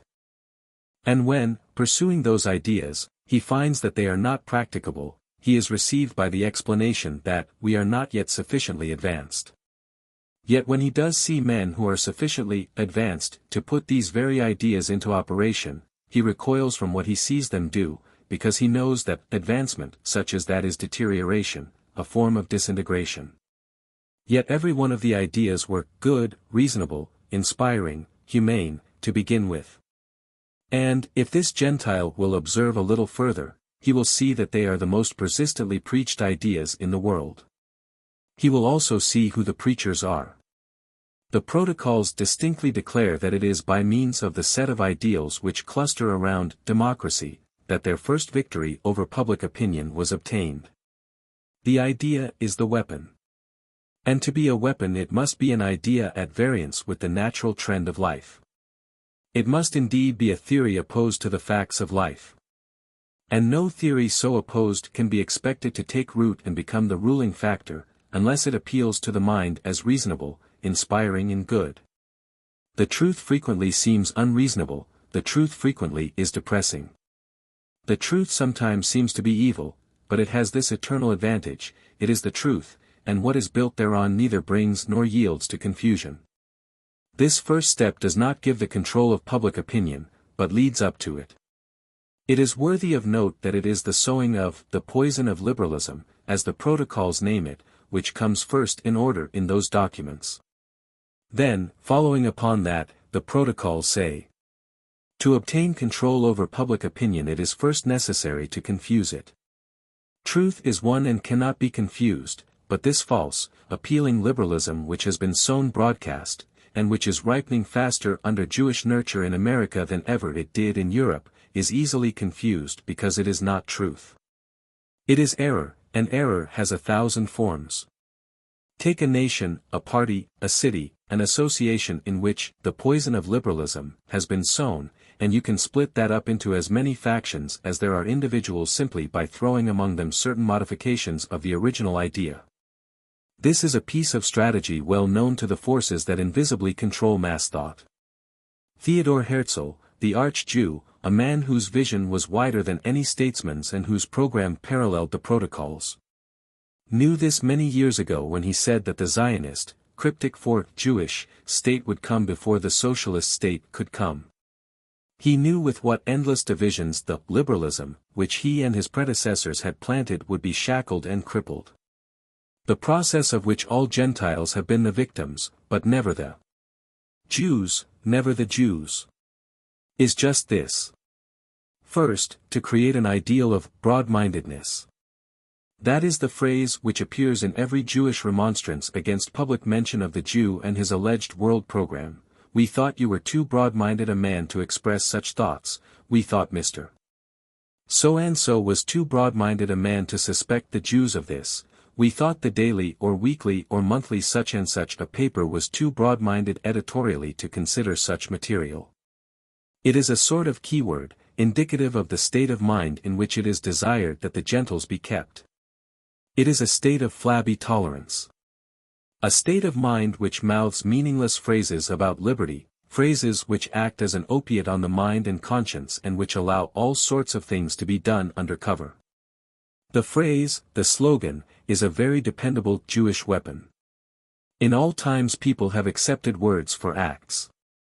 Protocol 5. The reality behind the phrase the protocols frankly admit to be non-existent. Nothing has served to create broad-mindedness, a state of mind whose breadth indicates its lack of depth, so much as the ideas of liberalism which the Jews are constantly teaching to Gentiles and on which they never themselves act. We need a new sort of allegiance to the reality of life, to the facts as they are, which will enable us to stand up under all cajoling to broad-mindedness and assert a new intolerance of everything but truth. The terms narrow and broad as they are used today represent lies. The liberal man ought to believe more, he ought to be deep and wide in his beliefs in order to merit that name, but as a usual thing he believes nothing. He is not liberal at all. When you seek belief, belief with a foundation, belief with vitality, you must seek it among men who are sneered at, under this false Jewish propagated notion of liberality, as narrow men. Jewish propaganda, in common with the protocols, is against men who have dug down to the rock. They want broad-minded men, who can easily be shifted about the surface and thus serve the invisible scheme in any manner desired. This type of men, on their part, never imagine but that their broad-mindedness is a mark of their superiority and independence. Now, see what follows. Men are born believers. For a time they may believe in broad-mindedness, and under the terrific social pressure that has been set up in its favor they will openly espouse it. But it is too shallow to satisfy any growing roots of life. They must believe, deeply, something. For proof of this, notice the undeniable strength of the negative beliefs which are held by men who fancy that they believe nothing. Therefore, some who are highly endowed with independence of spirit, root down into those prohibited matters which at some point touch Jewish concerns. These are the narrow men. But others find it more convenient to cultivate those departments which promise a highway whereon there shall be no clashes of vital opinion, no chance of the charge of intolerance. In short, they transfer all their contemplative powers to the active life, even as it is written in the protocols. To divert Gentile thought and observation, interest must be deflected to industry and commerce. It is amazing to look around and see the number of men who have been actually browbeaten into committing their whole lives to these secondary or even tertiary things, while they look with great timidity and aversion at the vital things which really rule the world and upon the issue of which the world really depends. But it is just this deflection to the materialistic base that offers the protocolists, and similarly Jewish propagandists, their best hold. Broad-mindedness, today, consists in leaving vital matters severely alone. It descends quickly to material-mindedness. Within this lower sphere all the discord which distresses the world today is to be found. First, there is the ruin of the upper circles of industry and commerce. To make it possible for liberty definitely to disintegrate and ruin Gentile society, industry must be placed on a speculative basis. No one needs to be told what this means. It means, as everything about us shouts, the prostitution of service to profits and the eventual disappearance of the profits. It means that the high art of management degenerates into exploitation. It means reckless confusion among the managers and dangerous unrest among the workmen. But it means something worse, it means the splitting up of Gentile society. Not a division between capital and labor, but the division between the Gentiles at both ends of the working scheme. Gentile managers and manufacturers are not the capitalists of the United States. Most of them have to go to the capitalists for the funds with which they work, and the capitalists are Jewish, international Jews. But with Jewish capital at one end of the Gentile working scheme putting the screws on the manufacturers, and with Jewish agitators and disruptionists and subversives at the other end of the Gentile working scheme putting the screws on the workmen, we have a condition at which the world managers of the protocol program must be immensely satisfied. We might fear the combined strength of the Gentiles of vision with the blind strength of the masses, but we have taken all measures against such a possible contingency by raising a wall of mutual antagonism between these two forces. Thus, the blind force of the masses remains our support. We, and we alone, shall serve as their leaders. Naturally, we will direct their energy to achieve our end. Protocol 9. The indication that they are highly satisfied is that they are not only not doing anything to relieve the situation, but are apparently willing to have it made worse. And if it be at all possible for them to do so, they would like to see this coming winter, and the privations which are scheduled for it, unless Gentile flabbiness before the Jewish power, high and low, receives a new backbone, bring the United States to the verge of, if not across the very line of Bolshevism. They know the whole method of artificial scarcity and high prices. It was practiced in the French Revolution and in Russia. All the signs of it are in this country too. Industrial problems for their mental food and light amusement for their leisure hours, these are the protocol's method with regard to the Gentile mind, and under cover of these the work is to be done, the work which is best expressed by the motto, divide and rule. Read this. To divert over restless people from discussing political questions, we shall now bring forward new problems apparently connected with them, problems of industry. Protocol 13. Has not everyone been struck by the divorcement which exists in this country between the mass thought which is almost exclusively devoted to industrial questions, and the party thought which is endeavoring to keep the field of pure politics? And is it not a fact that our friends, the Jews, are strongly entrenched in both fields, in politics to keep it reactionary, and in industrial circles to keep it radical, and so widen the split? And what is this split but a split of the Gentiles? For society is Gentile, and the disruptive influences are Jewish. Read this. We have included in the Constitution rights for the people that are fictitious and not actual rights.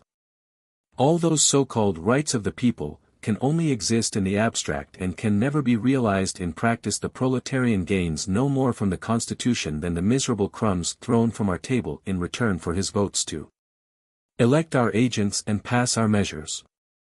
Republican rights are a bitter irony to the poor man, for the pressure of daily labor prevents him from using them, and at the same time, deprives him of the guarantee of a permanent and certain livelihood by making him dependent upon strikes, organized either by his employers or his comrades. Protocol 3. This remark about strikes is not at all puzzling to anyone who has studied the different types of strikes in this country. The number fomented from above the working class is astoundingly large. Read this also. We will force up wages, which, however, will be of no benefit to the workers, for we will at the same time cause a rise in the prices of necessities, pretending that this is due to the decline of agriculture and of cattle raising. We will also artfully and deeply undermine the sources of production by instilling in the workmen ideas of anarchy. Protocol 6. And this. We will represent ourselves as the saviors of the working class who have come to liberate them from this oppression by suggesting that they join our army of socialists, anarchists, communists, to whom we always extend our help under the guise of the fraternal principles of universal human solidarity. Protocol 3. Broad-mindedness, again. In this connection it is always well to remember the words of Sir Eustace Percy, heretofore quoted, words which are sponsored by Jews themselves, not because the Jew cares for the positive side of radical philosophy, not because he desires to be a partaker in Gentile nationalism or Gentile democracy, but because no existing Gentile system of government is ever anything but distasteful to him. Or, as the author of The Conquering Jew says, he is democratic in his sentiments, but not in his nature. When he proclaims the common brotherhood of man, he is asking that the social gate now closed against him in so many quarters shall be opened to him. Not because he wants equality, but because he desires to be master in the social world, as he is showing himself in so many other spheres. Many an honorable Jew will, I doubt not, dispute the accuracy of this distinction. But if he does it will be because he has lived so long in the atmosphere of the West that he is unconscious of what is bred in the bone of his Eastern race. It is not difficult, therefore, to see the genealogy of the Jewish ideas of liberalism from their origin to their latest effects upon Gentile life. The confusion aimed for is here. There is not a reader of these lines who has not felt in his own life the burden of it. Bewilderment characterizes the whole mental climate of the people today. They do not know what to believe. First one set of facts is given to them, then another. First one explanation of conditions is given to them, and then another. The fact shortage is acute. There is a whole market full of explanations that explain nothing, but only deepen the confusion. The government itself seems to be hampered, and whenever it starts on a line of investigation finds itself mysteriously tangled up so that procedure is difficult. This governmental aspect is also set forth in the protocols. Add to this the onslaught on the human tendency toward religion, which is usually the last barrier to fall before violence and robbery unashamed stalk forth. In order to bring the condition about at which this world program aims, the fourth protocol says. It is for this reason that we must undermine faith, eradicate from the minds of the Gentiles the very principles of God and soul, and replace these conceptions by mathematical calculations and material desires. When we deprived the masses of their belief in God, ruling authority was thrown into the gutter, where it became public property, and we seized it. Protocol 5. We have taken good care long ago to discredit the Gentile clergy. Protocol 17.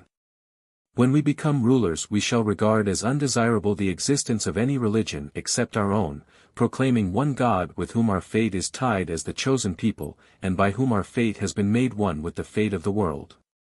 For this reason we must destroy all other religions. If thereby should emerge contemporary atheists, then, as a transition step, this will not interfere with our aims. Protocol 14. This will probably offer matter for reflection by the broad-minded.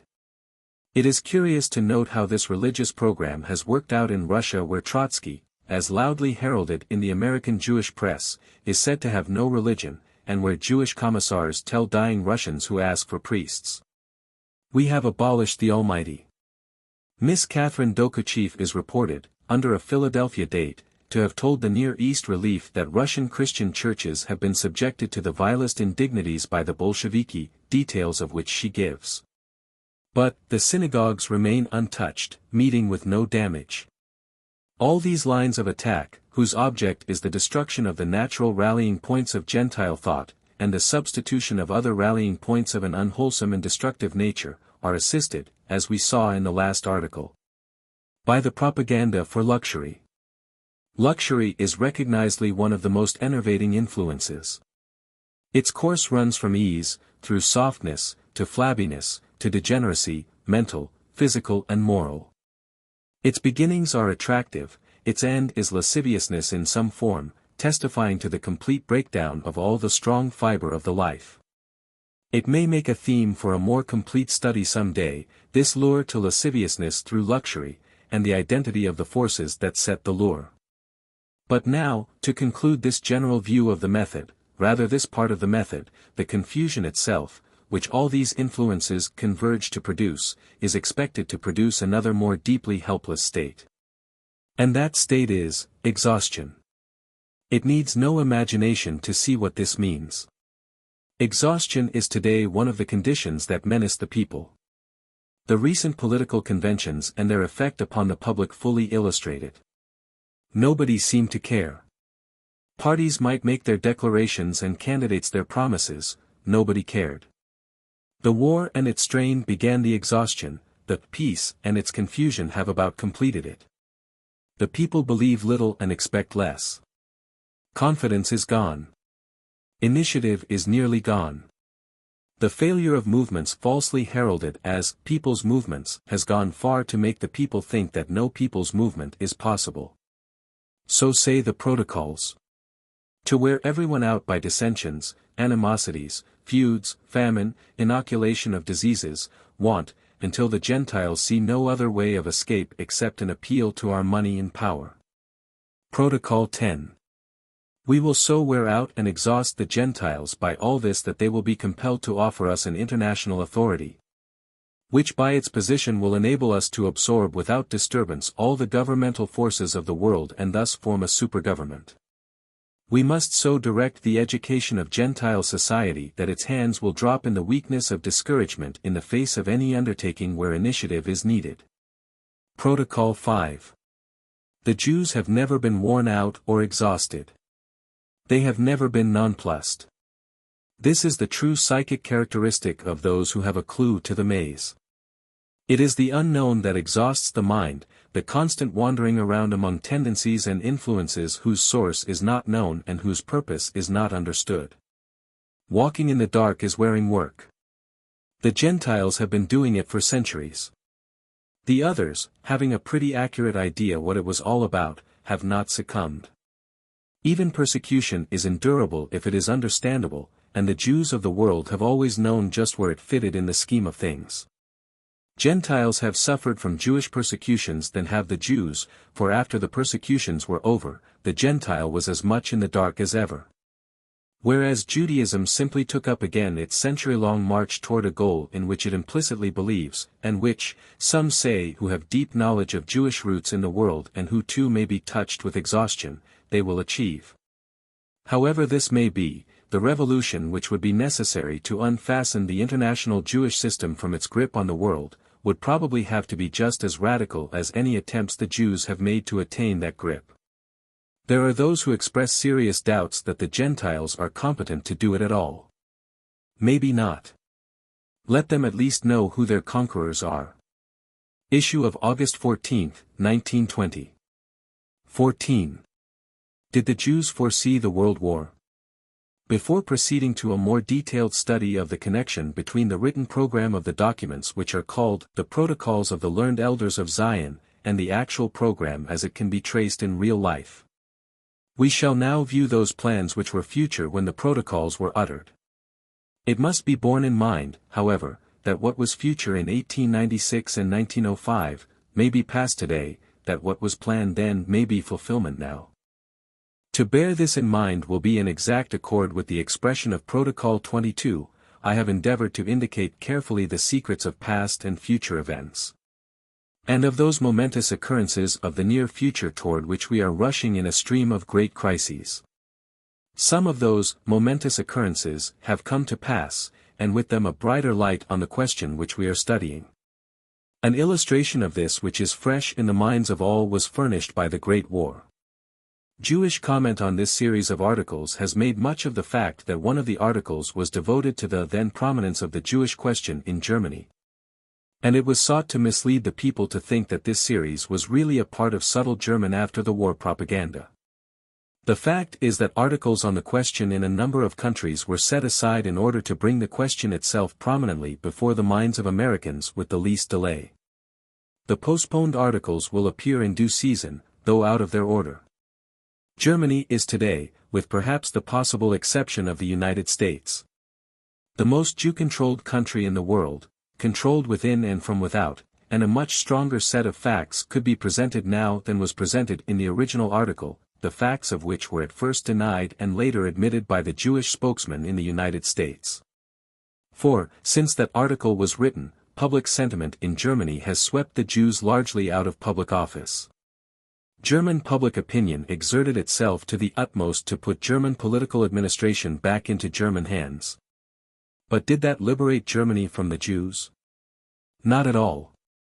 For their entrenchment stretched further and deeper than mere display of official power. Their hold on the basic industries, the finances, the future of Germany has not been loosened in the least. It is there, unmovable. In what that hold consists, the reader will be told at some convenient time. Germany is mentioned now, in connection with the Jews, for this purpose. It will be remembered that it was from Germany that the first cry of annexations came. And it came at a time when all German war activities and war sentiment were admittedly in Jewish control. Annexations was the cry that flashed across the world one day. And back across the world, from the United States, a nation that was not even a party to the war at that time, the word flashed back, no annexations. Thus by a dramatic play the whole question was thrust before the world. Soon the people of all countries had forgotten the blood of battle, the war profiteers and every other vital point, and were discussing a matter which belonged to the end of the war and not the beginning, the question of annexations. Now, when it is known who were controlling the formulation of war aims in Germany and who were the chief counselors of the foreign policy of the United States at the same time, the projection of this question of annexations into the world's mind becomes interesting. Interesting but not wholly intelligible. Not until you read the protocols do you get a full light on this, and this report of the protocols which is now given the world probably dates from 1896, there is absolutely ironclad proof of the date 1905. The second protocol begins on the note of war, and its opening words are these. It is indispensable for our purpose that as far as possible, wars should bring no territorial advantages. This will shift war to an economic footing, and nations will perceive the strength of our superiority in the aid we render. Who was thinking, between 1896 and 1905, of the new, no annexations, rule to be applied to war? Were you? Do you know of any statesman who was? We know that military men were concerned about the appliances and operations of any future war that might occur. We know that statesmen, of the more responsible sort, were working to consolidate a balance of interests that would make war extremely improbable. Who had outdistanced them all in foresight and planning sufficiently to lay down a definite program of no annexations. Fortunately the clue to the answer is supplied to us by unquestionable Jewish sources. The American Jewish News of September 19, 1919, had an advertisement on its front page which read thus. When Prophets Speak. By Littman Rosenthal. Many years ago Nordau prophesied the Balfour Declaration. Littman Rosenthal, his intimate friend, relates this incident in a fascinating memoir. The article, on page 464, begins, "It was on Saturday, the day after the closing of the 6th Congress, when I received a telephone message from Dr. Herzl asking me to call on him. This fixes the time.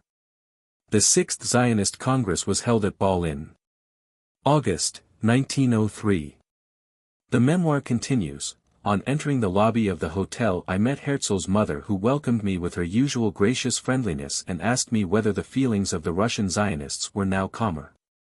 "Why just the Russian Zionists, Frau Herzl?" I asked. "Why do you only inquire about these?"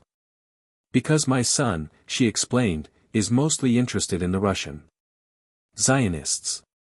He considers them the quintessence, the most vital part of the Jewish people." At this Sixth Congress the British government, Herzl and his agents had kept in contact with the English government. Jewish Encyclopedia, Volume 12, page 678, had offered the Jews a colony in Uganda, East Africa. Herzl was in favor of taking it, not as a substitute for Palestine, but as a step toward it. It was this which formed the chief topic of conversation between Herzl and Littmann Rosenthal in that Ball Hotel. Herzl said to Rosenthal, as reported in this article, "There is a difference between the final aim and the ways we have to go to achieve this aim."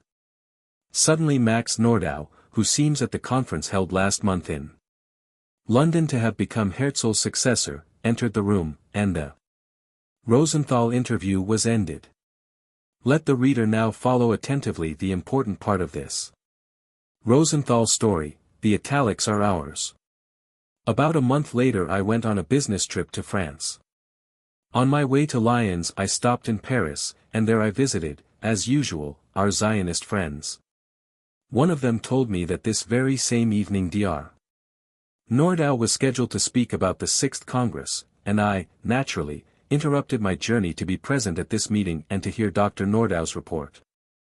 When we reached the hall in the evening we found it filled to overflowing and all were waiting impatiently for the great master. Nordau, on entering, received a tremendous ovation. But Nordau, without paying heed to the applause showered upon him, began his speech immediately, and said, "You all came here with a question burning in your hearts and trembling on your lips, and the question is, indeed, a great one. And of vital importance. I am willing to answer it. What you want to ask is, how could I who was one of those who formulated the Ball program, how could I dare to speak in favor of the English proposition concerning Uganda, how could Herzl as well as I betray our ideal of Palestine? Because you surely think that we have betrayed it and forgotten it. Yet listen to what I have to say to you. I spoke in favor of Uganda after long and careful consideration. Deliberately I advised the Congress to consider and to accept the proposal of the English government, a proposal made to the Jewish nation through the Zionist Congress. And my reasons, but instead of my reasons let me tell you a political story as a kind of allegory. I want to speak of a time which is now almost forgotten, a time when the European powers had decided to send a fleet against the fortress of Sebastopol. At this time Italy, the United Kingdom of Italy, did not exist. Italy was in reality only a little principality of Sardinia, and the great, free and united Italy was but a dream, a fervent wish, a far ideal of all Italian patriots. The leaders of Sardinia, who were fighting for and planning this free and united Italy, were the three great popular heroes, Garibaldi, Mazzini, and Cavour. The European powers invited Sardinia to join in the demonstration at Sebastopol and to send also a fleet to help in the siege of this fortress, and this proposal gave rise to a dissension among the leaders of Sardinia. Garibaldi and Mazzini did not want to send a fleet to the help of England and France, and they said, "Our program, the work to which we are pledged, is a free and united Italy. What have we to do with Sebastopol? Sebastopol is nothing to us, and we should concentrate all our energies on our original program so that we may realize our ideal as soon as possible." But Cavour, who even at this time was the most prominent, the most able, and the most far-sighted statesman of Sardinia, insisted that his country should send a fleet and beleaguer with the other powers Sebastopol, and, at last, he carried his point. Perhaps it will interest you to know that the right hand of Cavour, his friend and adviser, was his secretary, Hartum, a Jew, and in those circles, which were in opposition to the government, one spoke fulminantly of Jewish treason. And once at an assembly of Italian patriots one called wildly for Cavour's secretary, Hartum, and demanded of him to defend his dangerous and treasonable political actions. And this is what he said: "Our dream, our fight, our ideal, an ideal for which we have paid already in blood and tears, in sorrow and despair, with the life of our sons and the anguish of our mothers. Our one wish and one aim is a free and united Italy. All means are sacred if they lead to this great and glorious goal." Cavour knows full well that after the fight before Sebastopol sooner or later a peace conference will have to be held, and at this peace conference those powers will participate who have joined in the fight. True, Sardinia has no immediate concern, no direct interest in Sebastopol, but if we will help now with our fleet, we will sit at the future peace conference, enjoying equal rights with the other powers, and at this peace conference Cavour, as the representative of Sardinia, will proclaim the free and independent, united Italy. Thus our dream for which we have suffered and died, will become, at last, a wonderful and happy reality. And if you now ask me again, what has Sardinia to do at Sebastopol, then let me tell you the following words: like the steps of a ladder, Cavour, Sardinia, the siege of Sebastopol, the future European Peace Conference. The proclamation of a free and united Italy. The whole assembly was under the spell of Nordau's beautiful, truly poetic and exalted diction, and his exquisite, musical French delighted the hearers with an almost sensual pleasure. For a few seconds the speaker paused, and the public, absolutely intoxicated by his splendid oratory, applauded frantically. But soon Nordau asked for silence and continued. "Now this great progressive world power, England, has after the pogroms of Kishinev, in token of her sympathy with our poor people, offered through the Zionist Congress the autonomous colony of Uganda to the Jewish nation. Of course, Uganda is in Africa, and Africa is not Zion and never will be Zion, to quote Herzl's own words. But Herzl knows full well that nothing is so valuable to the cause of Zionism as amicable political relations with such a power as England is, and so much more valuable as England's main interest is concentrated in the Orient. Nowhere else is precedent as powerful as in England, and so it is most important to accept a colony out of the hands of England and create thus a precedent in our favor. Sooner or later the Oriental question will have to be solved, and the Oriental question means, naturally, also the question of Palestine. England, who had addressed a formal, political note to the Zionist Congress, the Zionist Congress which is pledged to the Ball program, England will have the deciding voice in the final solution of the Oriental question. And Herzl has considered it his duty to maintain valuable relations with this great and progressive power. Herzl knows that we stand before a tremendous upheaval of the whole world. Soon, perhaps, some kind of a World Congress will have to be called, and England, the great, free and powerful England, will then continue the work it has begun with its generous offer to the Sixth Congress. And if you ask me now what has Israel to do in Uganda, then let me tell you as the answer the words of the statesman of Sardinia, only applied to our case and given in our version. Let me tell you the following words as if I were showing you the rungs of a ladder leading upward and upward: Herzl, the Zionist Congress, the English Uganda proposition, the future world war. The peace conference where with the help of England a free and Jewish Palestine will be created. Like a mighty thunder these last words came to us, and we all were trembling and awestruck as if we had seen a vision of old. And in my ears were sounding the words of our great brother Akkad Ham, who said of Nordau's address at the First Congress. I felt that one of the great old prophets was speaking to us, that his voice came down from the free hills of Judea. And our hearts were burning in us when we heard his words, filled with wonder, wisdom and vision. The amazing thing is that this article by Lippmann Rosenthal should ever have been permitted to see print. But it did not see print until the Balfour Declaration about Palestine, and it never would have seen print had not the Jews believed that one part of their program had been accomplished. The Jew never betrays himself until he believes that what he seeks has been won, then he lets himself go.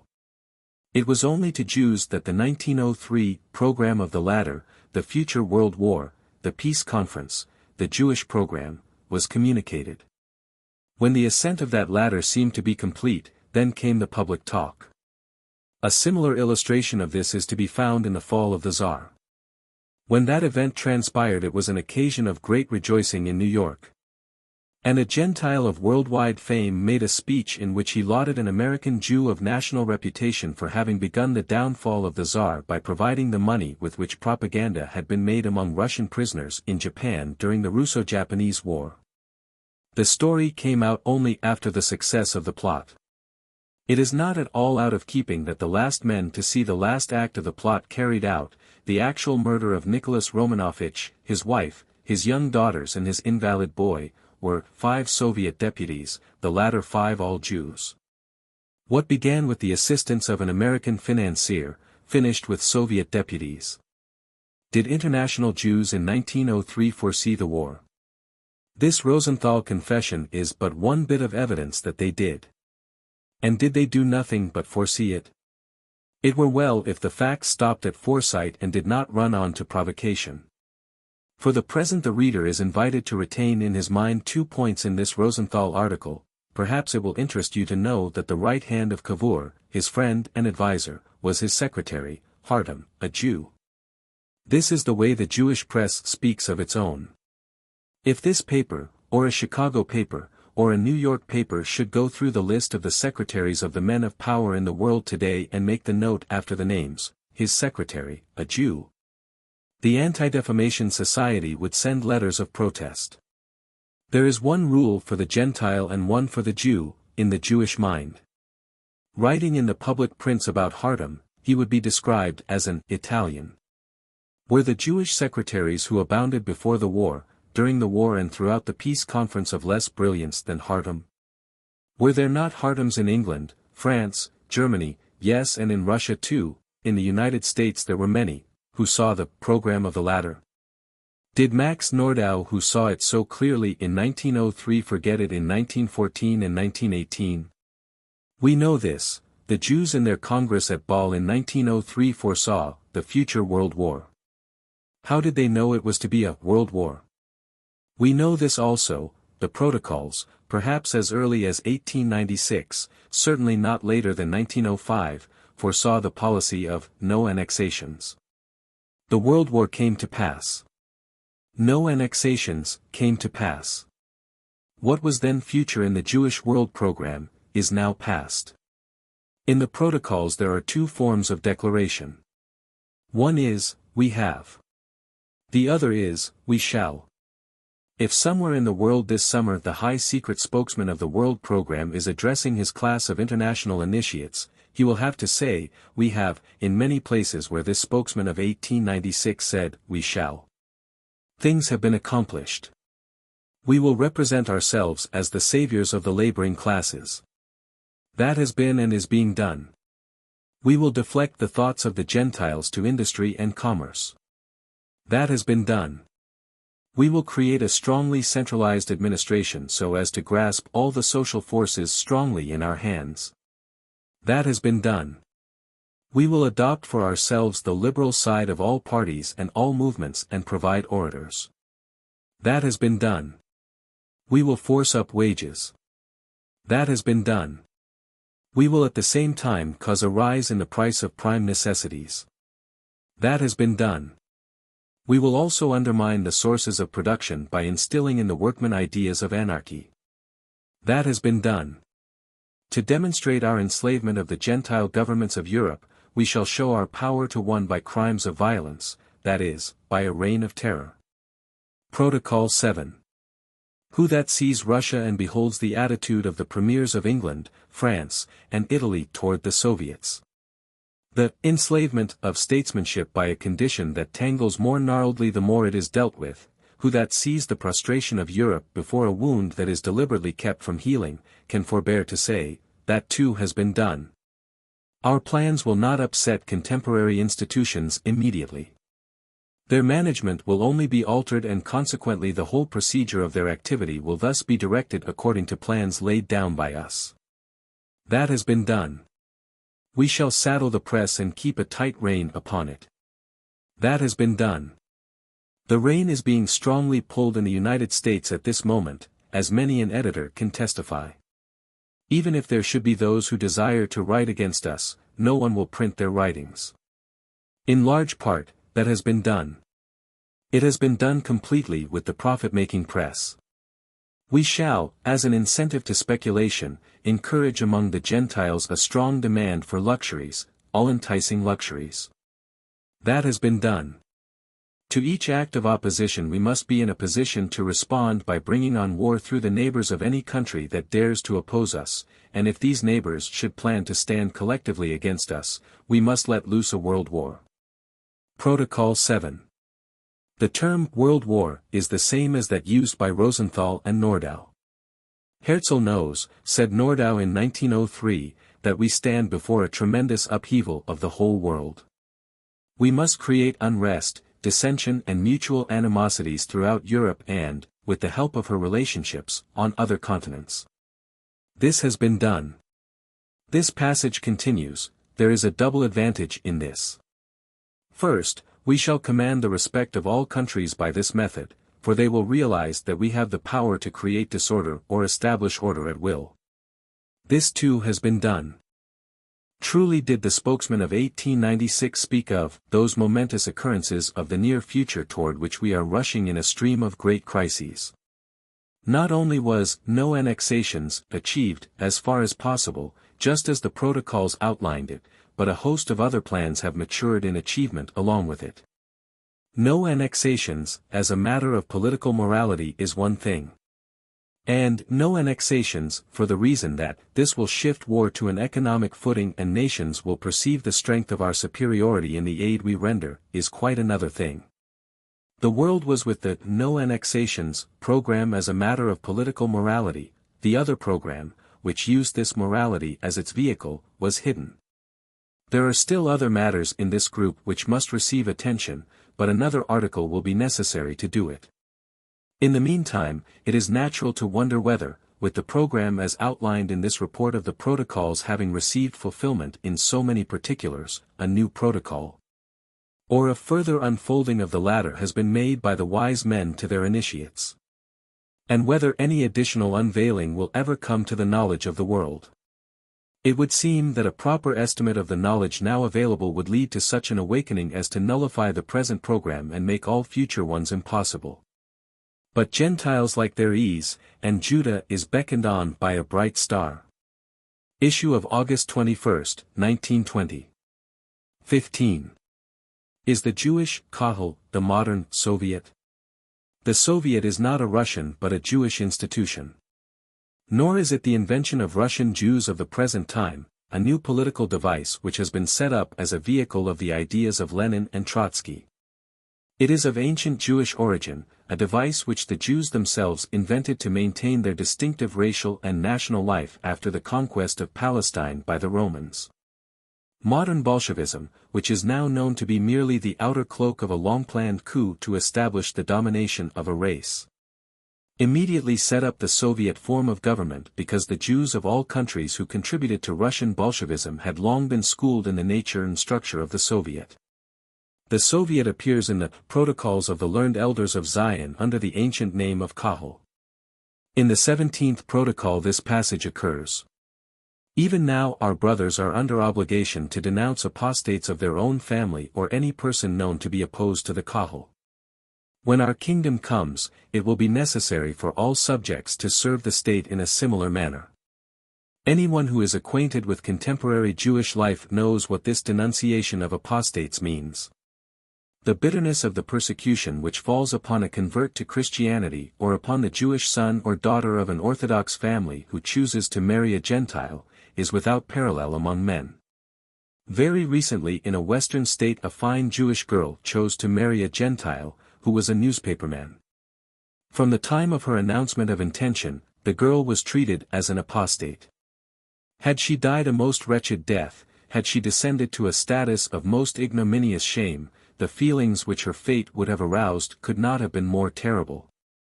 A darkly solemn funeral service was held for her, and on her bridal day she was declared to be dead to her people. The case is very far from being unusual. Perhaps one of the most moving descriptions of it is to be found in the life of Spinoza, the great philosopher whom modern Jews are fond of holding up for exhibition as a great ornament of their people. Spinoza's studies led him to question many of the dogmas the rabbis taught, those commandments of men, of which the New Testament speaks, and as Spinoza was already a person of influence, the very common Jewish tactic of bribery was tried upon him. There would be some hesitation in using the words just set down, the very common Jewish tactic of bribery, if they were not known to be true. There is no desire to cast aspersions which grow out of malice. But Jewish history as written by Jews provides mountains of proof that bribery was, while present knowledge amply testifies that it still is, the favorite and most dependable weapon of the Jews. A Jewish writer, Jacob Israel de Haan, a Dutch lawyer resident in Jerusalem, has recently stated that one hope of a settlement of the Arab agitation in Palestine is the ease with which the Arab press can be bribed. His words are, "There is a strong agitation here among the Arabs against what they call the Zionist peril. But the Arabs, especially the Arabian papers, are open to bribe. This weakness will cause them, in the long run, to lose out against us." So, young Spinoza was offered an annual stipend of 1,000 florins if he would be silent upon his convictions and from time to time show himself at the synagogue. This he refused with high-minded scorn. He made ready to earn his bread by polishing lenses for optical instruments. Upon this, he was excommunicated, a proceeding which is thus described. The day of excommunication at length arrived, and a vast concourse assembled to witness the awful ceremony. It began by the silent and solemn lighting of a quantity of black wax candles and by opening the tabernacle wherein were deposited the books of the law of Moses. Thus were the imaginations of the faithful prepared for all the horror of the scene. The chief rabbi, the ancient friend and master, now the fiercest enemy, of the condemned, was to order the execution. He stood there pained, but implacable, the people fixed their eager eyes upon him. High above, the chanter rose and chanted forth in loud lugubrious tones the words of execration, while from the opposite side another mingled with these curses the thrilling sounds of the trumpet. And now the black candles were reversed and were made to melt drop by drop into a huge tub filled with blood. Lewis, Biographical History of Philosophy. Then came the final anathema. With the judgment of the angels and of the saints, we excommunicate, cut off, curse and anathematize Baruch de Spinoza, with the consent of the elders and all this holy congregation. In the presence of the holy books, by the 613 precepts which are written therein, with the anathema wherewith Joshua cursed Jericho, with the curse which Elisha laid upon the children, and with all the curses which are written in the law. Cursed be he by day, and cursed be he by night. Cursed be he in sleeping, and cursed be he in waking, cursed in going out, and cursed in coming in. The Lord shall not pardon him, the wrath and the fury of the Lord shall henceforth be kindled against this man, and shall lay upon him all the curses written in the book of the law. The Lord shall destroy his name under the sun, and cut him off for his undoing from all the tribes of Israel. With all the curses of the firmament which are written in the law, and we warn you that none may speak with him by word of mouth nor by writing, nor show any favor unto him, nor be under one roof with him, nor come within 4 cubits of him. Nor read any paper composed by him. Pollock, Life of Spinoza. As the blasting words were uttered, the lights were all suddenly immersed in the blood, a cry of religious horror and execration burst from all. And in that solemn darkness, and to those solemn curses, they shouted Amen, Amen. Professor J. K. Hosmer, The Jews. That is a commentary on the decree of denunciation. It also throws a very strong light on the pressure which is brought against many Jews who would cry out against the antisocial ideas of their people, but who dare not because of the penalties it would bring. This denunciation, as Protocol 17 orders, is to be made against anyone who is known to be opposed to the Kahal or ancient Soviet system of the Jews. After the destruction of the Jewish state by the Romans, the Jews maintained a center in the Patriarch. And after the dispersion of the Jews out of Palestine, this center of nationality was preserved in the Prince of the Exile, or Exilarch, an office which is believed to persist to the present time. And which some believe to be held now by an American Jew. In spite of all assertions to the contrary, the Jews have never ceased to be a people. That is, a consciously united racial group, different from all others, and with purposes and ideals which are strictly of the Jews, by the Jews, and for the Jews in distinction from the rest of the world. That they constitute a nation within the nations, the most responsible Jewish thinkers not only declare but insist upon. And this is wholly in accord with the facts as observed. The Jew not only desires to live apart from other people, but he works with his own people as against others, and he desires as much as possible to live under his own laws. In the city of New York today, the Jews have succeeded in establishing their own court for the settlement of their own questions according to their own laws. And that is precisely the principle of the Soviet Kahal. From the 1st century forward, as any reader can see by consulting the Jewish encyclopedia, the community, assembly, or Kahal, has been the center of Jewish life. It was so earlier, in the time of the Babylonian captivity. And the last official appearance of it was at the Peace Conference, where the Jews, in accordance with their world program, the only program that passed successfully and unchanged through the Peace Conference, secured for themselves the right to the Kahal for administrative and cultural purposes in addition to many other privileges in countries where their activities had been a matter of protest. The Polish question is purely a Jewish question, and Paderewski's failure as a statesman was entirely due to his domination by Jewish influences. The Romanian question is likewise a Jewish question, and all Romanians speak of the United States as the Jews' country, because they know through their statesmen the terrific pressure which was exerted by American Jews against their country. A pressure extending to the very necessities of life, and which compelled Romania to sign agreements which are as humiliating as those that Austria asked of Serbia, out of which the World War grew. The Jewish question is written all over the forces that provoked the war, and over all the hindrances to peace which the world has since seen. Under the Kahal or ancient Soviet, the Jews lived by themselves and governed themselves, doing business with the government solely through their representatives. It was communism in a more drastic form than has been seen anywhere in the world outside Russia. Education, health, taxes, domestic affairs, all were under the absolute control of a few men who constituted the ruling board. This board, as the present-day Jewish hierarchy is supposed to be, was self-perpetuating, the office often passing in an unbroken line of hereditary succession through many generations. All property was in common, which however did not prevent the leaders becoming rich. These Kahals or Soviets existed in Rome, France, Holland, Germany, Austria, Russia, Denmark, Italy, Romania, Turkey and England. In the United States the idea has developed around the synagogue and around national and international secret societies of Jews, of which more will be said in succeeding articles.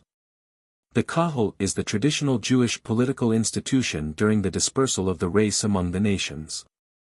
Its international aspect is to be seen in the higher councils. These councils enlarged as the Jews spread over the world. The Jewish Encyclopedia cites the Council of 3 Lands, the Council of 4 Lands, and the Council of 5 Lands, showing an international relationship in earlier years. But like all such records, public view of them is not easily accessible so far as they relate to modern times. The recent Zionist Congress in London, where doubtless much business was done that pertained to the Jewish people throughout the world, though not in public halls by any means, may be called the Council of 37 Lands. For the delegates to that Congress came from all parts of the world, from points remote as Lapland and South Africa, Persia and New Zealand. The purpose of these World Councils was the unification of the Jews, and the records of their assemblages run back through the centuries. It is therefore no new thing that has arisen in Russia. It is the imposition by the Jewish revolutionists upon Gentile Russia of a form of control in which Judaism has been schooled from the earliest times of its contact with the world. Soviet Russia could not have been possible had not 90% of the commissars been Jewish. Soviet Hungary could not have been possible had not Bela Kun, the chief Red, been a Jew, and had not 18 of his 24 commissars been Jews. The Jews are the only group schooled in the erection and administration of the Kahal. An Associated Press dispatch under date of August 12 throws a light on the congeniality of the Soviet system and the Jewish mind. Speaking of the Polish towns and villages occupied by Bolshevik forces in their recent drive, the dispatch says, The local Jewish parish populations already are said to be setting up Soviet and communist governments. Of course. Yet this is in strange contrast with what we are constantly told through the press of the sufferings of the Jews under the Soviet form and of their abhorrence of the Reds. However, most of what we read concerning this in the public press is Jewish propaganda, pure and simple, and the reports of men on the spot contradict it all. One relief worker testifies that relief work in Poland is frequently hung up because some Jew landlord asks an exorbitant rent for his premises. While another testifies that though railroad fares in the supposedly famine-stricken districts have gone up 1,000%, the best and highest fare trains are exclusively occupied by Jews. He adds, of his trip through Hungary, the Hungarians have no money anymore, but the Jews have. But American Jews abhor Trotsky and Sovietism, is the plea sometimes made. Do they? On page 9 of the American Jewish World, of July 30th, a letter signed Mrs. Samuel Rush appears. It is headed, "Are we really ashamed of Trotsky?" Read a few excerpts from it. I have read of late several laments from editors of Jewish publications that the Jew is now libeled as a radical. It is true that many Jews are radicals. It is also true that some of the radical leaders are Jews. But before weeping over the downfall of the race, let's think a bit. Trotsky himself has never been represented as anything but a cultured man, a student of world economics, a powerful and efficient leader and thinker who will surely go down in history as one of the great men our race has given the world. Very few of us doubt any longer that behind the absurdities written about Russia is the great truth that Russia is in that unsettled state which attends reconstruction. There is a plan behind this seeming disorder, and out of the upheaval will come order. It will not be utopia, but as good a government as the undoubtedly high-minded practical idealists who are building for Russia can build with the necessarily imperfect materials, human beings, with which they must work. And one of the leaders is Leon Trotsky. Are we really ashamed of Trotsky? The lady is evidently not ashamed of Trotsky, or Mr. Bronstein, as his real name is. Or take Judge Harry Fisher, of Chicago. While drawing a salary for work in the court, Judge Fisher went abroad on Jewish relief work. His plans were changed somewhat after his departure and he landed in Russia. He asserts in several interviews that he was permitted to arrive in Russia on condition that he leave political matters alone. There has been no such restriction placed upon him since his return to the United States, for he appears as an open advocate of full trade relations with the Soviet government of Russia. The Chicago Tribune thus quotes him. "We must leave Russia alone," he said in summarizing his views. "We should resume trade with the Soviet. The Bolshevist government is permanent. While there are only 700,000 members of the Communist Party, the peasants, who represent almost 100 million people, are solidly back of the Lenin regime." Among the Soviet devices which the 100 million peasants of Russia are said to be solidly back of, is the following. It is particularly interesting in view of the fact that Judge Fisher is judge of the Morals Court of Chicago. Some time ago, it was published that the women of Russia had become national property, he said.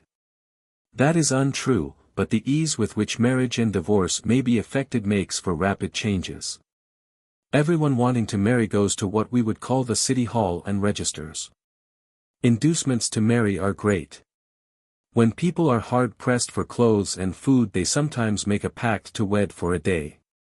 The next day they go down to the city hall and register again. This time their names are put side by side in the divorce book. That is all that is necessary to be divorced, and they have had a good feed in the bargain.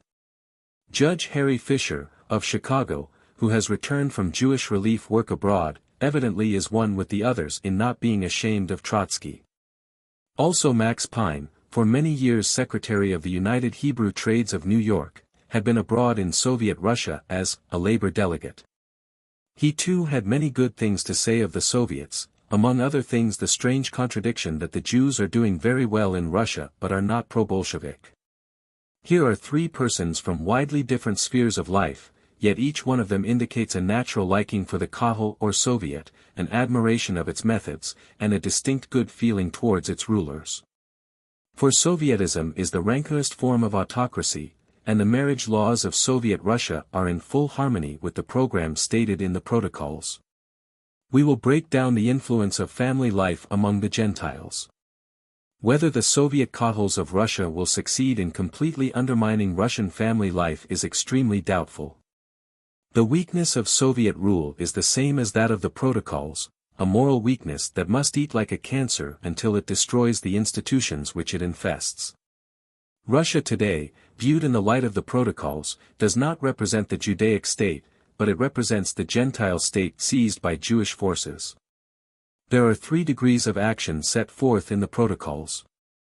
There is first the secret process of breaking up the integrity of society by the admixture of alluring but disruptive ideas. This is a work in which Gentile agitators are used. When the ideas have worked sufficiently to break up society and explode in a crisis, then as in Germany, the forces that have worked in secret swiftly come to the front to take the reins and guide the riot. In Germany this immediately occurred upon the collapse which followed the armistice, but the Germans were wise enough to know the meaning of the influx of Jews into all the official positions of the former empire. And it was not long before they were politically ousted. In Russia, however, the Jews sprang immediately into official positions and have succeeded in remaining there. It began with Kerensky compelling the Tsar to lay aside his crown, it continues with Trotsky and his armies at the throat of Europe. But this seizure of a country, as was attempted in Germany, and as was not only attempted but succeeded in Russia, is not the end of the program. It is only the beginning of its open or public phase. The Soviet Kahal makes for the complete breaking up of society, the entire cutting off of cooperation and communication, the ruling of each little section in the way desired, until the whole country lies helpless in isolated bits. The process includes, of course, the disintegration of industry also, the massing of Gentiles into an army, and a general destruction of morality and order. It is the protocol program in its last stage before the reconstruction begins which shall make the conquered country a Jewish state. The world has not seen that last stage yet. It has not come, even in Russia. If the Russian people waken from the daze into which they have been thrust, it will not come. Jewish voices loudly proclaim that Soviet Russia has come to stay. The only authoritative voice on that subject is the voice of Russia, and Russia has not yet spoken. Today the world is trembling on the very verge of real Russia's awakening, and with it a retribution most terrible upon the Sovietists. The program of the protocols once came near succeeding in the French Revolution, but its essential immorality overreached itself. It has come a step nearer success in Russia, but there too its defiance of the moral law will be its undoing. The Jewish question of today is being fought out in Russia and Poland, and the strength of the Jewish forces is largely and mostly supplied from the United States of America. No wonder those small East European independencies which are fighting for their lives refer to our country as the land of the Jews. We will show our power to one, say the protocols. In order to demonstrate our enslavement of the Gentile governments of Europe, we shall show our power to one of them by crimes of violence, that is, by a reign of terror. Protocol 7. One by one the Gentile nations of Europe have been compelled to withdraw their troops from Russia. One by one the premiers of Europe have submitted to heavy shackling of their official hands with regard to the Russian question. And today the world looks on while little Poland, apparently the second country on the list of Soviet victims, is made to feel heavy vengeance for her daring to be independent of Jewish power. Russia has been made to pay for her attempted independence of the Jew, Poland is now being made to pay. It is a flame, the Jews of Eastern Europe hope, and many Jews of America also, which will sweep round the world.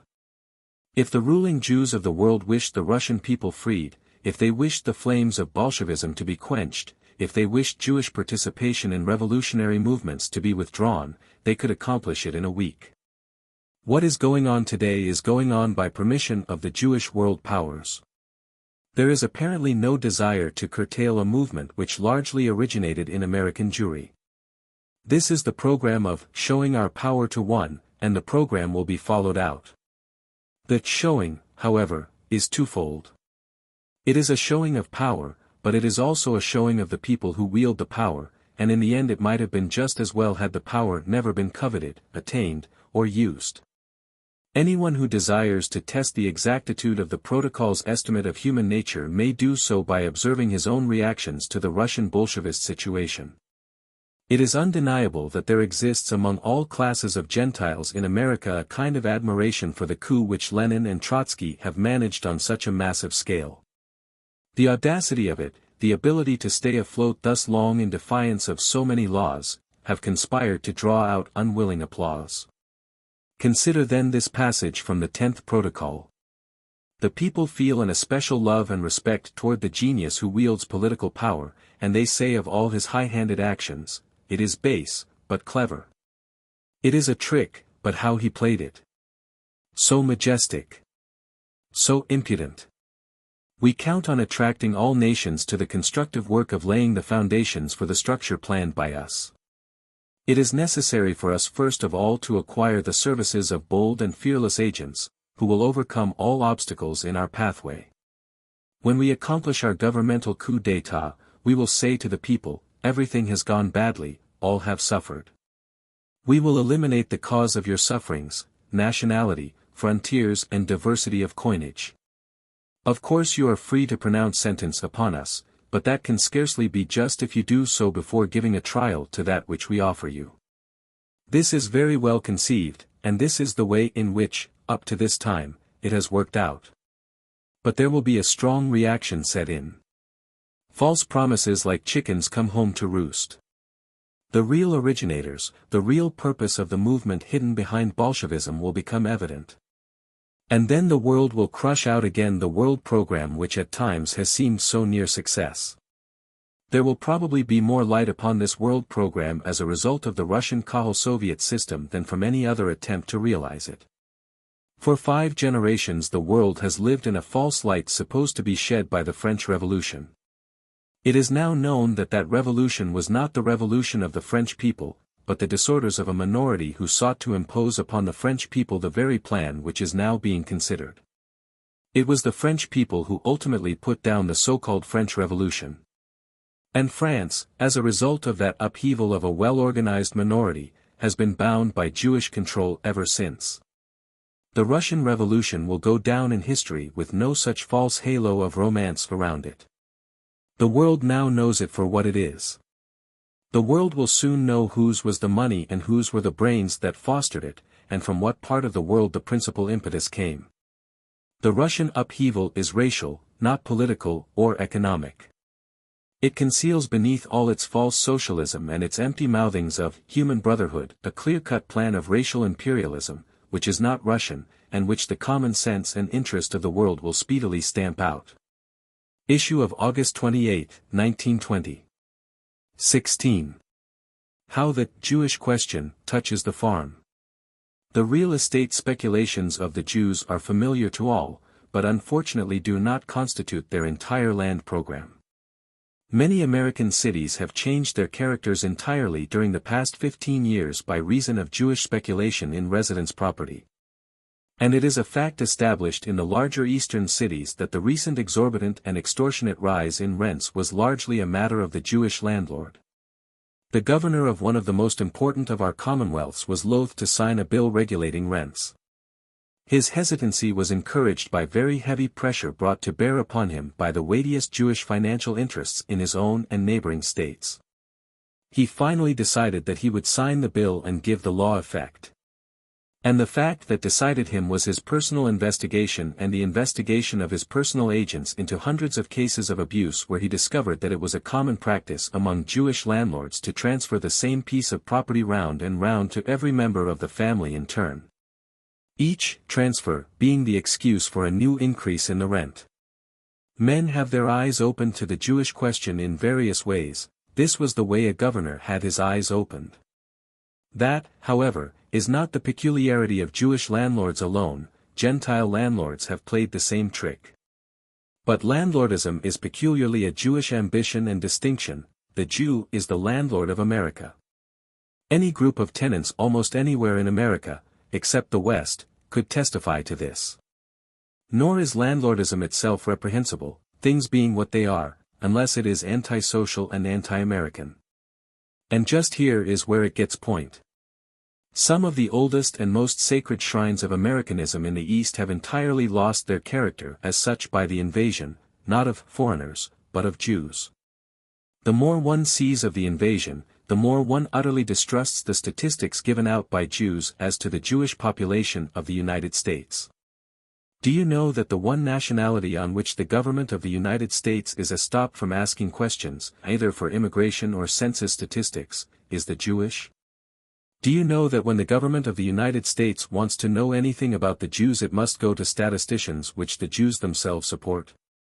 If a nation claims that it is no nation with respect to the United States government, as the Jews claim, and has no national statistics which it will permit to government to collect in the official way, why should it treat itself as a nation and keep its own records?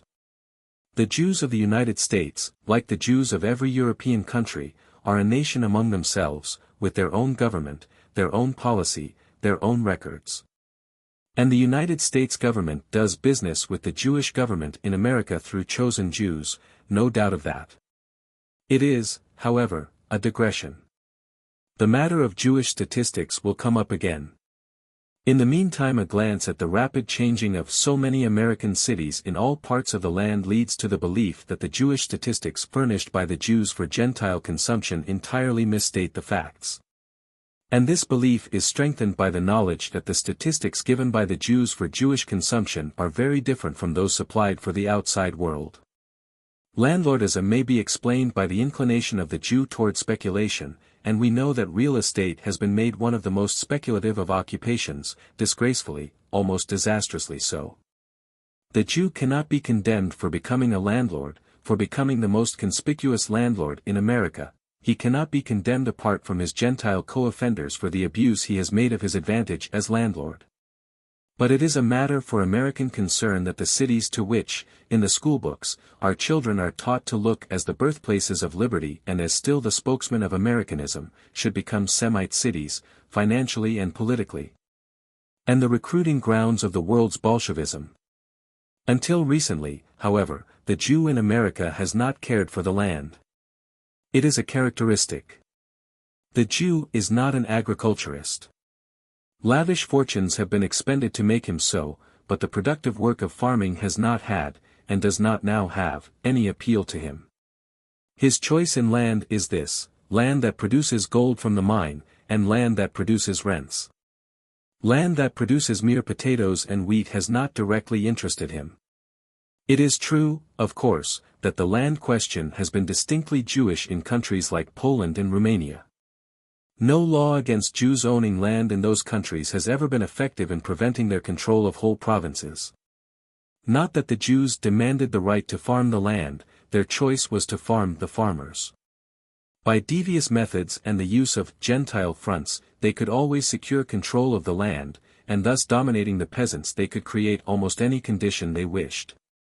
That is what they actually did. That is the Jewish question in those parts of the world. Not for farming purposes, it must be understood, but for the purpose of controlling the main source of wealth in agricultural countries and for taking the control of people away from their natural Gentile leaders. These two things always go together in countries where there is intellectual or landed aristocracy to which the people look for leadership. The Jewish program is to destroy that leadership by gaining control of the land. It is profitable, of course, but when you survey the outworking of the plan you always see something other than profits involved.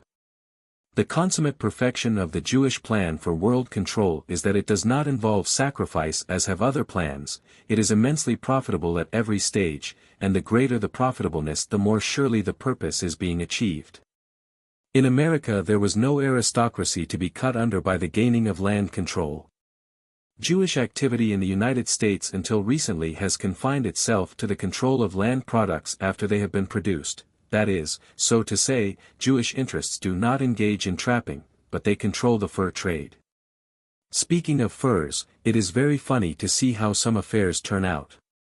During the war there was a great to-do made about the German control of the American fur trade. It was true that the fur trade was controlled from Germany, but not by Germans, by Jews. And then a great to-do was made about seizing, confiscating and absolutely selling out that German fur business to Americans, and the Americans who bought it were Jews. The actual control has never changed. The profits still find their way to the international purse. But furs is just an example. Jewish interests do not engage in raising grain, but control the grain that others produce. The need of the United States is a who's who of Jewish financiers, that the people may identify the men about whom they read as having made this corner, or sprung that coup. These interests, which have simply grabbed American-produced wealth and made American consumers pay and pay and pay, have been able to operate almost openly because of the sheer blindness of the American people as they read their newspapers. And, of course, while the American newspaper will gladly inform you that this man is an Italian and that man a Pole and the other man a Briton, it will never tell you that the fourth man is a Jew. There is a Jewish organization in every city, large and small, to prevent it, and they prevent it by methods that are violent and wholly subversive of the American ideal of liberty. So, until recently, the plan in the United States has been to seize the commodity at just that point in its passage from the producer to the consumer where the heaviest weight of profit can be extracted from it, at the neck of the bottle. So to speak, and control it there. It is not service that the people pay for, they pay for seizure. But a new movement has begun in the United States. Jewish millions are now being used to secure immense tracts of American lands. Formerly it was enough to control the cotton, as the bread was controlled, but now the movement is toward controlling the cotton lands. The operations are carefully guarded, Gentile fronts are used almost exclusively.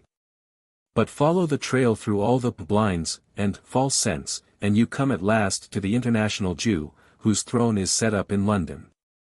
Many Jews have written the Dearborn Independent saying that they do not know about these racial plans for world control. It may well be believed that they do not. One purpose of these articles is to tell them about it. But this every Jew rejoices in, the movement of his people toward power. And it is this sentiment that the international Jew implicitly trusts, and because this sentiment exists the international program secures a maximum of success at a minimum risk of exposure. Jewry is not a democracy but an autocracy. Of course the ordinary Jew does not know. The question is, why should he revile the Gentile who tries to tell him?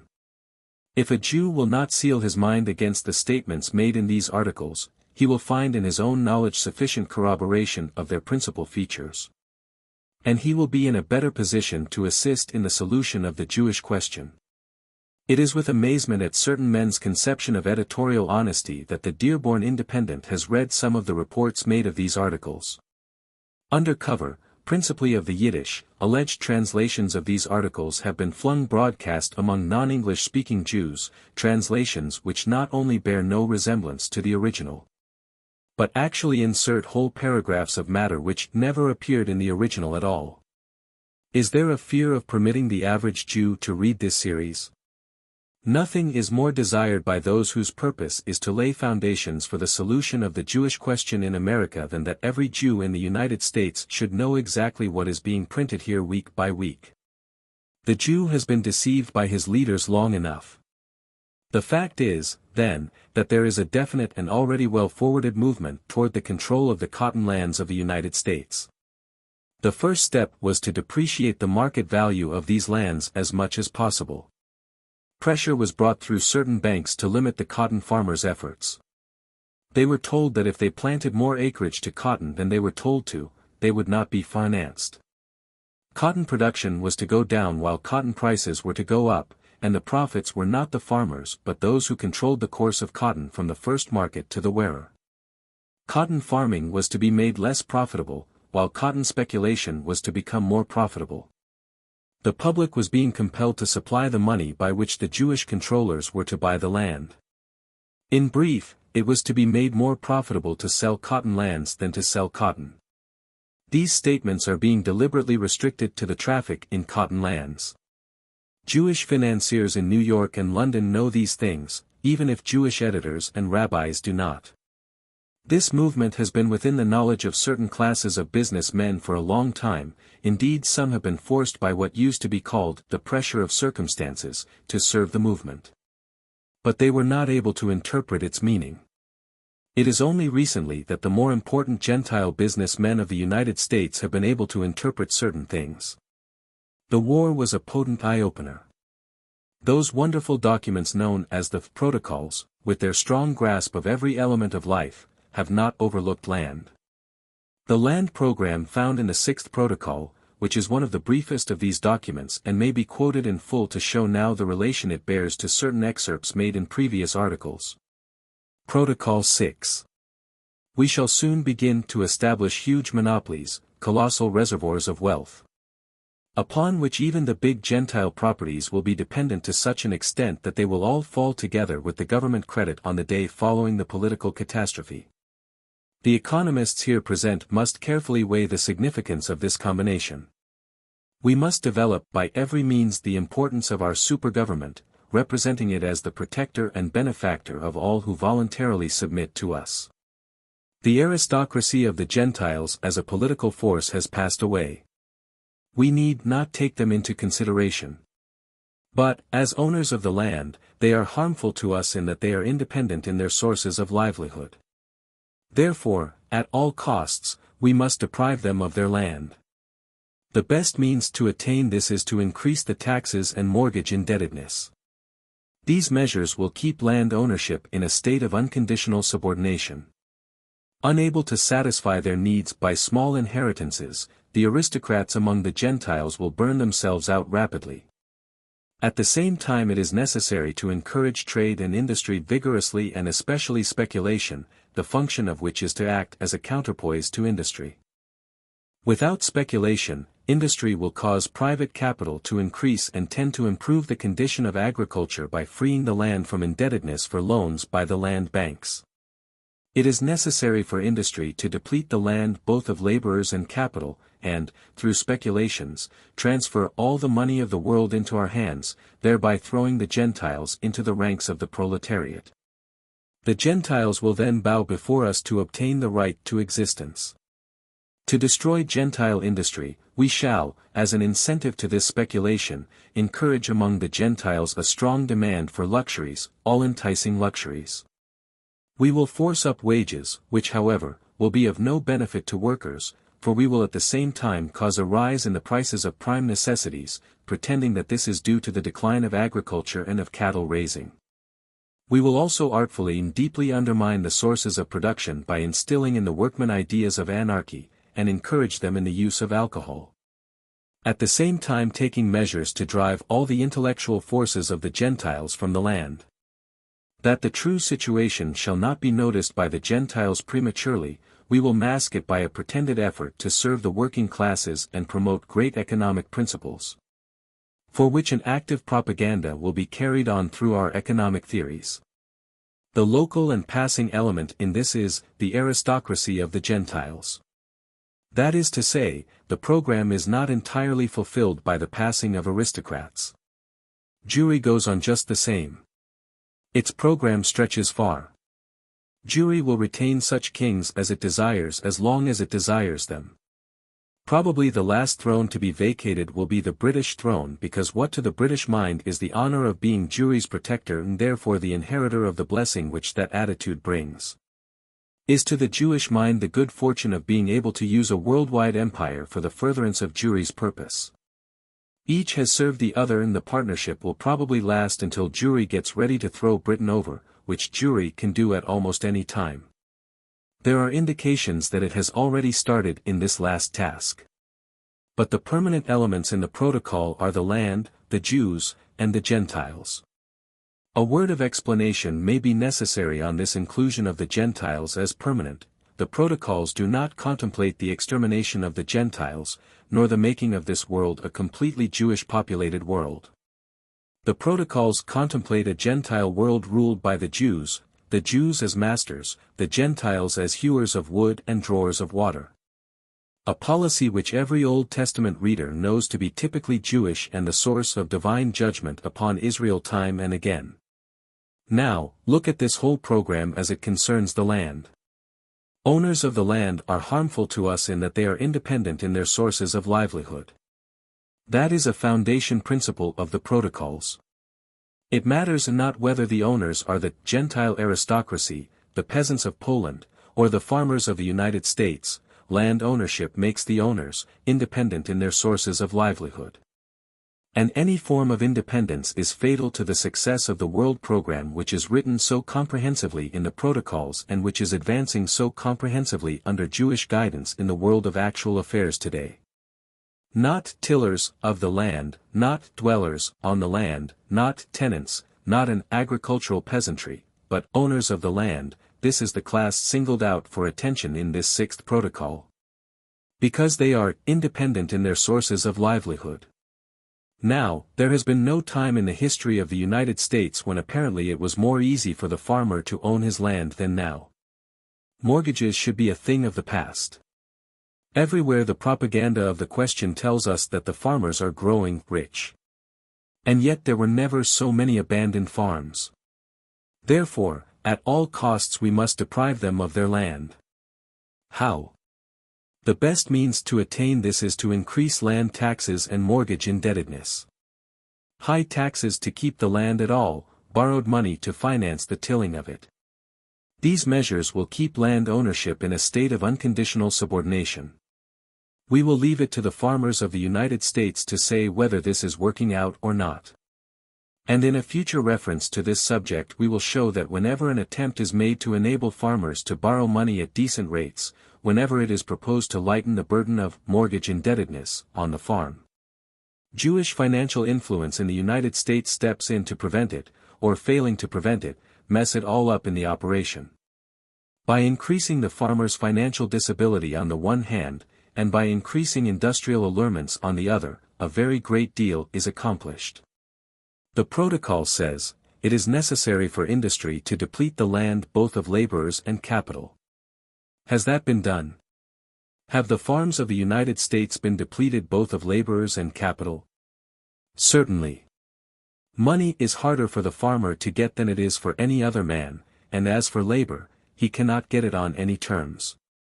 What is the result of these two influences, the one working on the farm, and the other in the cities? It is precisely what the protocol says it will be, increased wages that buy less of the materials of life, we will at the same time cause a rise in the prices of prime necessities. Pretending that this is due to the decline of agriculture and cattle raising. The Jew who set these protocols in order was a financier, economist and philosopher of the first order. He knew what he was talking about. His operations in the ordinary world of business always indicated that he knew exactly what he was doing. How well this sixth protocol has worked and is still working out in human affairs is before the eyes of everyone to see. Here in the United States one of the most important movements toward real independence of the financial powers has been begun by the farmers. The farmer's strong advantage is that, owning the land, he is independent in his sources of livelihood. The land will feed him whether he pleases international Jewish financiers or not. His position is impregnable as long as the sun shines and the seasons roll. It was therefore necessary to do something to hinder this budding independence. He was placed under a greater disadvantage than any other businessman in borrowing capital. He was placed more ruthlessly than any other producer between the upper and nether stones of a thievish distribution system. Labor was drawn away from the farm. The Jew-controlled melodrama made the farmer a rube, and Jew-made fiction presented him as a hick, causing his sons to be ashamed of farm life. The grain syndicates which operate against the farmer are Jew-controlled. There is no longer any possibility of doubting, when the facts of actual affairs are put alongside the written program, that the farmer of the United States has an interest in this question. What would this world program gain if the wage workers were enslaved and the farmers were allowed to go scot-free? Therefore the program of agricultural interference which has been only partially outlined here. But this is not all. Any writer who attempts fully to inform the Gentile mind on the Jewish question must often feel that the extent of the protocol's conspiracy is so great as to stagger the Gentile mind. Gentiles are not conspirators. They cannot follow a clue through long and devious and darkened channels. The elaborate completeness of the Jewish program, the perfect coordination of its mass of details wearies the Gentile mind. This, really more than the daring of the program itself, constitutes the principal danger of program being fulfilled. Gentile mental laziness is the most powerful ally the world program has. For example, after citing the perfectly obvious coincidence and most probable connection between the protocols and the observable facts with reference to the farm situation, the writer is compelled to say, as above, but this is not all. And it is a peculiarity of Gentile psychology that the Gentile reader will feel that it ought to be all because it is so complete. This is where the Jewish mind outmaneuvers the Gentile mind. Gentiles may do a thing for one reason, the Jew often does the same thing for 3 or 4 reasons. The Gentile can understand thus far why Jewish financiers should seek control of the land in order to prevent widespread agricultural independence which, as Protocol 6 says, would be harmful to us. That reason is perfectly clear. But there is another. It is found in the 12th Protocol.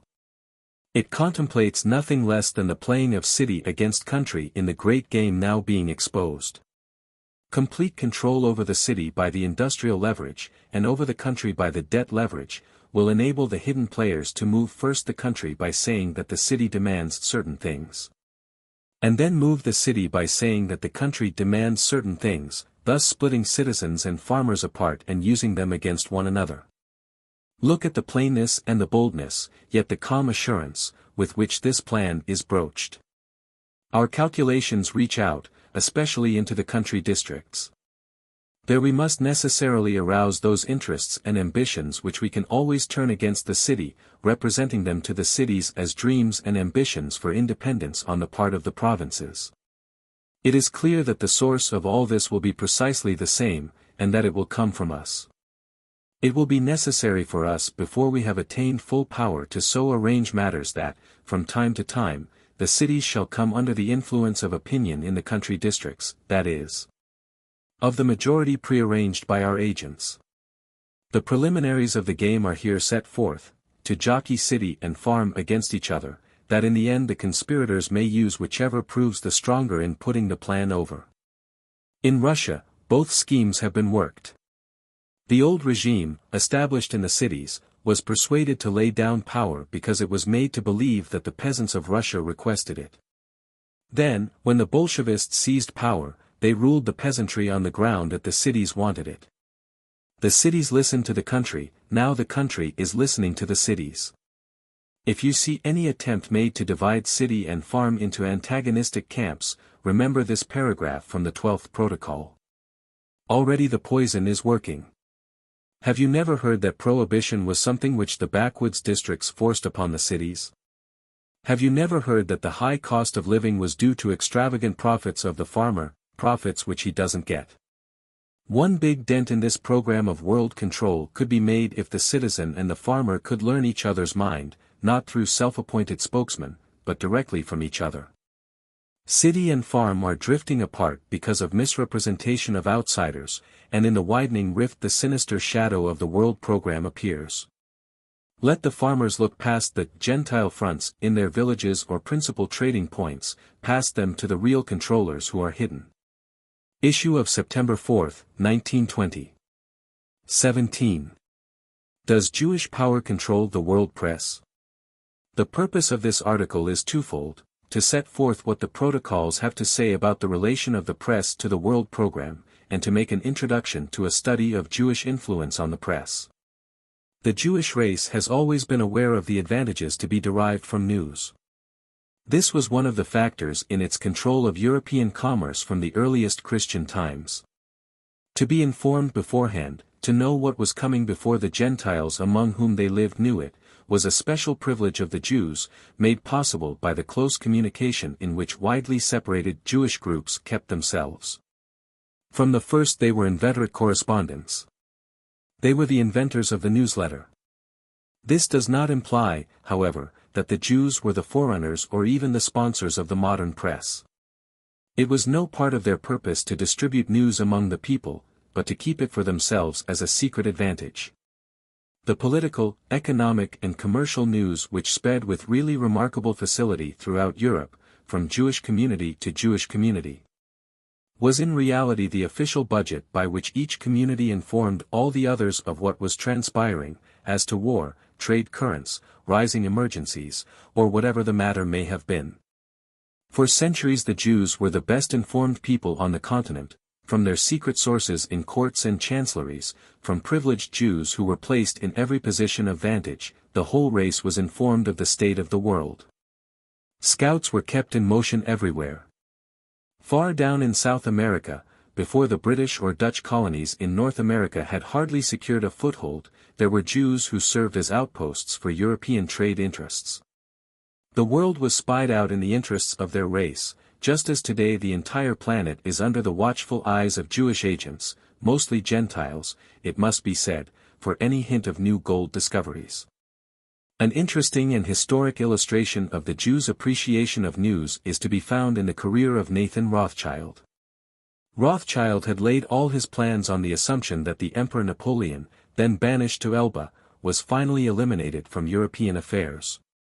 Napoleon unexpectedly returned, and in the 100 days, it seemed as if the Rothschild financial edifice might collapse. Feverishly the financier aided both Prussia and England, and as the Battle of Waterloo approached, no one was more interested in the outcome than he. Rothschild was a man who shrank from the sight of blood. He was physically a coward, and any sign of violence unnerved him. But so intense was his interest in the battle on which his whole fortune seemed to depend, that he hastened to France, followed the British army. And when the battle began he hid himself in some shot-proof nook near Hougoumont, where he watched all day the ebb and flow of battle. Just before Napoleon ordered the last desperate charge Rothschild had made up his mind. He said afterward that his exclamation at this point was, "The House of Rothschild has won the battle." He hurried from the field, galloped wildly to Brussels, communicating not a word of what he knew to the anxious people he met by the way. Hiring a carriage at an exorbitant price, he galloped away to Ostend. Here a fierce storm was raging on the ocean and no sailor was willing to set out for England, about 20 miles away. Rothschild himself, always afraid of danger, forgot his fear in his visions of the stock market. He offered 500, 800, and at length 1,000 francs to the man who would take him across. But no one dared. Finally one sailor proposed that if Rothschild would pay 2,000 francs into his wife's hands, he would attempt it. Half dead the two men reached the English coast, but without rest Rothschild ordered express post and hurried away to London. Whip and spur were not spared on that journey. There were no telegrams in those days, no swift communication. England was anxious. The rumors were bad. And on the morning of June 20, 1815, when Nathan Rothschild appeared in his usual place at the Stock Exchange and leaned against the column, England knew nothing of what he knew. He was pale and broken. The sight of his face led the other financiers to believe that he had received bad news from the front. Then it was seen that he was quietly selling his securities. What? Rothschild unloading? The market dropped disastrously, a very panic seized the financiers, the market was flooded with consols offered for sale, and all that was offered, Rothschild's agents bought. So it went on, all day the 20th, and all day the 21st. At the close of business the second day, Rothschild's heavy chests were crammed with securities. Then in the evening a courier galloped into London with the news that Wellington had won and Napoleon was a fugitive. But Nathan Rothschild had made $10 million and the men he did business with had lost that much, all as an affair of news. There was a little incident in Washington during the war, a leak of news, it was called. The wise men of Wall Street sometimes whisper that even between 1914 to 1918 there were men of Rothschild's race who showed his same appreciation of news, with the same profitable results. And not only the men of Rothschild's race, but some of their Gentile fronts, also. There were times during the war when no Gentile knew what was going on in certain countries. The Jewish leaders always knew. Some very interesting testimony can be presented on that point. Aside from its own interest, this Rothschild narrative fully illustrates the statement that while the Jews were very early news gatherers, they were not publicists. They used the news for their own benefit, they did not disseminate it. If it had depended on their influence, there would have been no public press at all. It was in France, which had no newspapers outside the capital, that the French Revolution was possible. There being no reliable exchange of news and opinion, the people were kept in ignorance. Paris itself did not know that the Bastille had fallen until next day. Where there is no press, minorities easily gain control, as the Jewish Bolshevist revolution in Russia illustrates. One of the most dangerous developments of the time is public distrust of the press. If the day ever comes when swift, reliable and authoritative communication with the entire people shall be necessary for public action in the interests of public safety, the nation may find itself sadly crippled unless a new confidence in the daily press can be built up. If for no other reason than that the free press is a safeguard against minority seizure of control, such laws as the zone laws, or any restrictions on the freest and fullest communication between various parts of the country, should be absolutely abolished. But, the press being in existence, and being largely an Anglo-Saxon creation, it is a force not to be treated lightly, and that is the point where the world program and Jewish control come in contact with it. The protocols, which overlook nothing, propose a very definite plan with regard to the press. As in the multitude of other matters with which these remarkable documents deal, there are the two phases, what we have done, and what we will do. As early as the second protocol, the press comes in for attention. It is significant that it makes its appearance in the same protocol in which the No Annexations program was announced 20 years before the World War. In the same protocol in which it is announced that Gentile rulers will be allowed to appear before the people for a short period, while Jewish influences were organizing themselves behind the seats of power, and in the same protocol where Darwinism, Marxism and Nietzscheism are claimed among the most demoralizing doctrines which Jewish influence has disseminated. These are very curious statements, but not stranger than the actuality that has come to pass. Says the second protocol.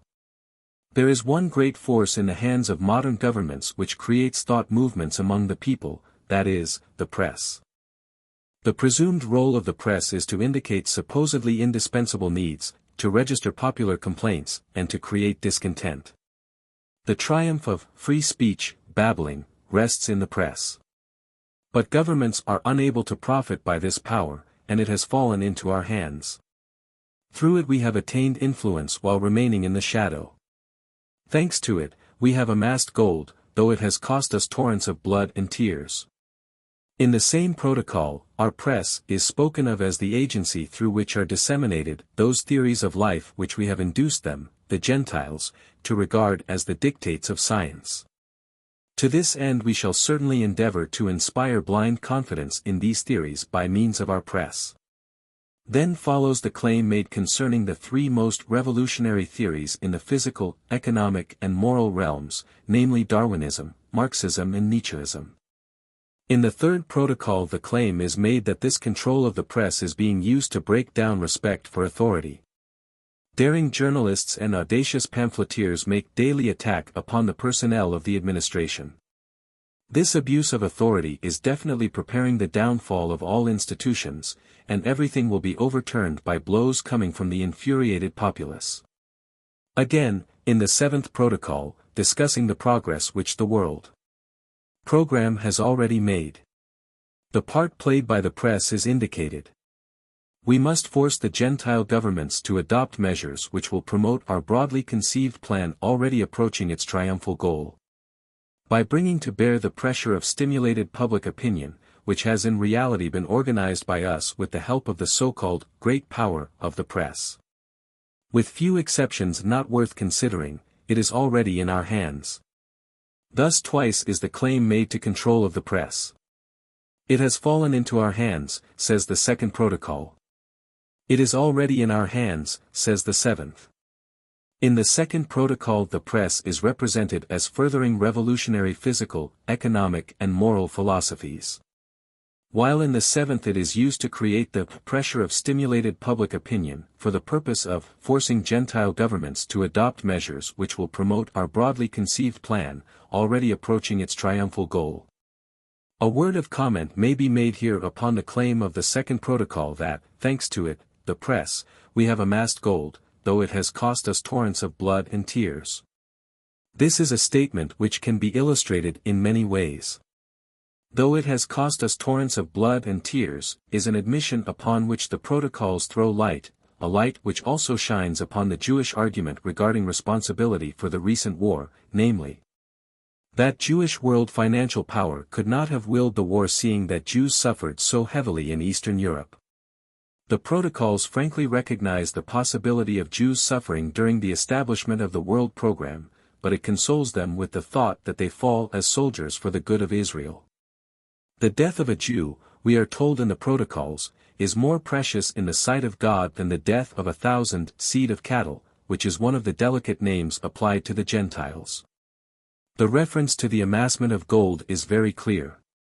It does not apply to ownership of publications and a share in their profits only, but also the use that may be made of them through silence or outcry to promote international Jewish financiers' schemes. The Rothschilds bought editors as they bought legislators.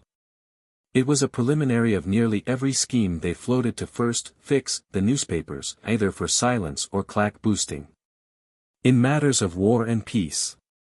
In the removal of administrations inimical to Jewish financial or political plans, in the elimination by public exposure of Gentile fronts whom their Jewish masters wish to be rid of. In the gradual building up of reputation and influence for rising men, who had been chosen for work in the future, in these and like matters the press very greatly aided the international cabal in attaining its end. All the details of the foregoing paragraph can be illustrated at length by instances which have occurred in the United States within the past 15 years. There was once a senator of the United States who, but that story illustrates another point also, and will be reserved until that point is reached in this series of discussions. The 12th Protocol, however, contains the entire plan of control of the press, reaching from the present time into the future when the Jewish world government shall be established. The reader is invited to read carefully and thoughtfully the deep and wide outreaching of this plan. Keep also in mind the boast that has been made for generations that no publication that has handled the Jewish question in a manner distasteful to the Jewish powers has been allowed to live. What role is played at present by the press? It serves to inflame the passions of selfish partisanship which our interests require. It is shallow, lying and unfair, the most people do not understand what end it serves. In that quotation we have the same low estimate which was noted when we studied the estimate of human nature, which the protocols contain. Now, for the plan of press control, we separate the points for convenience. We shall handle the press in the following manner. 1. We shall saddle it and keep tight rein upon it. We shall do the same also with other printed matter, for of what use is it to rid ourselves of attacks in the press, if we remain exposed to criticism through pamphlets and books? 2. Not one announcement will reach the people save under our supervision. We have attained this at the present time to the extent that all news is received through several agencies in which it is centralized from all parts of the world. A sidelight on the first sentence above may be had from the Jewish statement regarding the British declaration relating to Palestine. This declaration was sent from the Foreign Office to Lord Walter Rothschild. It came perhaps as a surprise to large sections of the Jewish people, but to those who were active in Zionist circles, the declaration was no surprise. The wording of it came from the British Foreign Office, but the text had been revised in the Zionist offices in America as well as in England. The British declaration was made in the form in which the Zionists desired it. pp. 85-86, Guide to Zionism, by Jesse E. Samter, published by the Zionist Organization of America. 3. Literature and journalism are two most important educational forces, and consequently our government will become the owner of most of the journals. If we permit 10 private journals, we shall organize 30 of our own, and so on. This must not be suspected by the public, for which reason all the journals published by us will be externally of the most contrary opinions and tendencies, thus evoking confidence in them and attracting our unsuspecting opponents, who thus will be caught in our trap and rendered harmless. This is most interesting in view of the defense now being made for so many Jewish journals. Look at the newspapers owned and controlled by Jews, they say, see how they differ in policy. See how they disagree with each other. Certainly, externally, as Protocol 12 says, but the underlying unity is never hard to find. Besides, one way of discovering who are the people that have knowledge of the Jewish world problem, of who can be convinced of it, or who will write about it, is just to start a paper which, externally, seems to be independent of the Jewish question.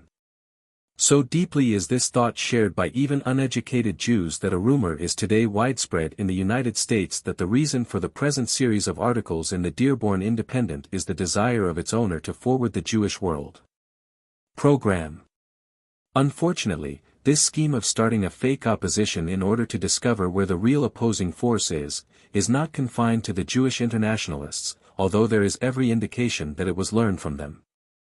This idea of a misrepresentative front for certain secret purposes is expressed at length not only with reference to the press, but throughout the protocols in other relations.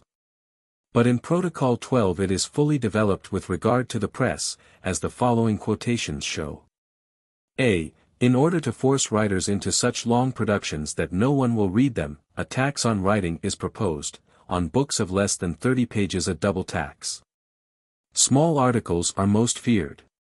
Therefore doubly tax the pamphlets of less than 30 pages. The longer articles fewer will read, so the protocols argue, and the double tax will thus force writers into such long productions that they will be little read, especially as they will be expensive. But that which we ourselves shall publish for directing the public mind will be cheap and widely read. The tax will discourage mere literary ambition, whereas the fear of punishment will make the writers subservient to us. Even if there should be those who may desire to write against us, no one will publish their writings. How many American writers know this? Before accepting any work for printing, the publisher or printer must obtain permission from the authorities. Thus we will know in advance what attacks are being prepared against us and shall be able to counteract them by coming out beforehand with explanations on the subject. That is largely the situation today. They do know in advance what is being done, and they do seek to disarm it beforehand. B. Here are the 3 degrees of Jewish journalism, which are not only stated in the protocols but are observable in the everyday world of the present. The leading place will be held by organs of an official character. They will always stand guard over our interests and consequently their influence will be comparatively small. The second place will be held by semi-official organs whose aim it will be to attract the indifferent and lukewarm. In the third category we shall place organs of apparent opposition. At least one will be extremely antagonistic. Our true opponents will mistake this seeming opposition as belonging to their own group and will thus show us their cards. I beg you to notice that among those who attack us there will be organs founded by us, and they will attack exclusively those points which we plan to change or eliminate. All our papers will support most diverse opinions, aristocratic, republican, even anarchist, so long of course as the Constitution lives. These fools who believe they are repeating the opinions expressed by their party newspapers will be repeating our opinions or those things which we wish them to think. By always discussing and contradicting our writings superficially, and without touching upon their essence, our press will keep up a blank fire against the official newspapers, only to give us opportunity to express ourselves in greater detail than we could in our first declaration. This will be done when useful to us. These attacks will also convince the people of the full freedom of the press, and it will give our agents the opportunity of declaring that the papers opposing us are mere windbags, since they cannot find any real arguments to oppose our orders. Undoubtedly that would be the case were all the papers controlled. In the case of the present series of articles, however, the tables appear to be turned. It is the Jewish press which has so signally failed to bring forward disproof either by fact or argument. When necessary, we shall promulgate ideas in the third section of our press as feelers, and then refute them vigorously in the semi-official press. We shall overcome our opponents without fail because they will not have organs of the press at their disposal. The pretext for suppressing a publication will be that it stirs up the public mind without basis of reason, a pretext which has already been urged time and again, but without the legal power to effect suppression. Although without legal power, the Jewish interests in the United States have effected a pretty complete suppression of everything they do not desire. How far does Jewish influence control the newspapers of the United States? Insofar as the use of the word Jew is concerned, the press is almost completely dominated. The editor who uses it is certain to hear from it. He will be visited and told, contrary to everything the Jew is told, that the word Jew denotes a member of a religious denomination and not a member of a race. And that its use with reference to any person spoken of in the public prints is as reprehensible as if Baptist, Catholic or Episcopalian were used. The Jew is always told by his leaders that regardless of religion or country of birth, he is a Jew, the member of a race by virtue of blood. Pages of this paper could be filled with the most authoritative Jewish statements on this point. But what the Jew is told by his leaders, and what the Gentile editor is told by the Jewish committee are two different and antagonistic things. A Jewish paper may shriek to the skies that Professor so-and-so, or Judge so-and-so, or Senator so-and-so is a Jew, but the secular newspaper that should do that would be visited by an indignant committee bearing threats. A certain newspaper, as a mere matter of news, published an excerpt from one of the Dearborn Independent articles. Next day a number of advertising accounts dropped for lack of copy. Inquiry developed the fact that the reticent advertisers were all Jewish firms and the cause of their action was the really unimportant excerpt which the paper published. It developed also that the advertising agent who handled all the advertising for those Jewish firms was himself a Jew who also held an office in a Jewish secret society, which office was concerned exclusively with the control of newspapers in the matter of Jewish publicity. It was this man who dealt with the editor. A lame editorial retraction followed which faintly praised the Jews. The advertising was returned to the paper, and it is just a question whether that editor was rightly handled or not. Certainly he has been made to feel the power. But the diplomacy of it was bad.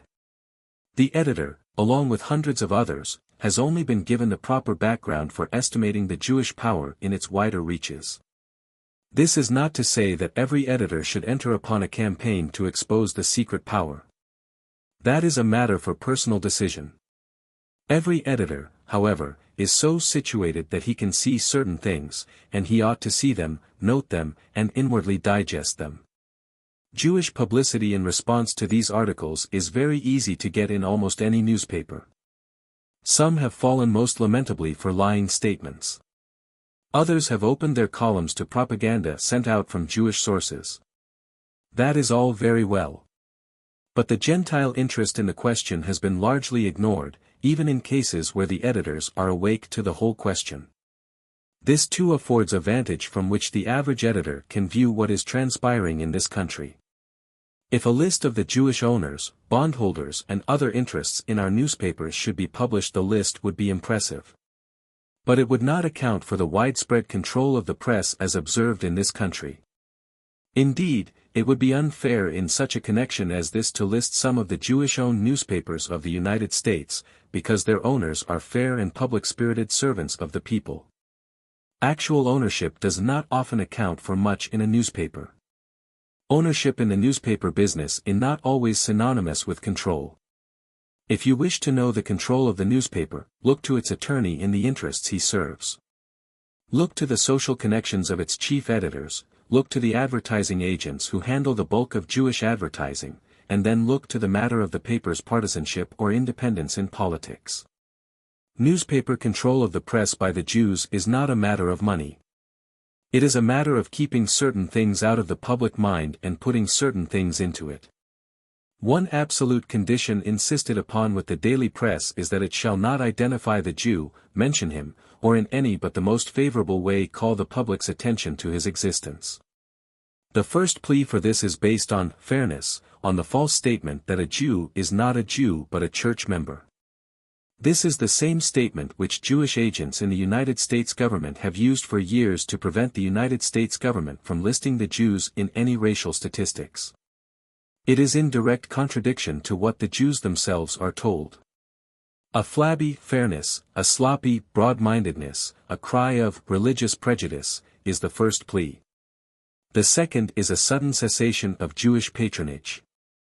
The third is withdrawal of patronage by every Gentile concern that is under the grip of Jewish financiers. It is a mere matter of brutal bludgeoning. And the fourth act, in a community thoroughly blinded to the Jewish question, is the collapse of the offending publication. Read the Jewish Encyclopedia for a list of some of the papers which dared open up the question, and ceased.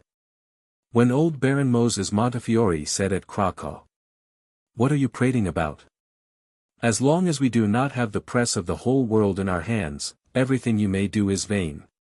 We must control or influence the papers of the whole world in order to blind and deceive the people." He knew what he was saying. By blinding the people he only meant that they should not see the Jew, and by deceiving them he only meant that the people should think certain world movements meant one thing when they really meant another. The people may be told what happens, they may not be told what was behind it. The people do not yet know why certain occurrences which have affected their whole lives, should have occurred at all.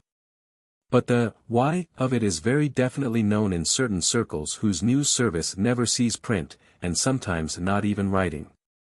Statistics as to the space given the Jews by newspapers concerning things they want to get into print would also be an eye-opener.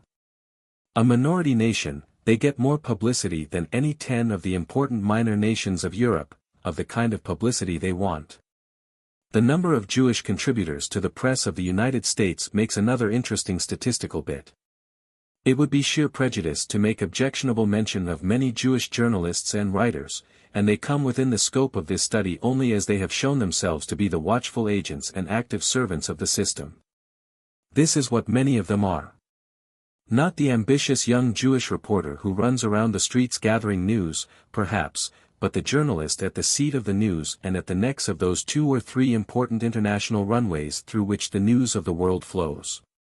The whole matter, as far as extent of control is concerned, could be visualized on a map of the United States, by means of colored pins showing the number of Jewish-owned, provably Jewish-controlled papers. And the number of Jewish writers who are directing the majority thought of the various sections of the country. The Jewish journalist who panders to unrest, whose literary ambition is to maintain a ferment in his readers, whose humor is sordid and whose philosophy is one of negation. As well as the Jewish novelist who extols his or her own people even while the story sows subtle seeds of disruption in Gentile social or economic life must be listed as the agents of that world program which would break down society through the agency of ideas. And it is very striking how many there are, and how skillfully they conceal their propaganda in their work.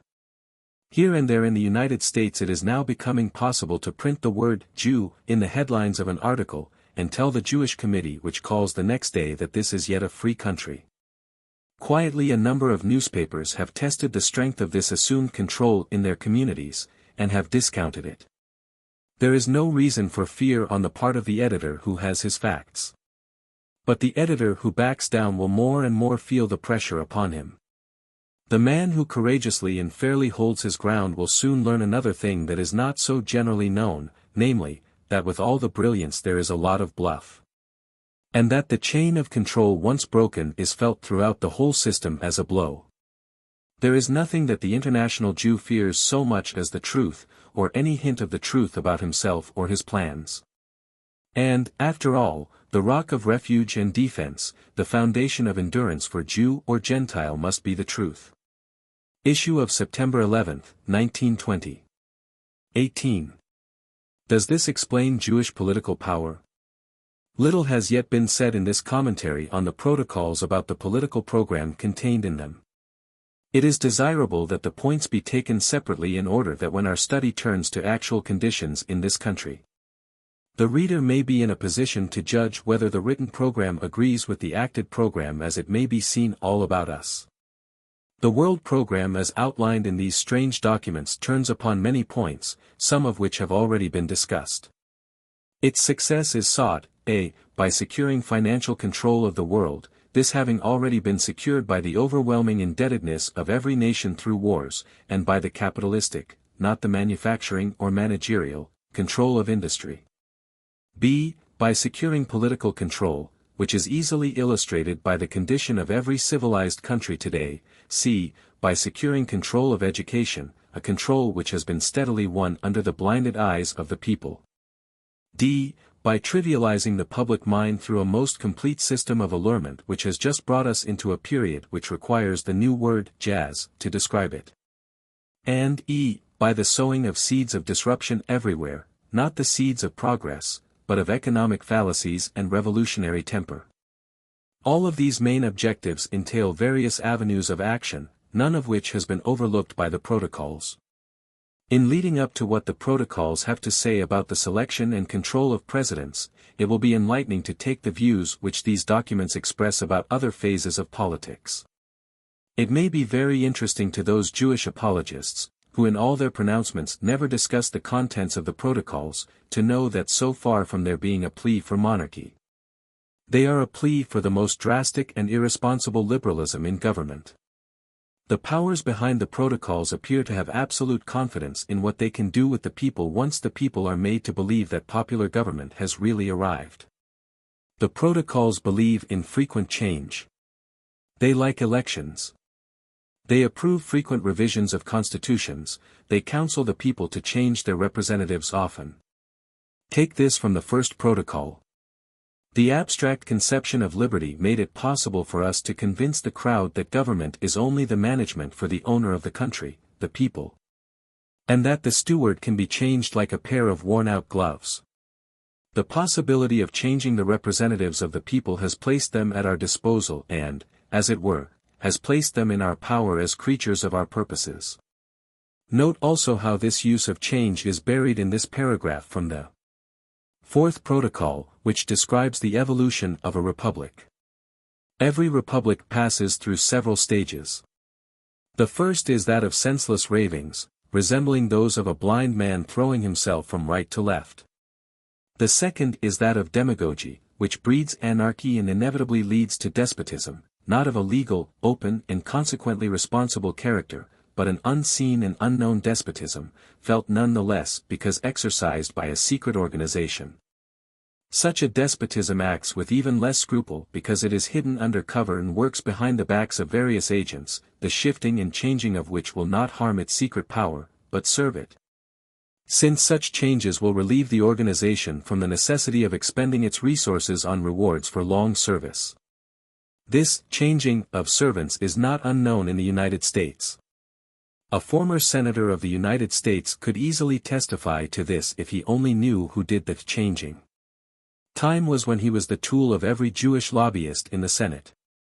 His glib tongue lent charm and plausibility to every argument they wished to advance against the government's intentions. Secretly, however, the senator was receiving favors from a very high source, favors of a financial character. The time came when it was desirable to detach the senator. The written record of his favors was abstracted from its place of supposed secrecy. A newspaper system that has always been the ready organ of American Jewry made the exposure, and an indignant public did the rest.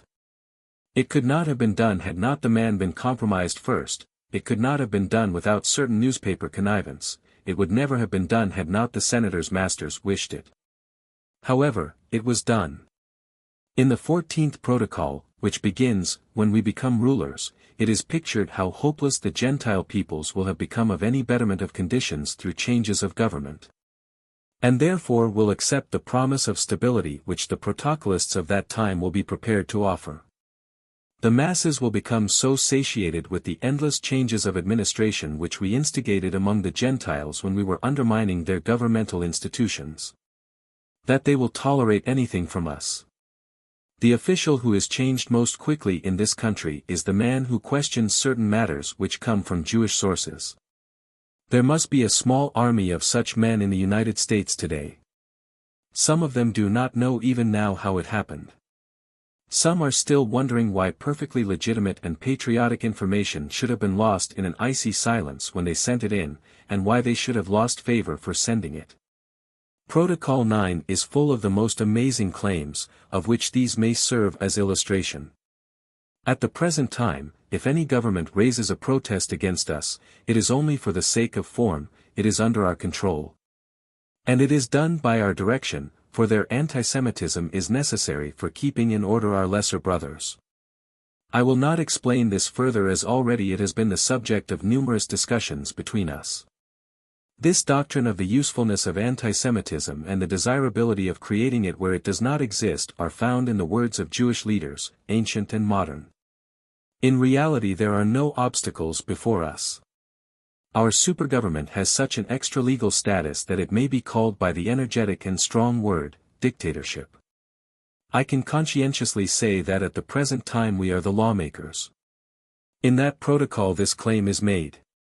De facto, we have already eliminated every government except our own, although de jure there are still many others left.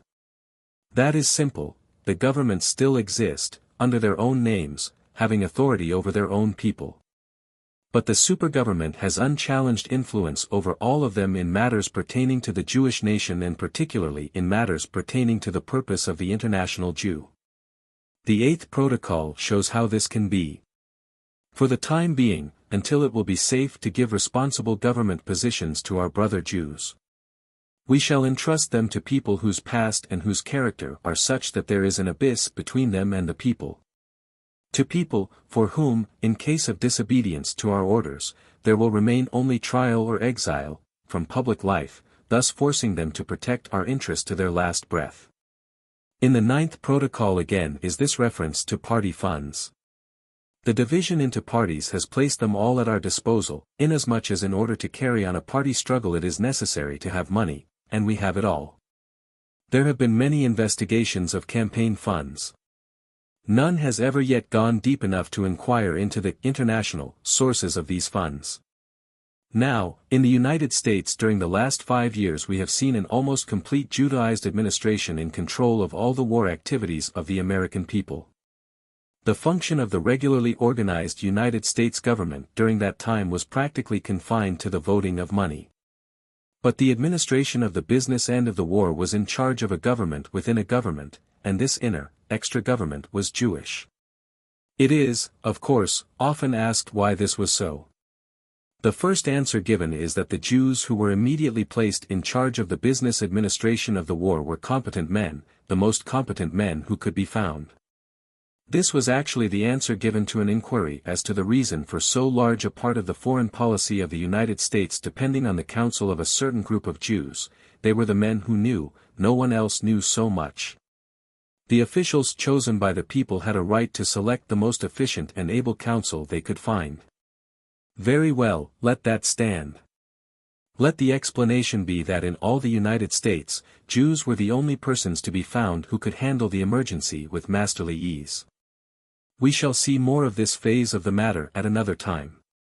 The war is not under discussion in this article, merely the fact that in an emergency the government became distinctly Jewish.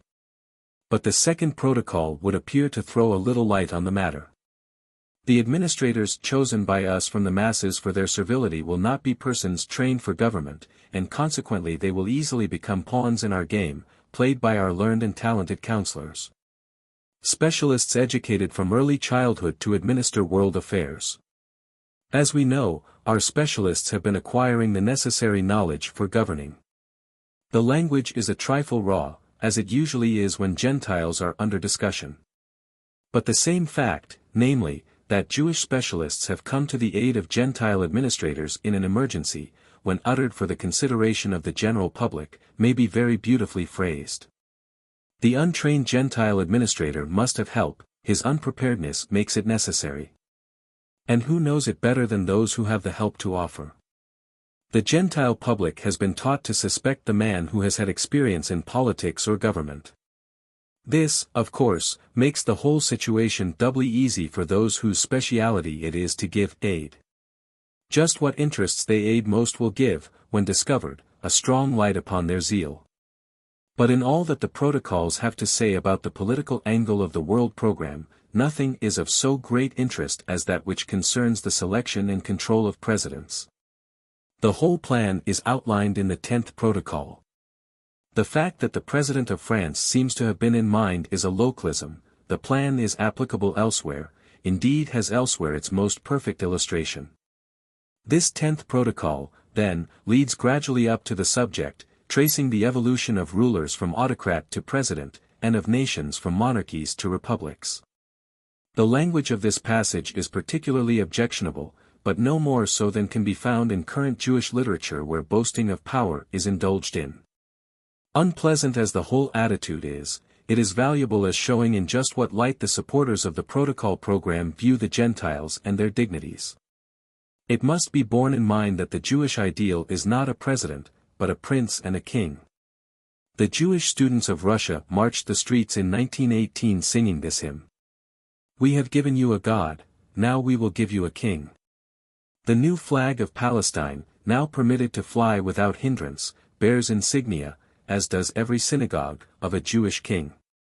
The Jewish hope is that the throne of David shall be set up again, as doubtless it will be. None of these things is to be decried in the least, nor to be regarded with anything but a decent respect, but they should be borne in mind as a side light on the expressed contempt for Gentile presidents and legislatures. The 10th Protocol reaches the theme of president thus. Then the rise of the Republican era became possible, and then in the place of a sovereign we substituted a caricature of him. A president picked from the crowd, such was the foundation of the mine we laid underneath the Gentile people, or more accurately, the Gentile peoples.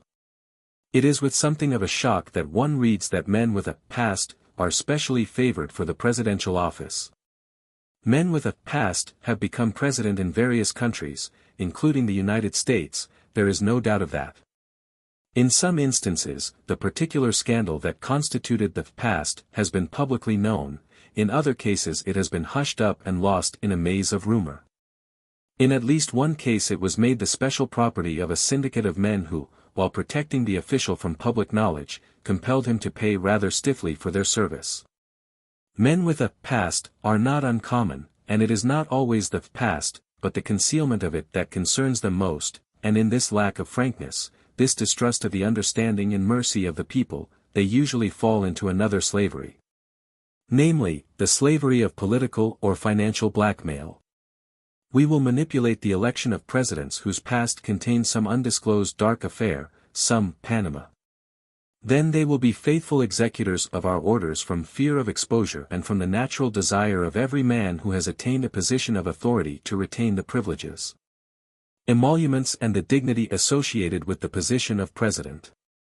The use of the word Panama here refers to the various scandals which arose in French political circles over the original efforts to construct the Panama Canal. If the present form of the protocols had been written at a later date they might have referred to the Marconi wireless scandals in England, though on second thought. They would not have done so because certain men were involved who were not Gentiles. Herzl, the great Jewish Zionist leader, uses the expression in The Jewish State. Speaking of the management of the business of Palestine, he says that the Society of the Jews will see to it that the enterprise does not become a Panama but a Suez. That the same expression should occur in Herzl and in the Protocols is significant. It has also another significance, which will be described at another time. It must be clear to the reader, however, that no one writing for the general public at this day would refer to a Panama in a man's past. The reference would not be understood. It is this practice of holding a man under obligation which makes it needful on the part of the true publicist to tell the truth and the whole truth about aspirants for public office. It is not enough to say of a candidate that he began as a poor boy and then became successful. How did he become successful? How explain the rise of his fortunes? Sometimes the clue leads deep into the domestic life of the candidate. It may be told of a man, for example, that he helped another out of a scrape by marrying the woman involved, and received a sum of money for doing so. It may be told of another that he was implicated by his too friendly relations with another's wife, but was relieved of his predicament by the astute diplomacy of powerful friends, to whom thereafter he felt himself in debt of honor. It is strange that, in American affairs at least, the woman note is predominant. In our higher offices that has more frequently occurred than any other, oftener than the money note. In European countries, however, where the fact of a man's being entangled illegitimately with a woman does not carry so heavy a stamp of shame with it, the controlled men have been found to have pasts of another character. The whole subject is extremely distasteful, but truth has its surgical duties to perform, and this is one of them. When, for example, a pivotal assemblage like that of the peace conference is studied, and the men who are most subject to the Jewish influence are isolated, and their past history is carefully traced, there is almost no difficulty whatever in determining the precise moment when they passed over into that fateful condition which, while it did not hinder them of public honors for 1 hour, made them unchangeably the servants of a power the public did not see. The puzzling spectacle which the observer sees of the great leaders of Anglo-Saxon races closely surrounded and continuously counseled by the princes of the Semitic race, is explained only by knowledge of those leaders past, and those words of the protocols, we will manipulate the election of presidents whose past contains some undisclosed dark affair. And where this Jewish domination of officials is glaringly apparent, it may be safely assumed that the custody of the secret is almost entirely with that race. When necessity arises, it may be a public service for those in possession of the facts to make them public, not for the purpose of destroying reputations, but for the purpose of damning for all time a most cowardly practice. Politically, so the Jewish publicists tell us, Jews do not vote as a group. Because of this, so we are told, they have no political influence. Moreover, we are told, they are so divided among themselves that they cannot be led in one direction. It may be true that when it is a question of being for anything, the Jewish community may show a majority and minority opinion, a small minority, it is likely to be. But when it becomes a question of being against anything, the Jewish community is always a unit. These are facts to which any ward politician can testify. Any man in political life can test it for himself by announcing that he will not permit himself to be dominated by Jews or anybody else. Just let him mention Jews in that manner, he will no longer have to read about Jewish solidarity. He will have felt it. Not that, in a vote, the Jewish solidarity can accomplish anything it wishes, the Jew's political strength is not in his vote, but in the pull of, say, 7 men at the seat of government. The Jews, a political minority so far as votes are concerned, were a political majority so far as influence was concerned, during the last 5 years. They ruled. They boast that they ruled. The mark of their rule is everywhere. The note which everyone observes in politics, as in the press, is the fear of the Jews. This fear is such that nowhere are the Jews discussed as are, say, the Armenians, the Germans, the Russians, or the Hindus. What is this fear but reflection of the knowledge of the Jews' power and their ruthlessness in the use of it? It is possibly true, as many Jewish publicists say, that what is called antisemitism is just a panic fear. It is a dread of the unknown. The uncanny spectacle of an apparently poor people who are richer than all, of a very small minority which is more powerful than all, creates phantoms before the mind. It is very significant that those who most assume to represent the Jews are quite content that the fear should exist. They wish it to exist. To keep it delicately poised and always there, though not too obtrusively, is an art they practice. But once the balance is threatened, their crudeness instantly appears. Then comes the threat, by which it is hoped to re-establish the fear again. When the threat fails, there comes the wail of antisemitism. How strange this is, that the Jews should not see that the most abject form of antisemitism is just this fear which they are willing to have felt toward them by their neighbors. This fear is semitophobia, in its worst form. To inspire fear, what is more dreaded by the normal man, and yet what more delights an inferior race? Now, a great service is done when the people are emancipated from this fear. It is the process of emancipation that Jewish publicists attack. It is this they call antisemitism. It is not antisemitism at all, it is the only course that can prevent antisemitism. The process involves several steps. The extent of the Jewish power must be shown. To this, of course, strong Jewish objection is made, though no strong disproof can be made. Then the existence of this power must be explained. It can be explained only by the Jewish will to power, as it may be called, or by the deliberate program which is followed in the attainment of the power. When the method is explained, half the damage is undone. The Jew is not a Superman. He is bright, he is intense, his philosophy of material things leaves him free to do many things from which his neighbor draws back, but, given equal advantages, he is not a Superman.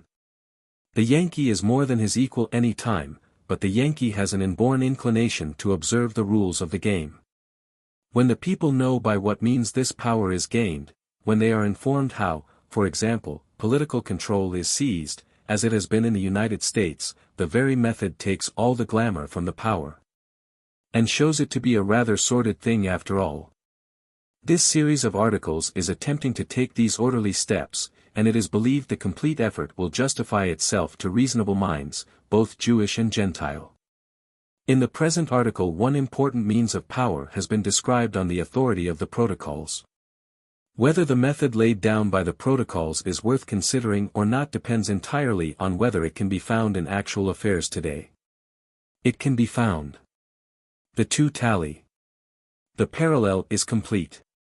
It were well for the Jew, of course, if no trace of him could be found in either the written or the actual program. But he is there, and it is illogical for him to blame anyone but himself for being there. Certainly, it is small defense against the fact to heap abuse upon the one who discloses the fact.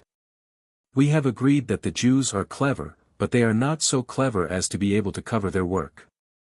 There is a certain element of weakness in them which reveals the whole matter in the end. And even the revelation would not mean much if the thing revealed were not wrong. But that is the weakness of the Jewish program, it is wrong. The Jews have never gained any measure of success so great that the world cannot check it. The world is engaged in a great checking tactic now, and if there are still prophets among the Jews they should lead their people in another path. The proof and the fruit of any exposure of the world program is the removal of the element of fear from the peoples among whom the Jews live. Issue of September 18, 1920. In a world of completely organized territorial sovereignties he, the Jew, has only two possible cities of refuge. He must either pull down the pillars of the whole national state system, or he must create a territorial sovereignty of his own. In Eastern Europe, Bolshevism and Zionism seem to grow side by side. Not because the Jew cares for the positive side of radical philosophy, not because he desires to be a partaker in Gentile nationalism or Gentile democracy, but because no existing Gentile system is ever anything but distasteful to him. 19. The all-Jewish mark on Red Russia. We shall now briefly interrupt the commentary which we have been making on the protocols to set at rest once and for all certain misstatements which are made for Gentile consumption. To learn what the Jewish leaders of the United States or any other country think, do not read their addresses to the Gentiles, read their addresses to their own people.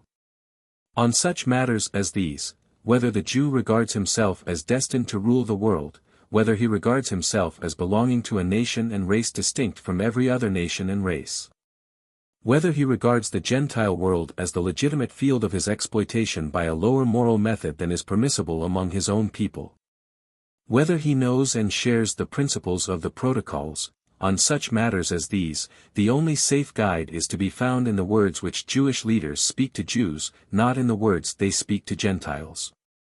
The notable Jewish names which appear oftenest in the press do not represent the spokesman of Judaism at all, but only a selected few who represent the Department of Propaganda among the Gentiles.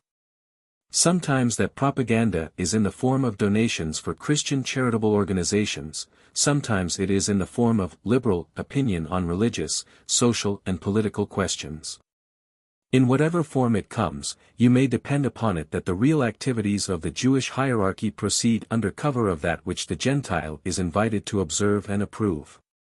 The statements offered in this series are never made without the strictest and fullest proof, confirmation and corroboration in the utterances of Jewish leaders. This is one of the strange features of the multitude of Jewish attacks on this series. They are attacking what they themselves stand for.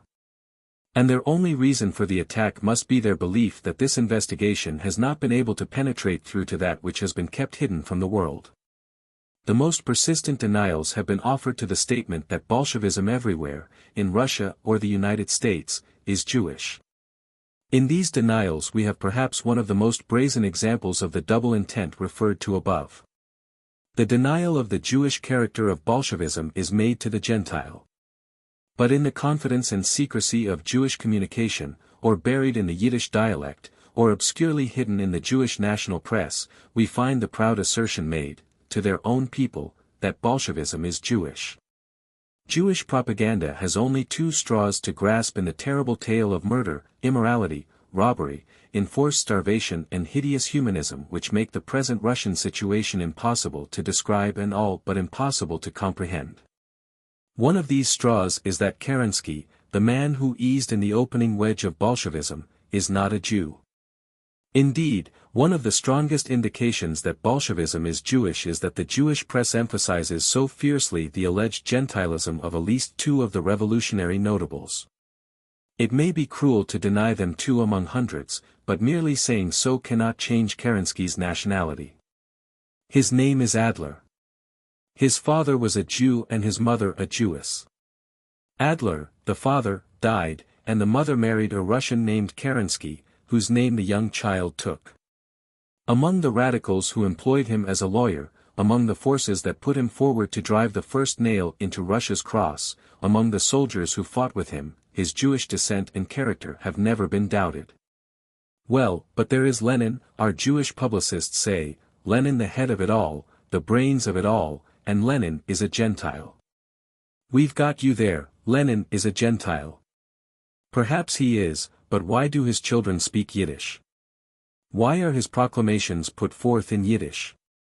Why did he abolish the Christian Sunday and establish by law the Jewish Saturday Sabbath? The explanation of all this may be that he married a Jewess. The fact is that he did. But another explanation may be that he himself is a Jew. Certainly he is not the Russian nobleman he has always claimed to be. The statements he has made about his identity thus far have been lies. The claim that he is a Gentile may be unfounded too. No one has ever doubted Trotsky's nationality, he is a Jew. His name is Bronstein. Recently the Gentiles were told that Trotsky had said he wasn't much of anything, in religion. That may be.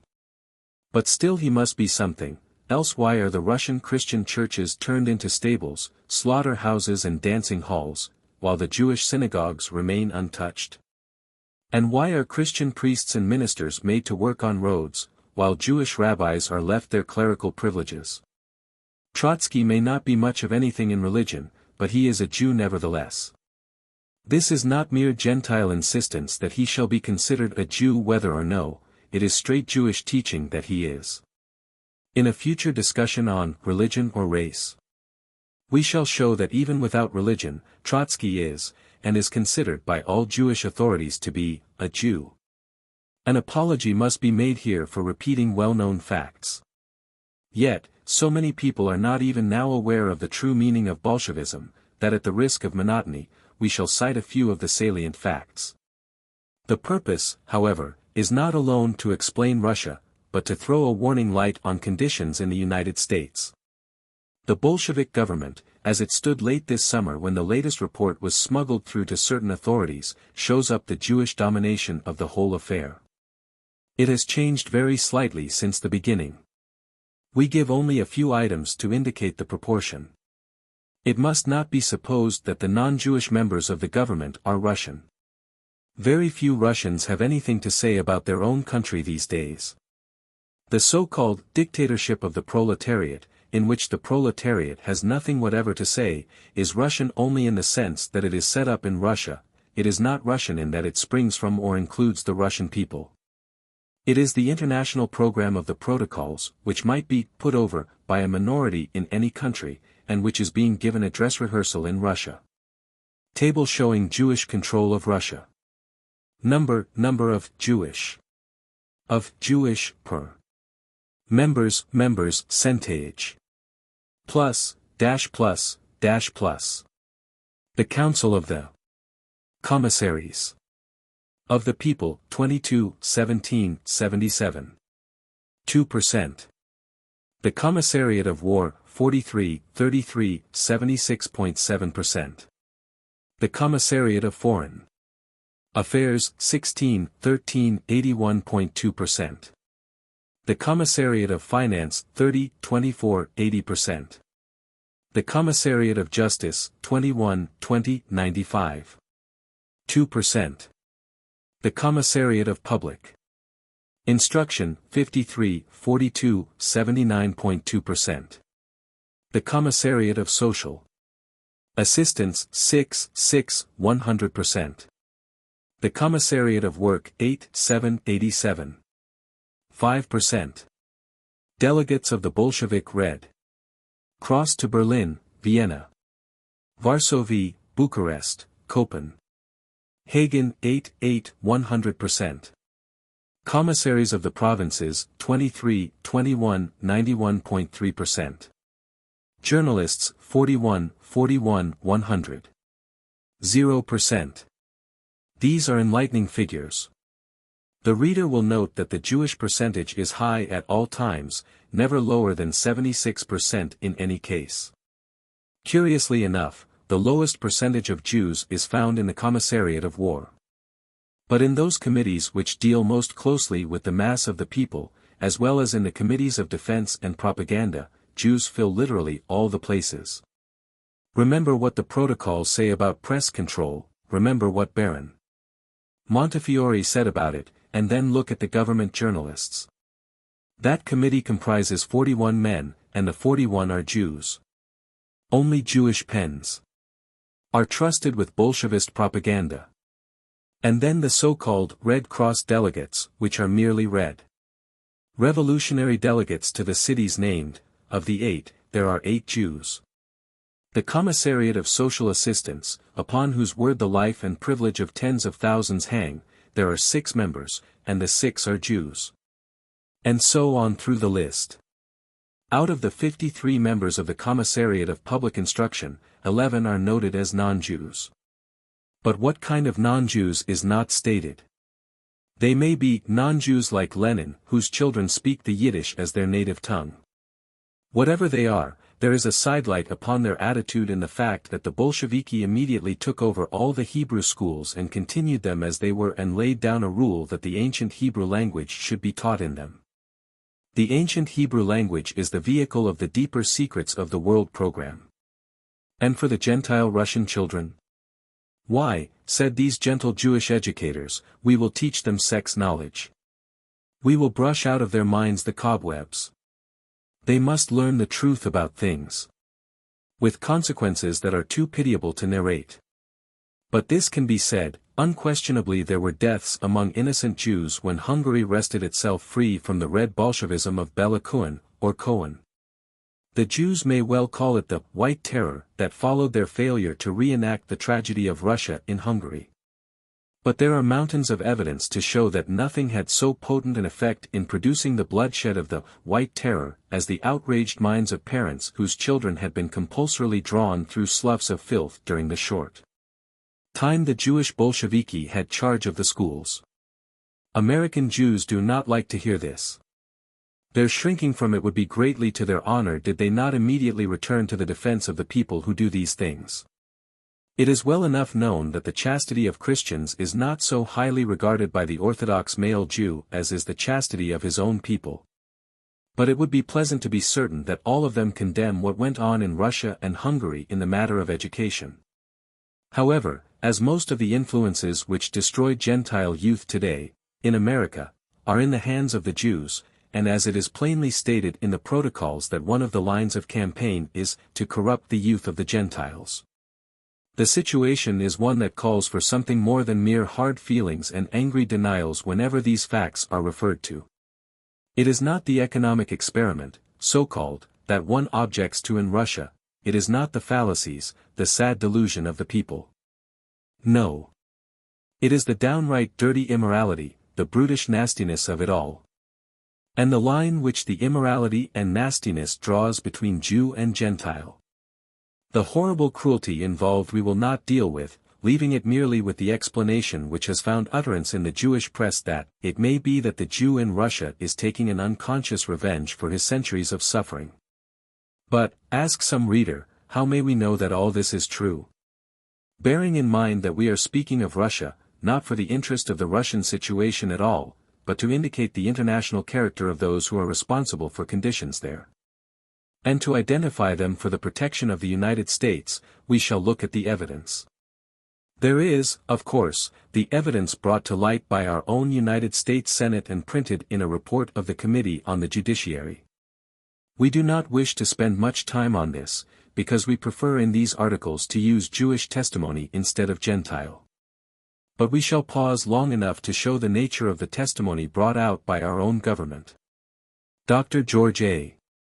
Simons, a clergyman in charge of an American congregation in Petrograd at the time the Bolshevik terror broke out, was a witness. Parts of his testimony are given here. There were hundreds of agitators who followed in the trail of Trotsky-Bronstein. These men having come over from the Lower East Side of New York, a number of us were impressed by the strange Yiddish element in this thing right from the start. And it soon became evident that more than half the agitators in the so-called Bolshevik movement were Yiddish. Senator Nelson, Hebrews. Dr. Simons, they were Hebrews, apostate Jews. I do not want to say anything against the Jews, as such. I am not in sympathy with the anti-Semitic movement, never have been, and do not ever expect to be, but I have a firm conviction that this thing is Yiddish, and that one of its bases is found in the east side of New York. Senator Nelson, Trotsky came over from New York during that summer, did he not? Dr. Simons, he did.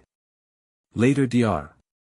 Simons said, in December 1918, under the presidency of a man known as Apfelbaum, out of 388 members, only 16 happened to be real Russians, and all the rest Jews, with the exception possibly of one man, who is a Negro from America, who calls himself Professor Gordon, and 265 of this northern commune government that is sitting in the old Smolny Institute came from the Lower East Side of New York, 265 of them.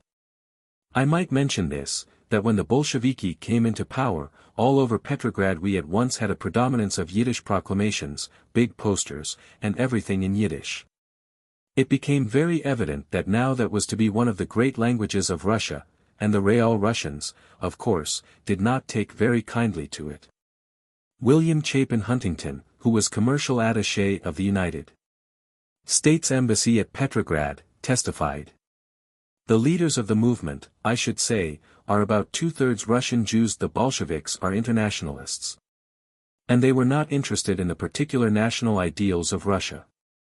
William W. Welch, an employee of the National City Bank, New York, testified. In Russia it is well known that 3/4 of the Bolshevik leaders are Jewish. There were some, not many, but there were some, real Russians. And what I mean by real Russians is Russian-born and not Russian Jews. Roger E. Simmons, trade commissioner connected with the United States Department of Commerce, also testified. An important anonymous witness, whom the committee permitted to withhold his name, told the same things. The British White Book, Russia, No. 1, a collection of reports on Bolshevism in Russia, presented to Parliament by command of His Majesty. April, 1919, contains masses of the same testimony from many sources. All of them eyewitnesses.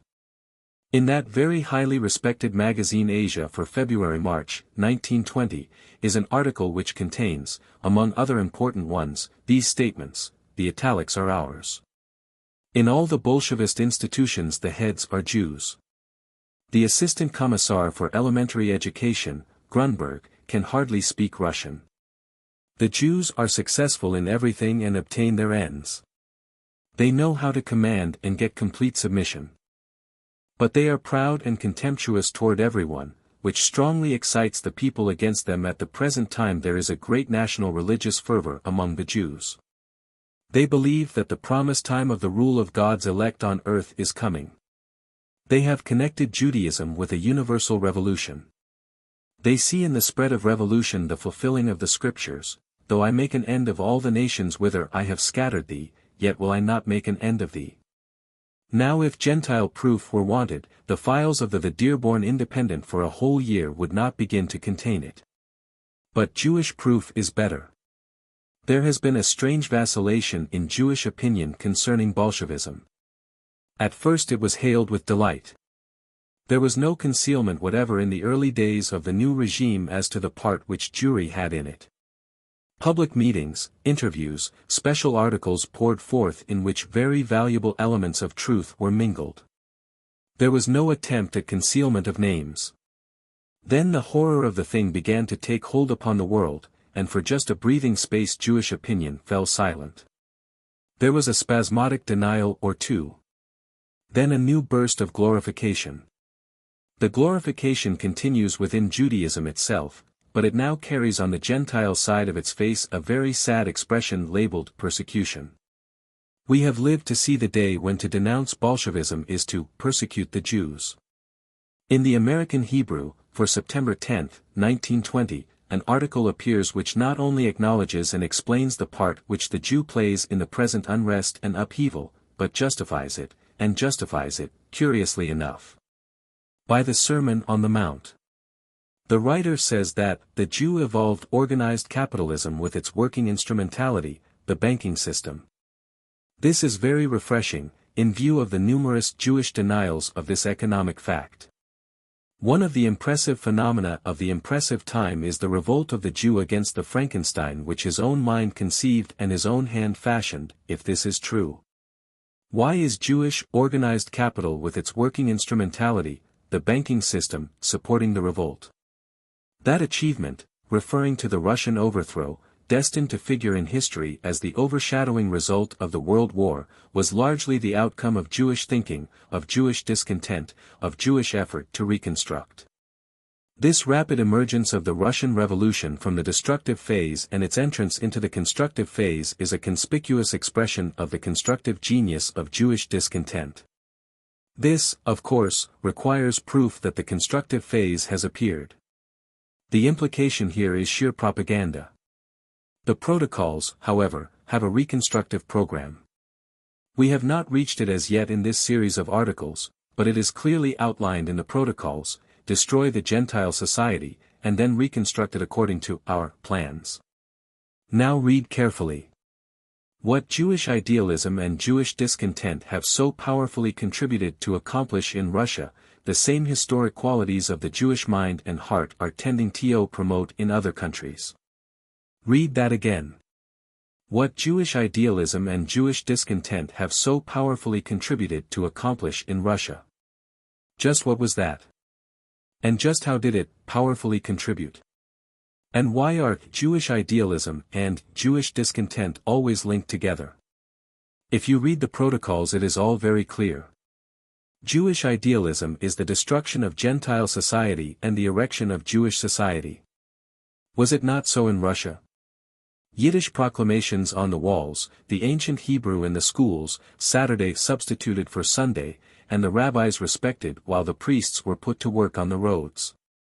All powerfully contributed to by murder, rapine, theft and starvation. Our author is more candid than he realizes. He calls this linked idealism and discontent, the historic qualities of the Jewish mind. The Dearborn Independent is indebted to him for this clear confirmation of what it has been saying for some time. But even that is not all. These same historic qualities of the Jewish mind, which contributed so powerfully to accomplish in Russia the Red Terror still existing there, are declared by this author to be tending to promote the same sort of thing in other countries. He says so in so many words, tending to promote in other countries. But we knew that. The only difference is that when Gentiles said it, they were overwhelmed with the wildest abuse. But now a pro-Jewish writer says it in a leading Jewish publication. And he says it apologetically. Listen to him. It was natural that discontent in other parts of the world should find expression in overemphasis of issues and overstatement of aims. What discontent? Jewish discontent, of course. Discontent with what? With any form of Gentile rule. And how did it find expression? In overemphasis of issues and overstatement of aims. What were these issues and aims? To bring the Bolshevik Revolution to the United States. No, they did not overstate their aims, they exactly stated them, they simply selected the wrong country, that's all. There are Russian Bolshevists in this country now, hawking about the streets of New York the gold cigarette cases which they stole from Russian families, and the family jewels, the wedding and birthday rings, which they filched from Russian women. Bolshevism never got further than the pawn shop and burglars' fence idea. The proof of this traffic in stolen property is going to drive some people into hiding before long. It will be a long, long time before America will be taking orders in Yiddish, or American women will be giving up their jewels to the chosen race. However, that happens to be only the most recent acknowledgement that has come to hand. It is significant for its confession that Jewish discontent was tending to promote, in other countries, what it has so powerfully contributed to accomplish in Russia. And with such a link between the American Hebrew, Russian Bolshevism and the protocols, there are still Jewish publicists with the crust to say that only crazy people could see the connection. Only blind people will not see it. But that is only a minor connection. This series of articles does not rest on anything so accidental as the Jewish New Year's apology for Bolshevism in the Great Hebrew Weekly of the United States. Issue of September 25, 1920. Out of the economic chaos, the discontent of the Jew evolved organized capital with its working instrumentality, the banking system. One of the impressive phenomena of the impressive time is the revolt of the Jew against the Frankenstein which his own mind conceived and his own hand fashioned. That achievement, Russian Bolshevik Revolution, ed. Destined to figure in history as the overshadowing result of the World War, was largely the outcome of Jewish thinking, of Jewish discontent, of Jewish effort to reconstruct. What Jewish idealism and Jewish discontent have so powerfully contributed to accomplish in Russia, the same historic qualities of the Jewish mind and heart are tending to promote in other countries. Shall America, like the Russia of the Tsars, overwhelm the Jew with the bitter and baseless reproach of being a destroyer, and thus put him in the position of an irreconcilable enemy? Or shall America avail itself of Jewish genius as it avails itself of the peculiar genius of every other race? That is the question for the American people to answer. From an article in the American Hebrew, September 10, 1920. XX. Jewish testimony in favor of Bolshevism. The American people will answer that question, and their answer will be against the disruptive genius of dissatisfied Jews. It is very well known that, what Jewish idealism and Jewish discontent have so powerfully contributed to accomplish in Russia, is also being attempted in the United States. Why did not the writer in the American Hebrew say the United States, instead of saying, the same historic qualities of the Jewish mind and heart are tending to promote in other countries? Jewish idealism and Jewish discontent are not directed against capital. Capital is enlisted in their service. The only governmental order the Jewish effort is directed against is Gentile governmental order. And the only capital it attacks is Gentile capital. Lord Eustace Percy, who, if one may judge by the full and appreciative quotations of his words in the Jewish press, has the sanction of thinkers among the Jews, settles the first point. Discussing the Jewish tendency to revolutionary movements, he says, in Eastern Europe Bolshevism and Zionism often seem to grow side by side. Just as Jewish influence molded Republican and Socialist thought throughout the 19th century down to the Young Turk Revolution in Constantinople hardly more than a decade ago, not because the Jew cares for the positive side of radical philosophy. Not because he desires to be a partaker in Gentile nationalism or Gentile democracy, but because no existing Gentile system of government is ever anything but distasteful to him. And that analysis is absolutely true. In Russia, the excuse was the Tsar, in Germany, the Kaiser, in England it is the Irish question. In the numerous South American revolutions, where the Jews always had a ruling hand, no particular reason was thought necessary to be given. In the United States it is, the capitalistic class. But always and everywhere it is, by the confession of their own spokesman, a distaste for any form whatsoever of Gentile government. The Jew believes that the world is his by right. He wants to collect his own, and the speediest way of doing so is the destruction of order by revolution, a destruction which is made possible by a long and clever campaign of loose and destructive ideas. As to the second point, every reader can verify the fact from his own experience. Let him recall to his mind the capitalists who have been held up to public scorn in the Jew-controlled press of the United States, and whom does he find them to be? Whose forms have you seen caricatured with the dollar mark in Hearst's papers? Are they Seligman, Kahn, Warburg, Schiff, Kuhn, Loeb and Company, or any of the others? No. These are Jewish bankers. The attack is never made on them. The names made most familiar to you by newspaper denunciation are the names of Gentile industrial and banking leaders, and Gentile leaders only, the principal ones being Morgan and Rockefeller. It is a well-known fact that during the French Commune, when men of wealth suffered severe losses in property, the Jewish Rothschilds were not injured to the extent of 1 pennyworth. It is also a well-known fact, capable of proof satisfactory to any ordinary mind, that the connections between Jewish financiers and the more dangerous revolutionary elements here in the United States are such that it is most unlikely that the former stand to lose anything in any event. Under cover of the disorder in Russia at the present time, Jewish financiers are taking advantage of the stress of the people to gain control of all the strategic natural resources and municipal property, by methods which they fully expect to be legalized by Jewish courts when the present Bolshevik regime announces that it will give way to a modified communism. The world hasn't seen the end of Bolshevism yet. Like the World War, Bolshevism cannot be interpreted until it is seen who profits most by it, and the profiteering is in full sway now. The enemy is Gentile capital, not any other. And all the wealth of the world is in our hands, is the unspoken slogan of every Jewish outbreak in the world today. The quotation at the head: if this article represents the position which the Jews are now ready to take with reference to the Russian Revolution. They have always been charged with responsibility for what has occurred in that unhappy country, but at first their spokesman denied it. The denials were most indignant, and were usually accompanied by the typical plaint that the charge was persecution. But the facts have been so overwhelming, and the government investigations have been so revealing, that denials have been abandoned. For a while an attempt was made to distract attention from Russia by a tremendously powerful propaganda concerning the Jews in Poland.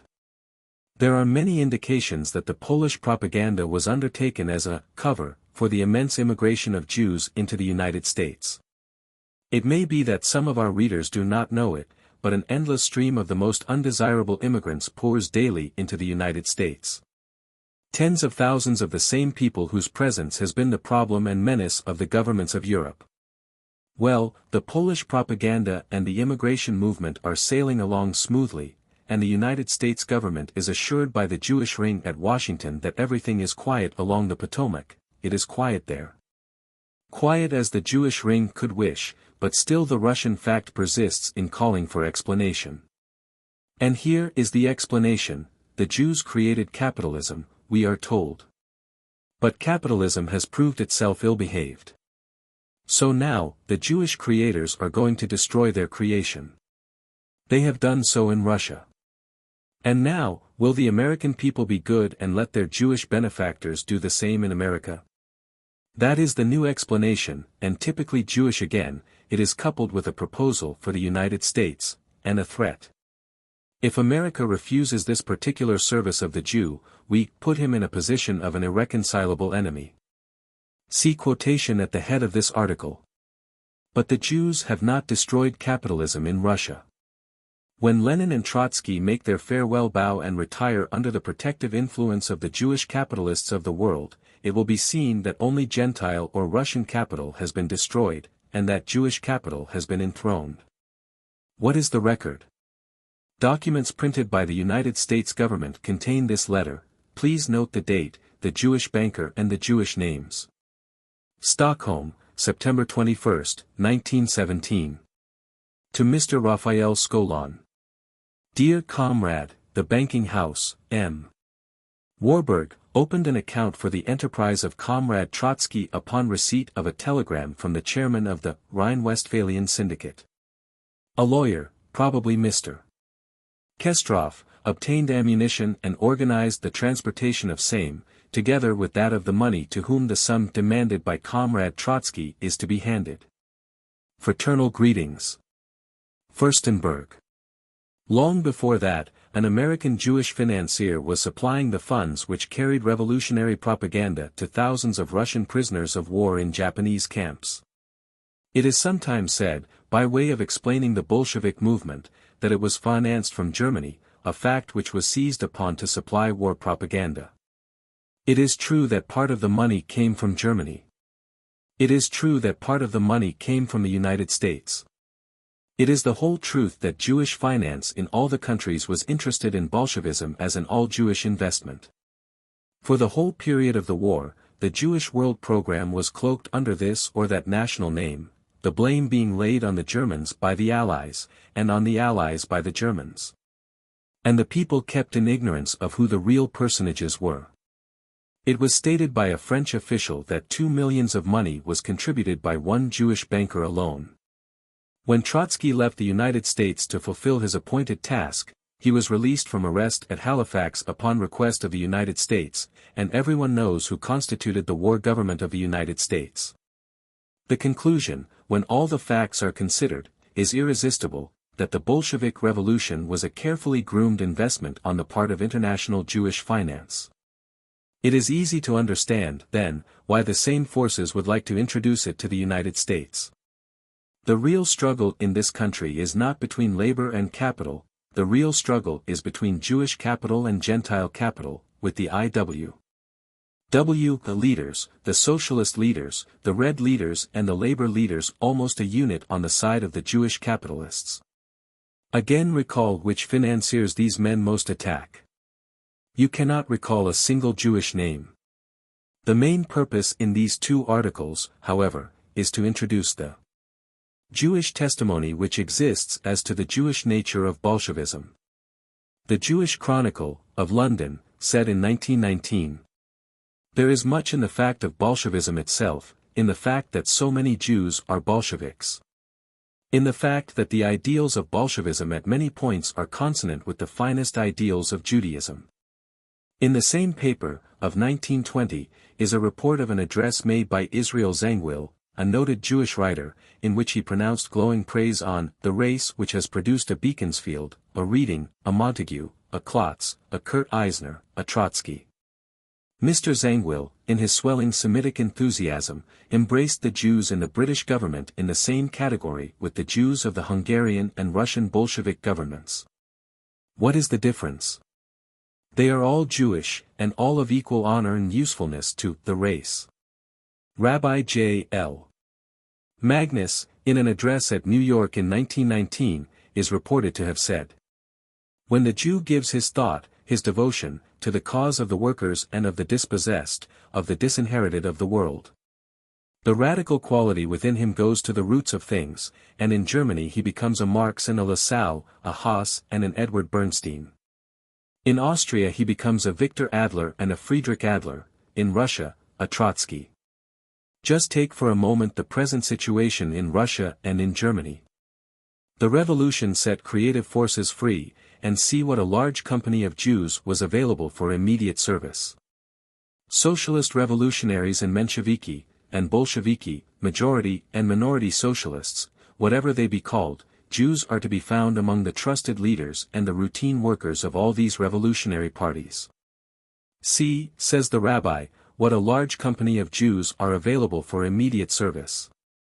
One ought to see where he points. There are as many Jewish members of revolutionary societies in the United States, as there were in Russia. And here, as there, they are available for immediate service. Bernard Lazare, a Jewish writer who has published a work on antisemitism, says, "The Jew, therefore, does take a part in revolutions, and he participates in them in so far as he is a Jew, or more correctly, in so far as he remains a Jew." He says also, "The Jewish spirit is essentially a revolutionary spirit, and consciously or otherwise, the Jew is a revolutionist. There is hardly any country in the world, except the United States, where denials of this could be made in such a way as to require proof. In every other country the fact is known. Here we have been under such a fear of mentioning the word Jew, or anything pertaining to it, that the commonest facts have been kept from us, facts which even a superficial knowledge of Jewish writing would have given us. It was almost a pathetic spectacle to see American audiences go to lectures about the Russian situation, and come away from the hall confused and perplexed because the Russian situation is so un-Russian. All because no lecturer thought it politic to mention Jew in the United States, for, as someday we shall see, the Jew has contrived to gain control of the platform too. Not only do the literary lights of Jewry acknowledge the Jew's propensity to revolution generally, and his responsibility for the Russian situation particularly, but the lower lights also have a very clear idea about it. The Jew in the midst of the revolution is conscious that somehow he is advancing the cause of Israel. He may be a bad Jew, in the synagogue sense, but he is enough of a Jew to be willing to do anything that would advance the prestige of Israel. Race is stronger than religion in Jewry. The Russian paper, On to Moscow, in September, 1919, said, "It should not be forgotten that the Jewish people, who for centuries were oppressed by kings and czars, are the real proletariat, the real internationale, which has no country." Mr. Cohen, in the newspaper, Communist, in April, 1919, said, "Without exaggeration, it may be said that the great Russian social revolution was indeed accomplished by the hands of the Jews. Would the dark, oppressed masses of the Russian workmen and peasants have been able to throw off the yoke of the bourgeoisie by themselves? No, it was precisely the Jews who led the Russian proletariat to the dawn of the Internationale, and not only have led, but are also now leading the Soviet cause, which remains in their safe hands. We may be quiet as long as the chief command of the Red Army is in the hands of Comrade Leon Trotsky. It is true that there are no Jews in the ranks of the Red Army as far as privates are concerned, but in the committees and Soviet organizations, as commissars, the Jews are gallantly leading the masses of the Russian proletariat to victory. It is not without reason that during the elections to all Soviet institutions the Jews are winning by an overwhelming majority. The symbol of Jewry, which for centuries has struggled against capitalism, has become also the symbol of the Russian proletariat, which can be seen even in the adoption of the red five-pointed star, which in former times, as it is well known, was the symbol of Zionism and Jewry.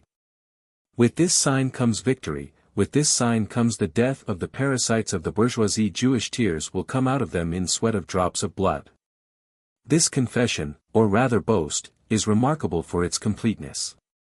The Jews, says Mr. Cohen, are in control of the Russian masses who have never risen at all, who only know that a minority, like the Tsar's minority, is in control at the seat of government. The Jews are not in the Red Army, Mr. Cohen informs us, that is, in the ranks where the actual fighting is done, and this is strictly in line with the protocols. The strategy of the world program is to set Gentiles to kill Gentiles. This was the Jewish boast during the various French social disasters, that so many Frenchmen had been set killing each other. In the World War just past, there were as many Gentiles killed by Gentiles as there are Jews in the world. It was a great victory for Israel. Jewish tears will come out of them in sweat of drops of blood. But the Jews are in the places of control and safety, says Mr. Cohen, and he is absolutely right about it. The wonder is that he was so honest as to say it. As to the elections, so-called, at which the Jews are so unanimously chosen, the literature of Bolshevism is very explicit. Those who voted against the Jewish candidates were adjudged enemies of the revolution and executed. It did not require many executions at a voting place to make all the elections unanimous. Mr. Cohen is especially instructive on the significance of the red star, the five-pointed emblem of Bolshevism. The symbol of Jewry, he says, has become also the symbol of the Russian proletariat. The Star of David, the Jewish national emblem, is a six-pointed star, formed by two triangles, one standing on its base, the other on its apex. Deprived of their base lines, these triangles approximate the familiar Masonic emblem of the square and compass.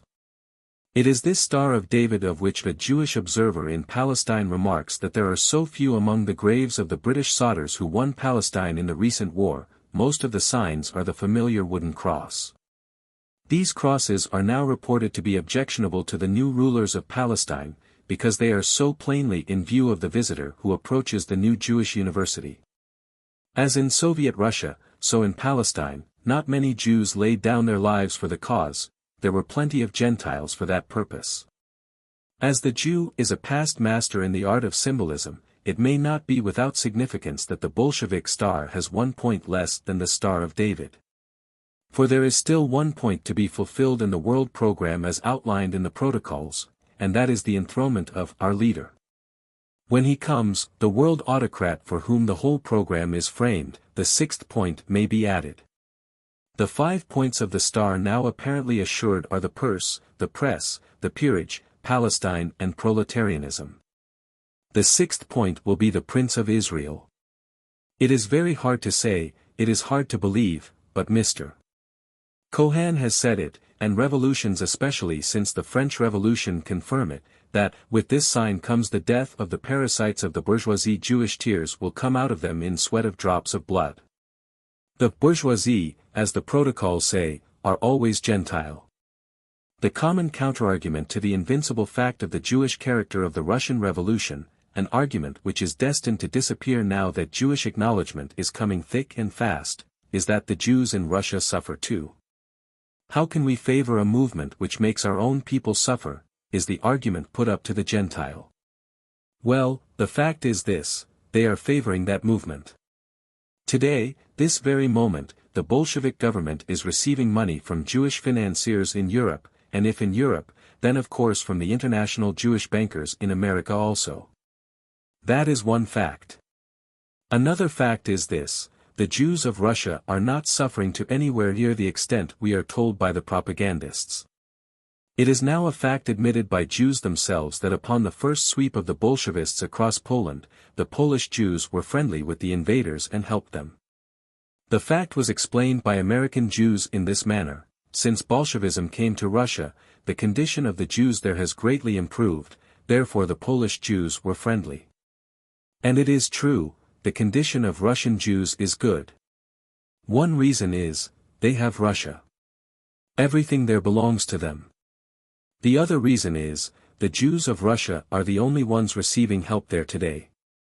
Did that second statement ever strike you as significant? Only the Jews of Russia have food and money sent to them.